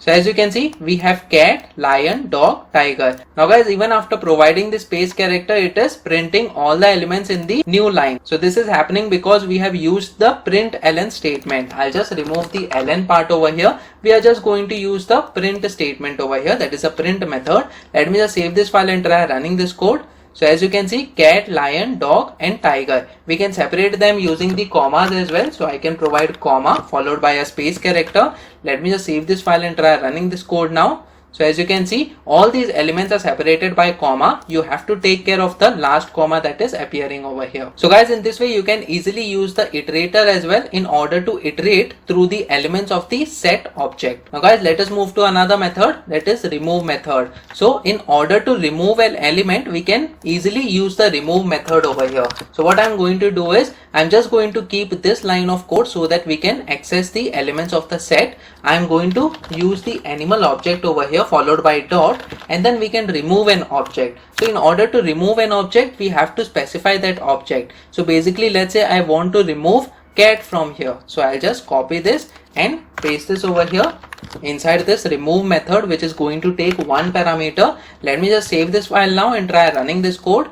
So over here the cat element should not be printed, and this is what you are saying over here, that is lion, dog and tiger. There is no cat element. That's because we have removed the cat element from the set. Guys, apart from this, there are many other methods that you can use. As you can see, we have the clear method as well, which is just going to clear all the elements from the set. So if we use this clear method, so no elements will be printed. So I'll just provide the clear. Let me just save this file and try running this code now. So as you can see, nothing is getting printed over here. That's because we have provided the clear method before printing the elements of the set. Apart from this, there is a size method as well, which is just going to return the size of the set. So what we are going to do is I'm just going to provide the print statement over here. So we have print, and then let's say size of set colon, and then we are going to use the animal object dot size.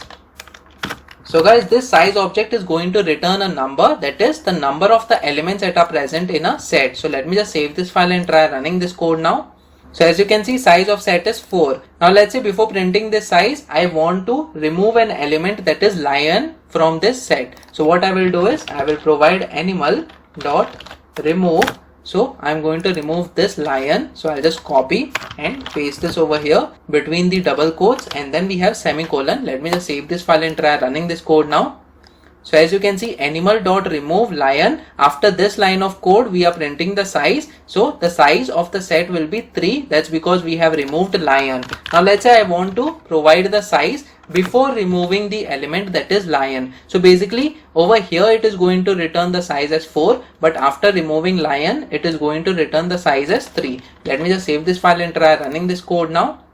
So as you can see, size of set is 4, and after removing lion we have size of set as 3 over here. And then we are getting the content that is cat, dog and tiger. There is no lion element. That's because we have removed the lion element from this set. So guys, these are some of the methods that you can use based on your requirements. Apart from this, we have many other methods that you can use. So basically we are going to provide the object of this set, that is animal, followed by dot, and as you can see there are multiple methods that you can use based on your requirements. So guys, practice on your own so that based on your requirements you get different output based on your different input. Java buffered reader class with the help of examples, and we are going to see file handling example in this case. So guys, buffered reader class is one of the subclasses of the reader superclass that we have seen previously. Now the buffered reader class of the Java IO package can be used with other readers to read data in terms of characters. So guys, we had already seen buffered input stream in which we were reading the data in terms of bytes over there, but in buffered reader we can read the data in terms of characters more efficiently. Guys, this is very important because this is one of the most efficient class that you can use in order to read data from console or else the external file as well. So let us check the working of the buffered reader now. The buffered reader maintains an internal buffer of 8192 characters. So basically it has an internal buffer of 8192 bytes. Now during the read operation in the buffered reader, a chunk of characters is read from the disk and stored in the internal buffer. So guys, this is the main functionality of the buffered reader, due to which it is more efficient than other readers. Basically a chunk of characters is read from the disk and stored in the internal buffer, and from the internal buffer characters are read individually. So this is why the number of communication to the disk is reduced, and this is the secret that buffered reader is more efficient. The number of communication to the disk is reduced when we are using the buffered reader. So this is why reading characters is faster using buffered reader. So guys, let us check this with the help of examples over here. So in Eclipse IDE we can directly use the buffered reader class over here. So when we type buffered reader, as you can see buffered reader is getting suggested in the Eclipse IDE, and over here I will say BR as the object name for this buffered reader, followed by equal to, and then we have new operator, and then we have buffered reader class over here as the constructor. And for the constructor part we are going to create a file reader object. So we can directly put new file reader over here. Guys, this is because we cannot provide the file name over here directly by using the directory path. So we have to use one of the classes from the reader class. So it is file reader that we are using over here. Now guys, as you can see file reader over here, we have the third constructor which takes the file name as the parameter. So we are going to provide the file name inside this file reader class. So inside the double quotes, again I will go to my directory, and over here I have 3 files. So the first file is Java tutorial, which is having the content of the tutorial for the Java programming language. Over here we have the output file which we had created in the previous video while using the writer class, and over here we have something called as test file. So guys, the content of the test file is something like this. We have, this is a test line in a test file, and this is another test line. So this is what we are going to read by using the buffered reader class object. Now guys, one change I will do over here is I will get the second statement on the second line of this notepad file, and then we will have a full stop over here. Let me just save this file. Now guys, I'll close this file and I'll copy this directory path over here. So let me just copy this and I'll paste this inside the file reader parameter. So I have pasted this over here, and then we have the name of the file, that is test file test.txt. So guys, this is the name, that is test file, and that is the same name that I have given over here in the path. Now guys, we are getting a red underline over here. That's because we have to handle the exception over here. So it says add throws declaration as the first option. So I have provided the throws declaration over here. Now guys, the important thing, how do we read the file now? How do we read the content of the file? So by using this object. So let me just use this object over here followed by a dot, and then we have multiple methods over here, as you can see. Now one of the most important method which was not present in the previous reader classes is this read line method, which will help us in order to read a particular string within the file. So guys, basically this will read one line at a time. So let me just put this read line over here, but this will return a string. So we need to have a string variable as well, which will take that data by using this read line method. So what I will do is I will provide a string over here.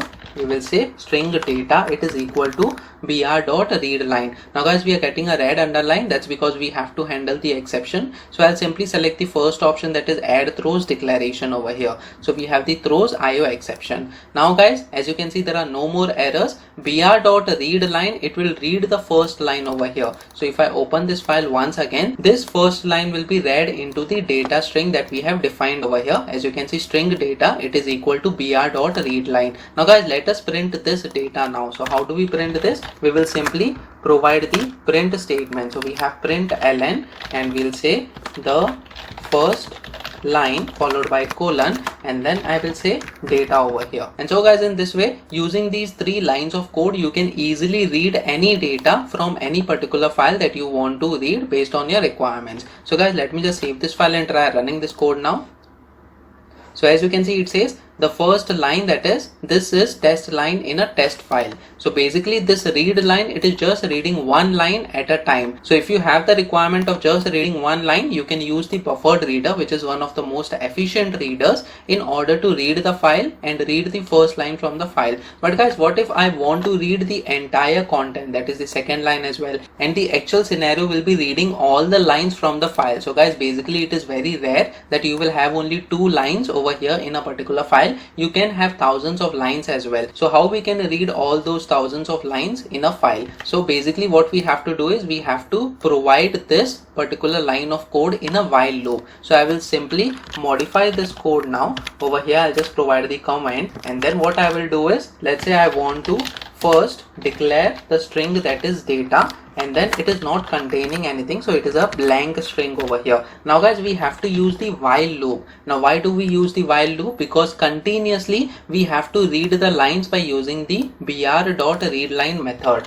So over here inside this while loop, what we will do is we will say br.readLine method. So we are using the readLine method over here, and we can check whether it is not equal to null. So when we provide not equal to null, it will check whether the next line that is read, is it containing some data or not. And if it is containing some data, it will go inside the loop, and if it is null, which means there is no more data in the file, then it will come out of the loop. Now guys, what we will do is over here inside the while loop, I will say data, it is equal to br.readLine over here, and then we can have this print statement over here. So I'll just cut this line of code from here, and I'll provide inside the while loop over here. Now guys, what I will do is I will just remove this content, that is the first line, because we are going to read the entire content of the file. And now let me just save this file and try running this code now.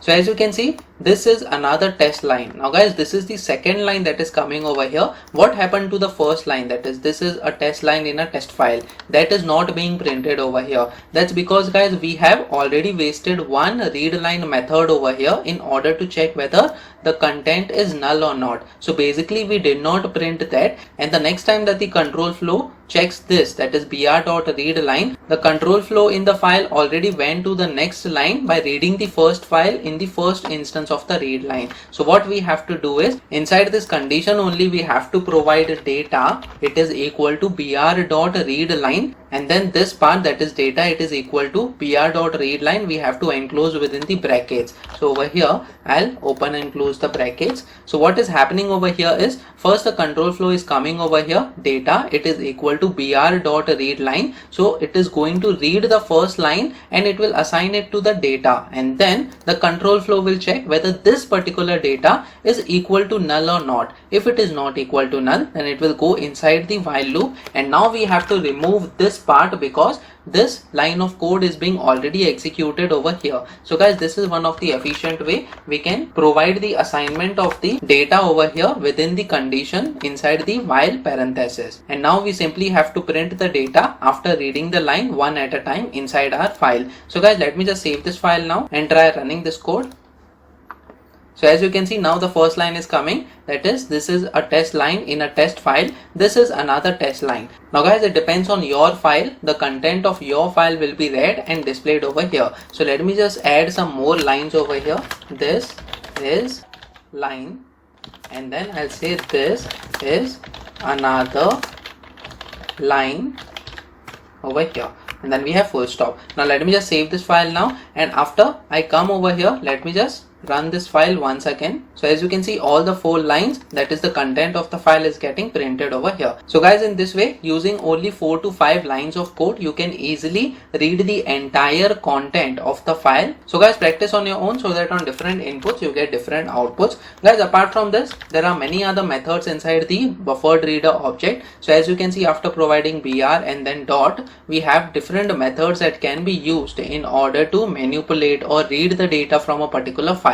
Java BufferedWriter class with the help of examples. Now guys, the BufferedWriter class of the Java IO package can be used with other writers to write data in characters more efficiently. So guys, basically this BufferedWriter class, like any other writer class, can be used in order to write some data in an external file. Now the main difference between the other writer classes and the BufferedWriter class is that the BufferedWriter class is more efficient. That's because it writes a data in characters and it uses an internal buffer as well. So let us check the working of the BufferedWriter over here. So the BufferedWriter maintains an internal buffer of 8192 characters, which means it has an internal buffer of 8192 bytes over here. Now during the write operation, the characters are returned to this internal buffer first instead of the disk. So basically the buffer is filled or the writer is closed, the whole characters in the buffer are returned to the disk. So basically this reduces the IO operation between the disk and the program. And guys, this is the secret behind the BufferedWriter is more efficient compared to other writer classes. Now guys, the number of communication to the disk is reduced, and this is why writing characters is faster using BufferedWriter. Now guys, let us check BufferedWriter with the help of examples in the Eclipse IDE. So guys, over here we will first create an object of a BufferedWriter. So we have something called as BufferedWriter over here. So as you can see, Eclipse is suggesting us this BufferedWriter class, and using this BufferedWriter, that is BW object, we are going to initialize the BufferedWriter object. So new operator followed by BufferedWriter. So guys, in this way we initialize a particular BufferedWriter object. Now in the constructor, as you can see, it takes one parameter, that is the writer over here. Now guys, we cannot provide a direct file name which can be used in order to write the content, but we have to use another writer class in order to initialize this BufferedWriter. So what I will do is I will use new file writer over here, which we have already seen previously, that file writer is also used in order to write the content in a particular file, and it has one constructor which takes the file name as the parameter. So we are going to use this constructor over here, and within the double quotes I'm going to provide the name of the file. So where I want to store the file over here, so as you can see, I have two files over here in this particular directory. One is Java tutorial, the other one is a test file which I have used previously in order to read the content. Now guys, I will create another file, that is the output file over here. So I will take this directory path, I'll copy this directory path and paste this within the double quotes, and then I will provide the name of the file as the output.txt over here. So as you can see, this output.txt file will be created in this directory path over here as the third file. Now guys, after this line of code, I will provide the semicolon, and then guys we are getting a red underline over here. That's because we have to handle the unhandled exception. So I will say first option, that is add IO exception over here. Now guys we can use the BW object in order to write the content in the file. So what I will do is I will use this BW object over here. So we have BW followed by dot, and then we have many other methods that you can use in order to accomplish your requirements. So guys over here I am going to use this write method, which takes one parameter, that is going to be the string, and it is going to write the content into the file. So I'm going to use this write, and it takes one string over here. So what I will do is, this is first line in an external file, and within the brackets I'll say output.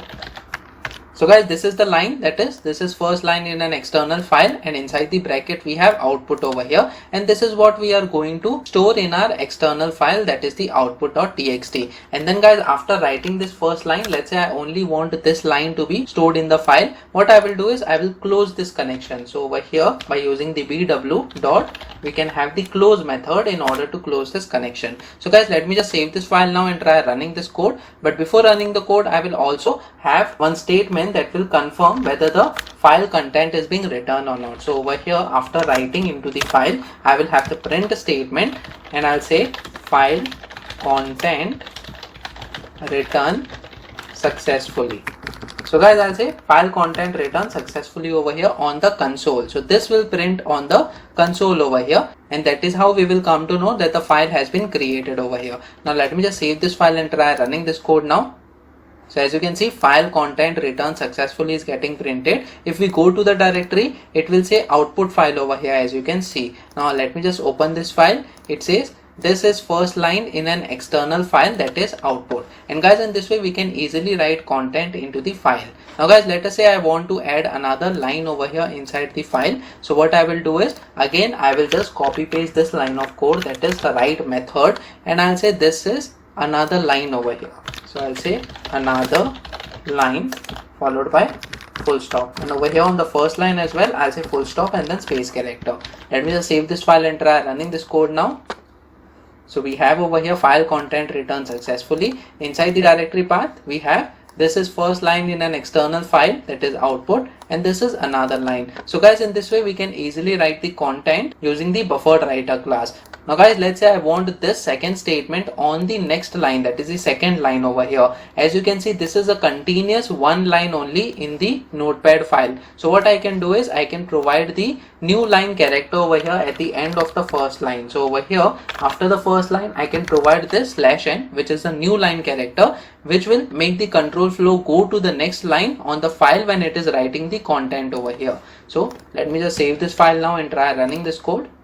So as you can see, file content returned successfully. If I go over here inside the output file, as you can see, this second statement is being written on the second line, and it is not being continued on the first line as we had seen previously. So guys in this way you can write the content in the file. You can either have the continuous line of statements, or you can have them in the new lines as well. So guys apart from this, there are many other methods that you can use based on your requirements. So when we provide BW followed by dot, we have something called as append as well, which will try to append the data at the end of the file or in between the file as well. Apart from that, there are many other methods that you can use in the BufferedWriter class, Java scanner class, with the help of examples, and we are going to see how we can read user input and add two numbers with the help of the scanner class. So guys, basically the scanner class of the java.util package is used to read input data from different sources like input streams or users or files or any other source of data. So guys, previously we have already seen the reading of the input streams by using the input stream classes, and also using the files as well by using the file reader class and the buffered reader class as well.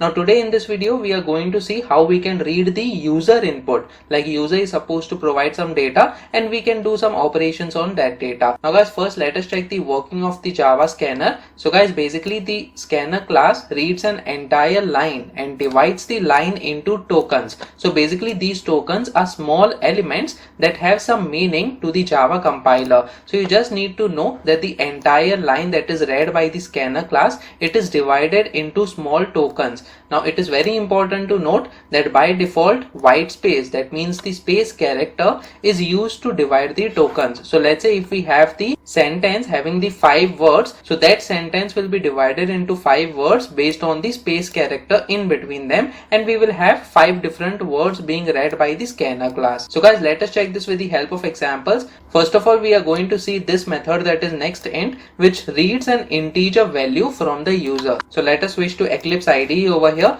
and the very first thing that we want to do is we want to declare a variable of the scanner type. So we have the scanner, and as you can see over here, you have this third class, that is scanner, which belongs to the java.util package. So guys, this is very important, that java.util package is the correct package in which we have to use the scanner class over here, and then we can have sc as the object name, and then we will have new scanner, since this is the constructor over here. And what will be the source? As you can see, there are multiple constructors over here. We want the source to be the console. So in order to have the source as the console, we can have system.in over here. So I'll say system.in. So guys, basically the system.in will help us in order to read the data from the console. Apart from that, you can have any other stream over here, or you can have the directory path as well of a particular file from where you want to read the data. Now guys, after this we have to provide the semicolon. Now what we have to do is we have to use the nextInt method belonging to this scanner object, that is sc. So over here I'll say sc followed by dot, and then we have something called as nextInt method. So as you can see, this nextInt, it will return an integer. So guys, basically when the control flow encounters this method over here, it will wait for the user input, that is, it will wait for the input from the console, since we have provided the system.in over here, or else if we are reading from the file, it will take the next integer that is present via the scanner, and it will assign it to a particular integer. So over here we have to assign this value to a integer over here. So I'll say int, and then let's say we provide int number as the variable. So basically, since we are going to provide some data over here, it is going to assign that data, that is a number, to this number variable. Now before this, what we have to do is we have to tell the user that you need to provide some number. So we will just include a print statement over here that will ask the user to provide some number. So I'll say enter some number, and then we have colon over here. And then guys, instead of println, I'll say print. That's because user should provide the number on that same line on which this string is printed on the console. And then guys, after taking the user input using this nextInt method and storing it in the number, what I will do is I will just print this number. So basically I'll say println statement over here. So we have println statement, and I'll say number value is, and then followed by plus we have this number variable. So guys, basically whatever number we have entered on the console, it will be printed by using this string, that is number value is, and then followed by the variable name. So guys, let me just save this file and try running this code now. So as you can see, it is asking enter some number over here, and the control flow has stopped over here. That's because it has encountered the nextInt method, and the integer is expected from the console. That's because we have provided system.in over here. So what I will do is, let's say I provide the number as 10, and then I have to press enter on the keyboard. So when I press on enter, it says number value is 10 over here. So guys, in this way we can easily use the scanner class. Along with that, we can use the nextInt method with this in order to read any number as the user input. Guys, apart from this, there are many other methods that belong to the scanner class. So when we say sc object followed by dot, and then when we type next, as you can see, there are many other methods. We can provide the next boolean, we can also provide next byte. Over here there is next double, then we have next float. So based on your requirement, which data type you want to store or use in order to manipulate them, you can use the required method over here. So guys, the very first example we have already covered, that is the nextInt. Now the next method that we are going to see is nextLine, which reads a line of text from the user. So guys, let us check this with the help of examples. So over here, what I will do is, instead of entering some number, I will say enter some text over here. So when we say enter some text, so over here we have to provide the nextLine method. So after this dot, we will have next line over here. So as you can see, this next line we are going to use. So this next line method is going to return the string variable. So over here I am going to change from integer to string, and then I'll say str, and then over here we'll say entered string is. So I'll say entered string, and then is. So we have to just change this variable name, that is str. So over here whatever string will be entered over here, after enter some text, the same string will be printed over here by using this print statement, where entered string is will be included in the string. So guys, let me just save this file and try running this code now. So over here it says enter some text, and then I'll say this is YouTube channel programming for beginners, and then when I press enter, so as you can see entered string is this is YouTube channel programming for beginners. The entire string, that is the entire line, was read by using the next line, and then it was stored in the string, and then this string was used in order to print that particular string with this statement, that is entered string is. And guys, in this way you can easily read the lines as well. Instead of system.in over here, you can have any path of the file that you want to read, and line by line all the content of the files will be read by using this scanner. Now guys, if we see the other method, that is next, what it does is it reads a word from the user. So basically whatever line we have entered, as you can see these are having multiple words over here, so word by word will be read by the scanner class, and it will be stored in the string variable over here. So guys, this next method I'll leave up to you so that you can practice on your own. Guys, apart from this, I wanted to show you how you can add two numbers when you are using the scanner class. So basically I'll just remove these lines of code over here, and I'll say scanner, it is SC object, and what I want to do is, let's say I want the first number, that is int a, it is equal to SC followed by dot, and then we have next int over here. So next integer will be read by the program, and before that what I will say is I will give the instruction to the user that enter first number and then colon, and then guys similarly I will copy this line of code over here and I'll paste this over here. I'll say enter second number over here so that we can have the second number as well, and we can add the two numbers, and I'll say int b, it is equal to sc dot next int.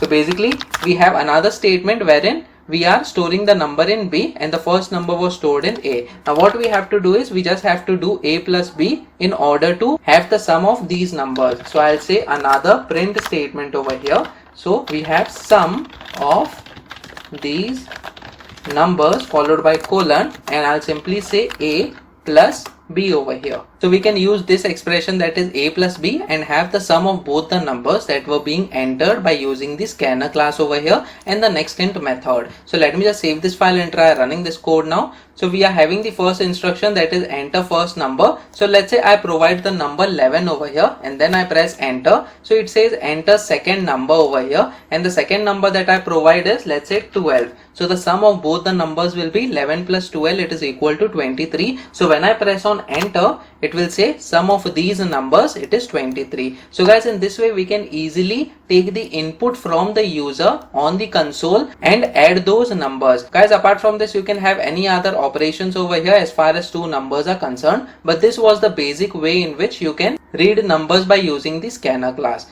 Java Lambda expressions with the help of examples. So guys, the Lambda expression is an anonymous or unnamed method. So basically a method without any name is called a Lambda expression. So over here we have the syntax. As you can see, similar to a method, after the method name we can have the parameter list inside the open and close brackets, but instead of having the curly braces over here, we have something called as Lambda operator or the arrow operator. So as you can see, it is first hyphen followed by greater than symbol over here, and this is called the arrow or Lambda operator. And then we have the Lambda body. In this Lambda body, either we can have a single expression or we can have the block of code over here. So when we are having a single expression, the result of that expression will be returned over here, or else if we have the block of code, the return statement should be present inside the block of code. Now let's see the working of the Lambda expression. A Lambda expression is not executed on its own, rather it forms the implementation of the abstract method defined by the functional interface. So guys, we will check this with the help of examples, like how the Lambda expression can be used. So let us check these examples. The first example is single expression to print data. So let me move to Eclipse IDE. So first of all, we need to define an interface that is having an abstract method. So outside this class, that is Java test class, I will have an interface. So we have interface over here. I'll say my interface.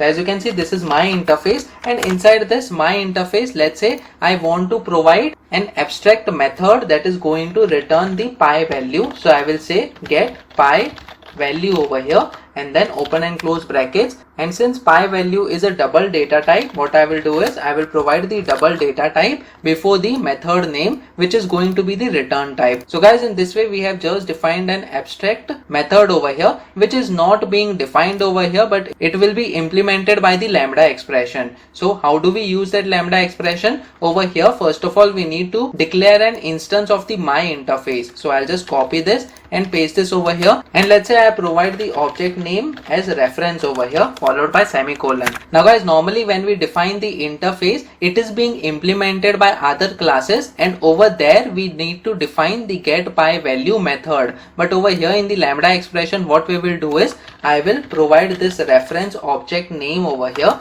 followed by equal to, and then we will have this lambda expression. As you can see, we have the open and close brackets, and we are not taking any parameter over here, followed by the lambda operator, that is hyphen and then greater than sign, and then we have the value of pi as 3.14 followed by semicolon. So as you can see, this is the lambda expression, that is open and close brackets, which is having the parameter list. Over here there are no parameters that we are passing, followed by the lambda operator and then the expression that we have. So this particular thing is being assigned to this reference object. Now how do we get the value of pi? By using this get pi value, we simply have to use this object, that is reference. So what I will do is I will have the print statement over here. So I'll say pi value is followed by colon, and then I will have reference as the object name over here, followed by dot. And as you can see, this get pi value, the method that we had defined over here, is being suggested by the Eclipse IDE. So this is the get pi value that will help us in order to get this value, that is 3.14. So let me just save this file and try running this code now.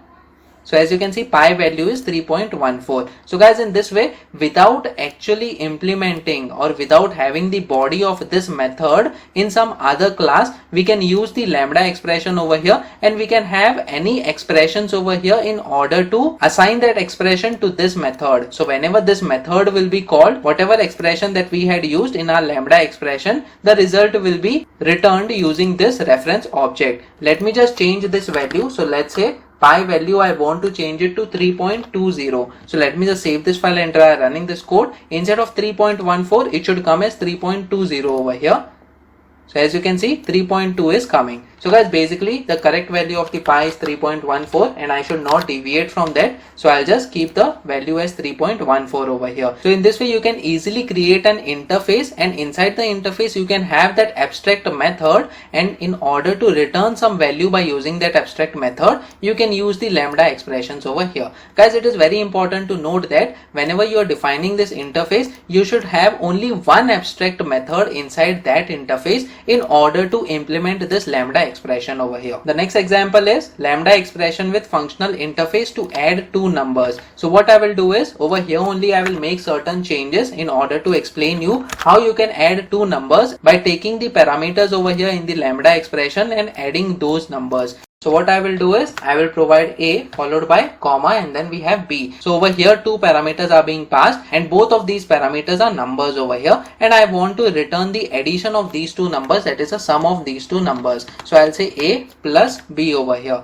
So we are getting a red underline over here. It says lambda expression signature does not match the signature of the functional interface method get pi value. So guys, over here what I will do is I will say integer over here instead of double, since the sum of both the numbers will be integer. And what I will do is I will change the method name to add numbers over here. But guys, these add numbers, it is going to expect the two numbers. So I'll say int a followed by comma and then int b. So guys, these are the two parameters that will be expected by this add numbers method. So over here, while using the reference, what I will do is after this we will have dot followed by add numbers, since we have changed the method name, and after that we will have two numbers over here which will be added based on this lambda expression. So I'll say 10 and then the other number is 20 over here. So guys, we have these two numbers, that is 10 and 20, that is being passed, that is int a and b, and using this lambda expression over here, as you can see,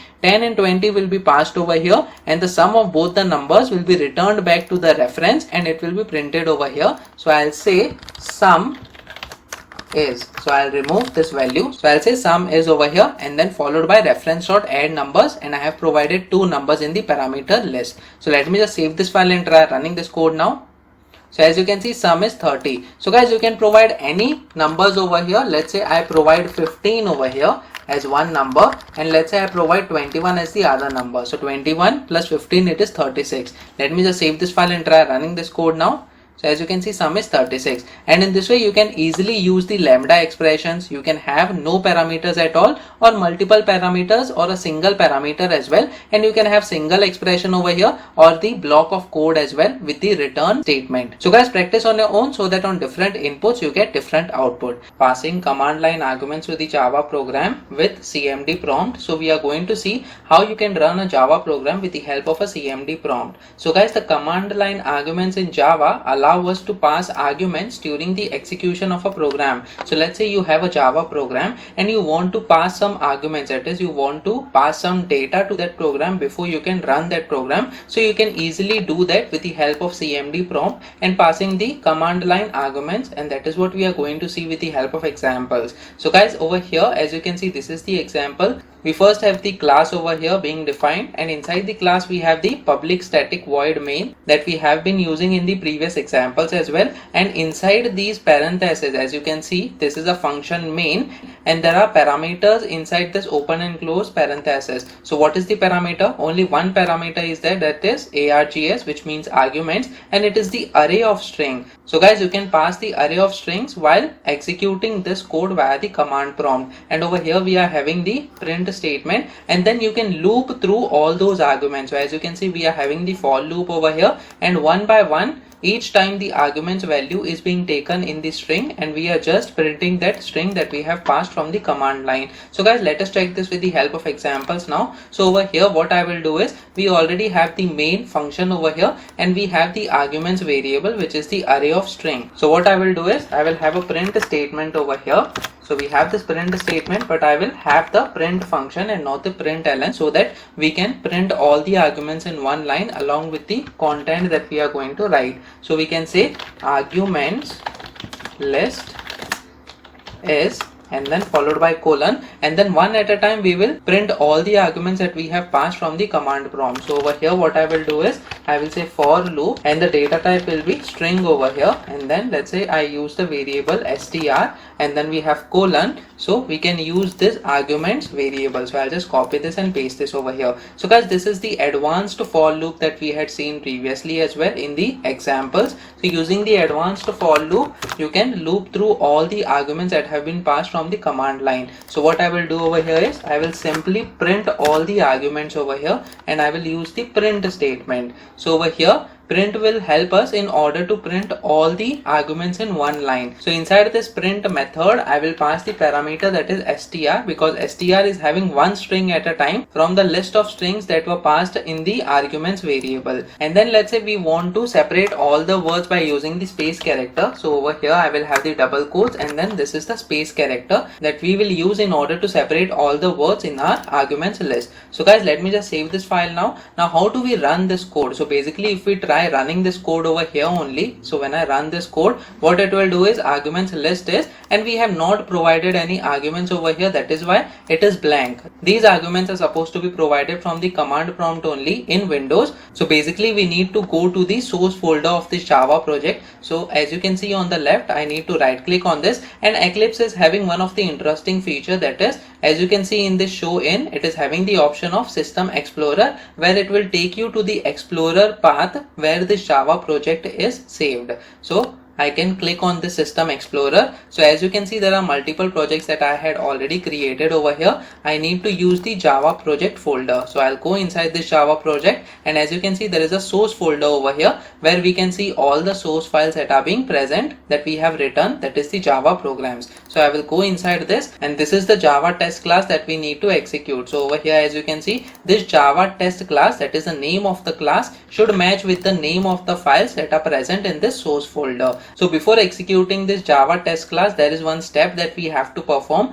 that we need to create the dot class out of it. So guys, basically we need to go to this directory and open the cmd. So over here I will go to this directory path over here and type cmd, so that the command prompt will be opened with this particular directory path. I'll zoom in little bit so that you can see it properly. So basically we have to use the java c command over here. So when we are going to create a dot class file, we have to use the java c command over here. As you can see, this is the command that we have to use, followed by a space character and then the name of the java program, that is java test class dot java extension. So over here I will provide java test class followed by dot and then we have java. So guys, basically we are using this command, that is java c command, followed by the name of the file, that is java test class dot java. So what this will do is it will create an intermediate file that will be a dot class file which we can execute with the java command. So when I press on enter over here,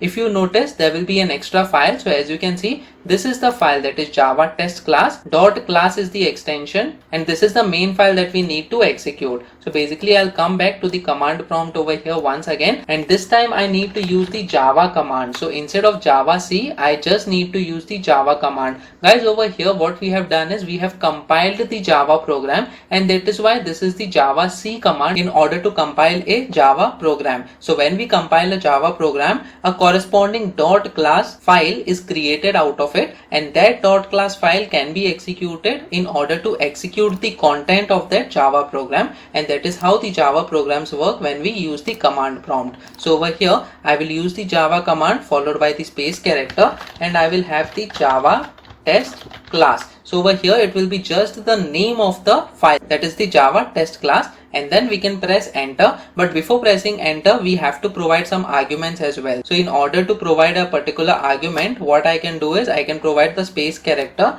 and I can say programming. So this is the first argument over here. As I have explained to you, we can have the multiple arguments, all will be stored in the array of strings. So let us say I provide more strings over here. So I'll provide programming followed by space, and then let's say I provide for followed by space, and then let's say I provide beginners over here. So it is saying programming for beginners. All these are 3 words and they will be stored in this array of string over here, and one by one they will be printed as we have provided the print statement over here. So guys, let me just press enter over here and let us see what will be the output. As you can see, I have maximized this command prompt. Over here we get arguments list is, and then it is saying programming for beginners. So basically what we have done is, while executing this class, that is java test class, we have provided 3 strings, that is programming for beginners, and the same strings are being printed using this print statement over here. Guys, we can have any number of arguments as well. So let's say I run this code once again, but this time I will provide some different arguments over here. Let's say I just want to provide one string, that is programming. So I'll say programming over here, and then when I press enter, it says arguments list is programming, and in this way you can either pass 0 arguments or any number of arguments to your Java code and manipulate that argument whatever you have passed using the command line in your program itself. So guys, this is the way in order to compile your Java program and to run your Java program with the help of arguments or without the arguments as well. So guys, it is very important that you practice on your own so that you get the understanding of different functionalities of the Java programming. So we have come to the conclusion of this video. Hopefully you have got enough knowledge about the Java programming language. Please make sure that you practice on your own so that on different inputs you get different output, and that is how you are going to learn more about this Java programming language. Please make sure that you like this video so that it reaches to more people, and subscribe to this channel so that you get the notifications on upcoming videos as well. I'll see you in the next video. Till then, stay tuned.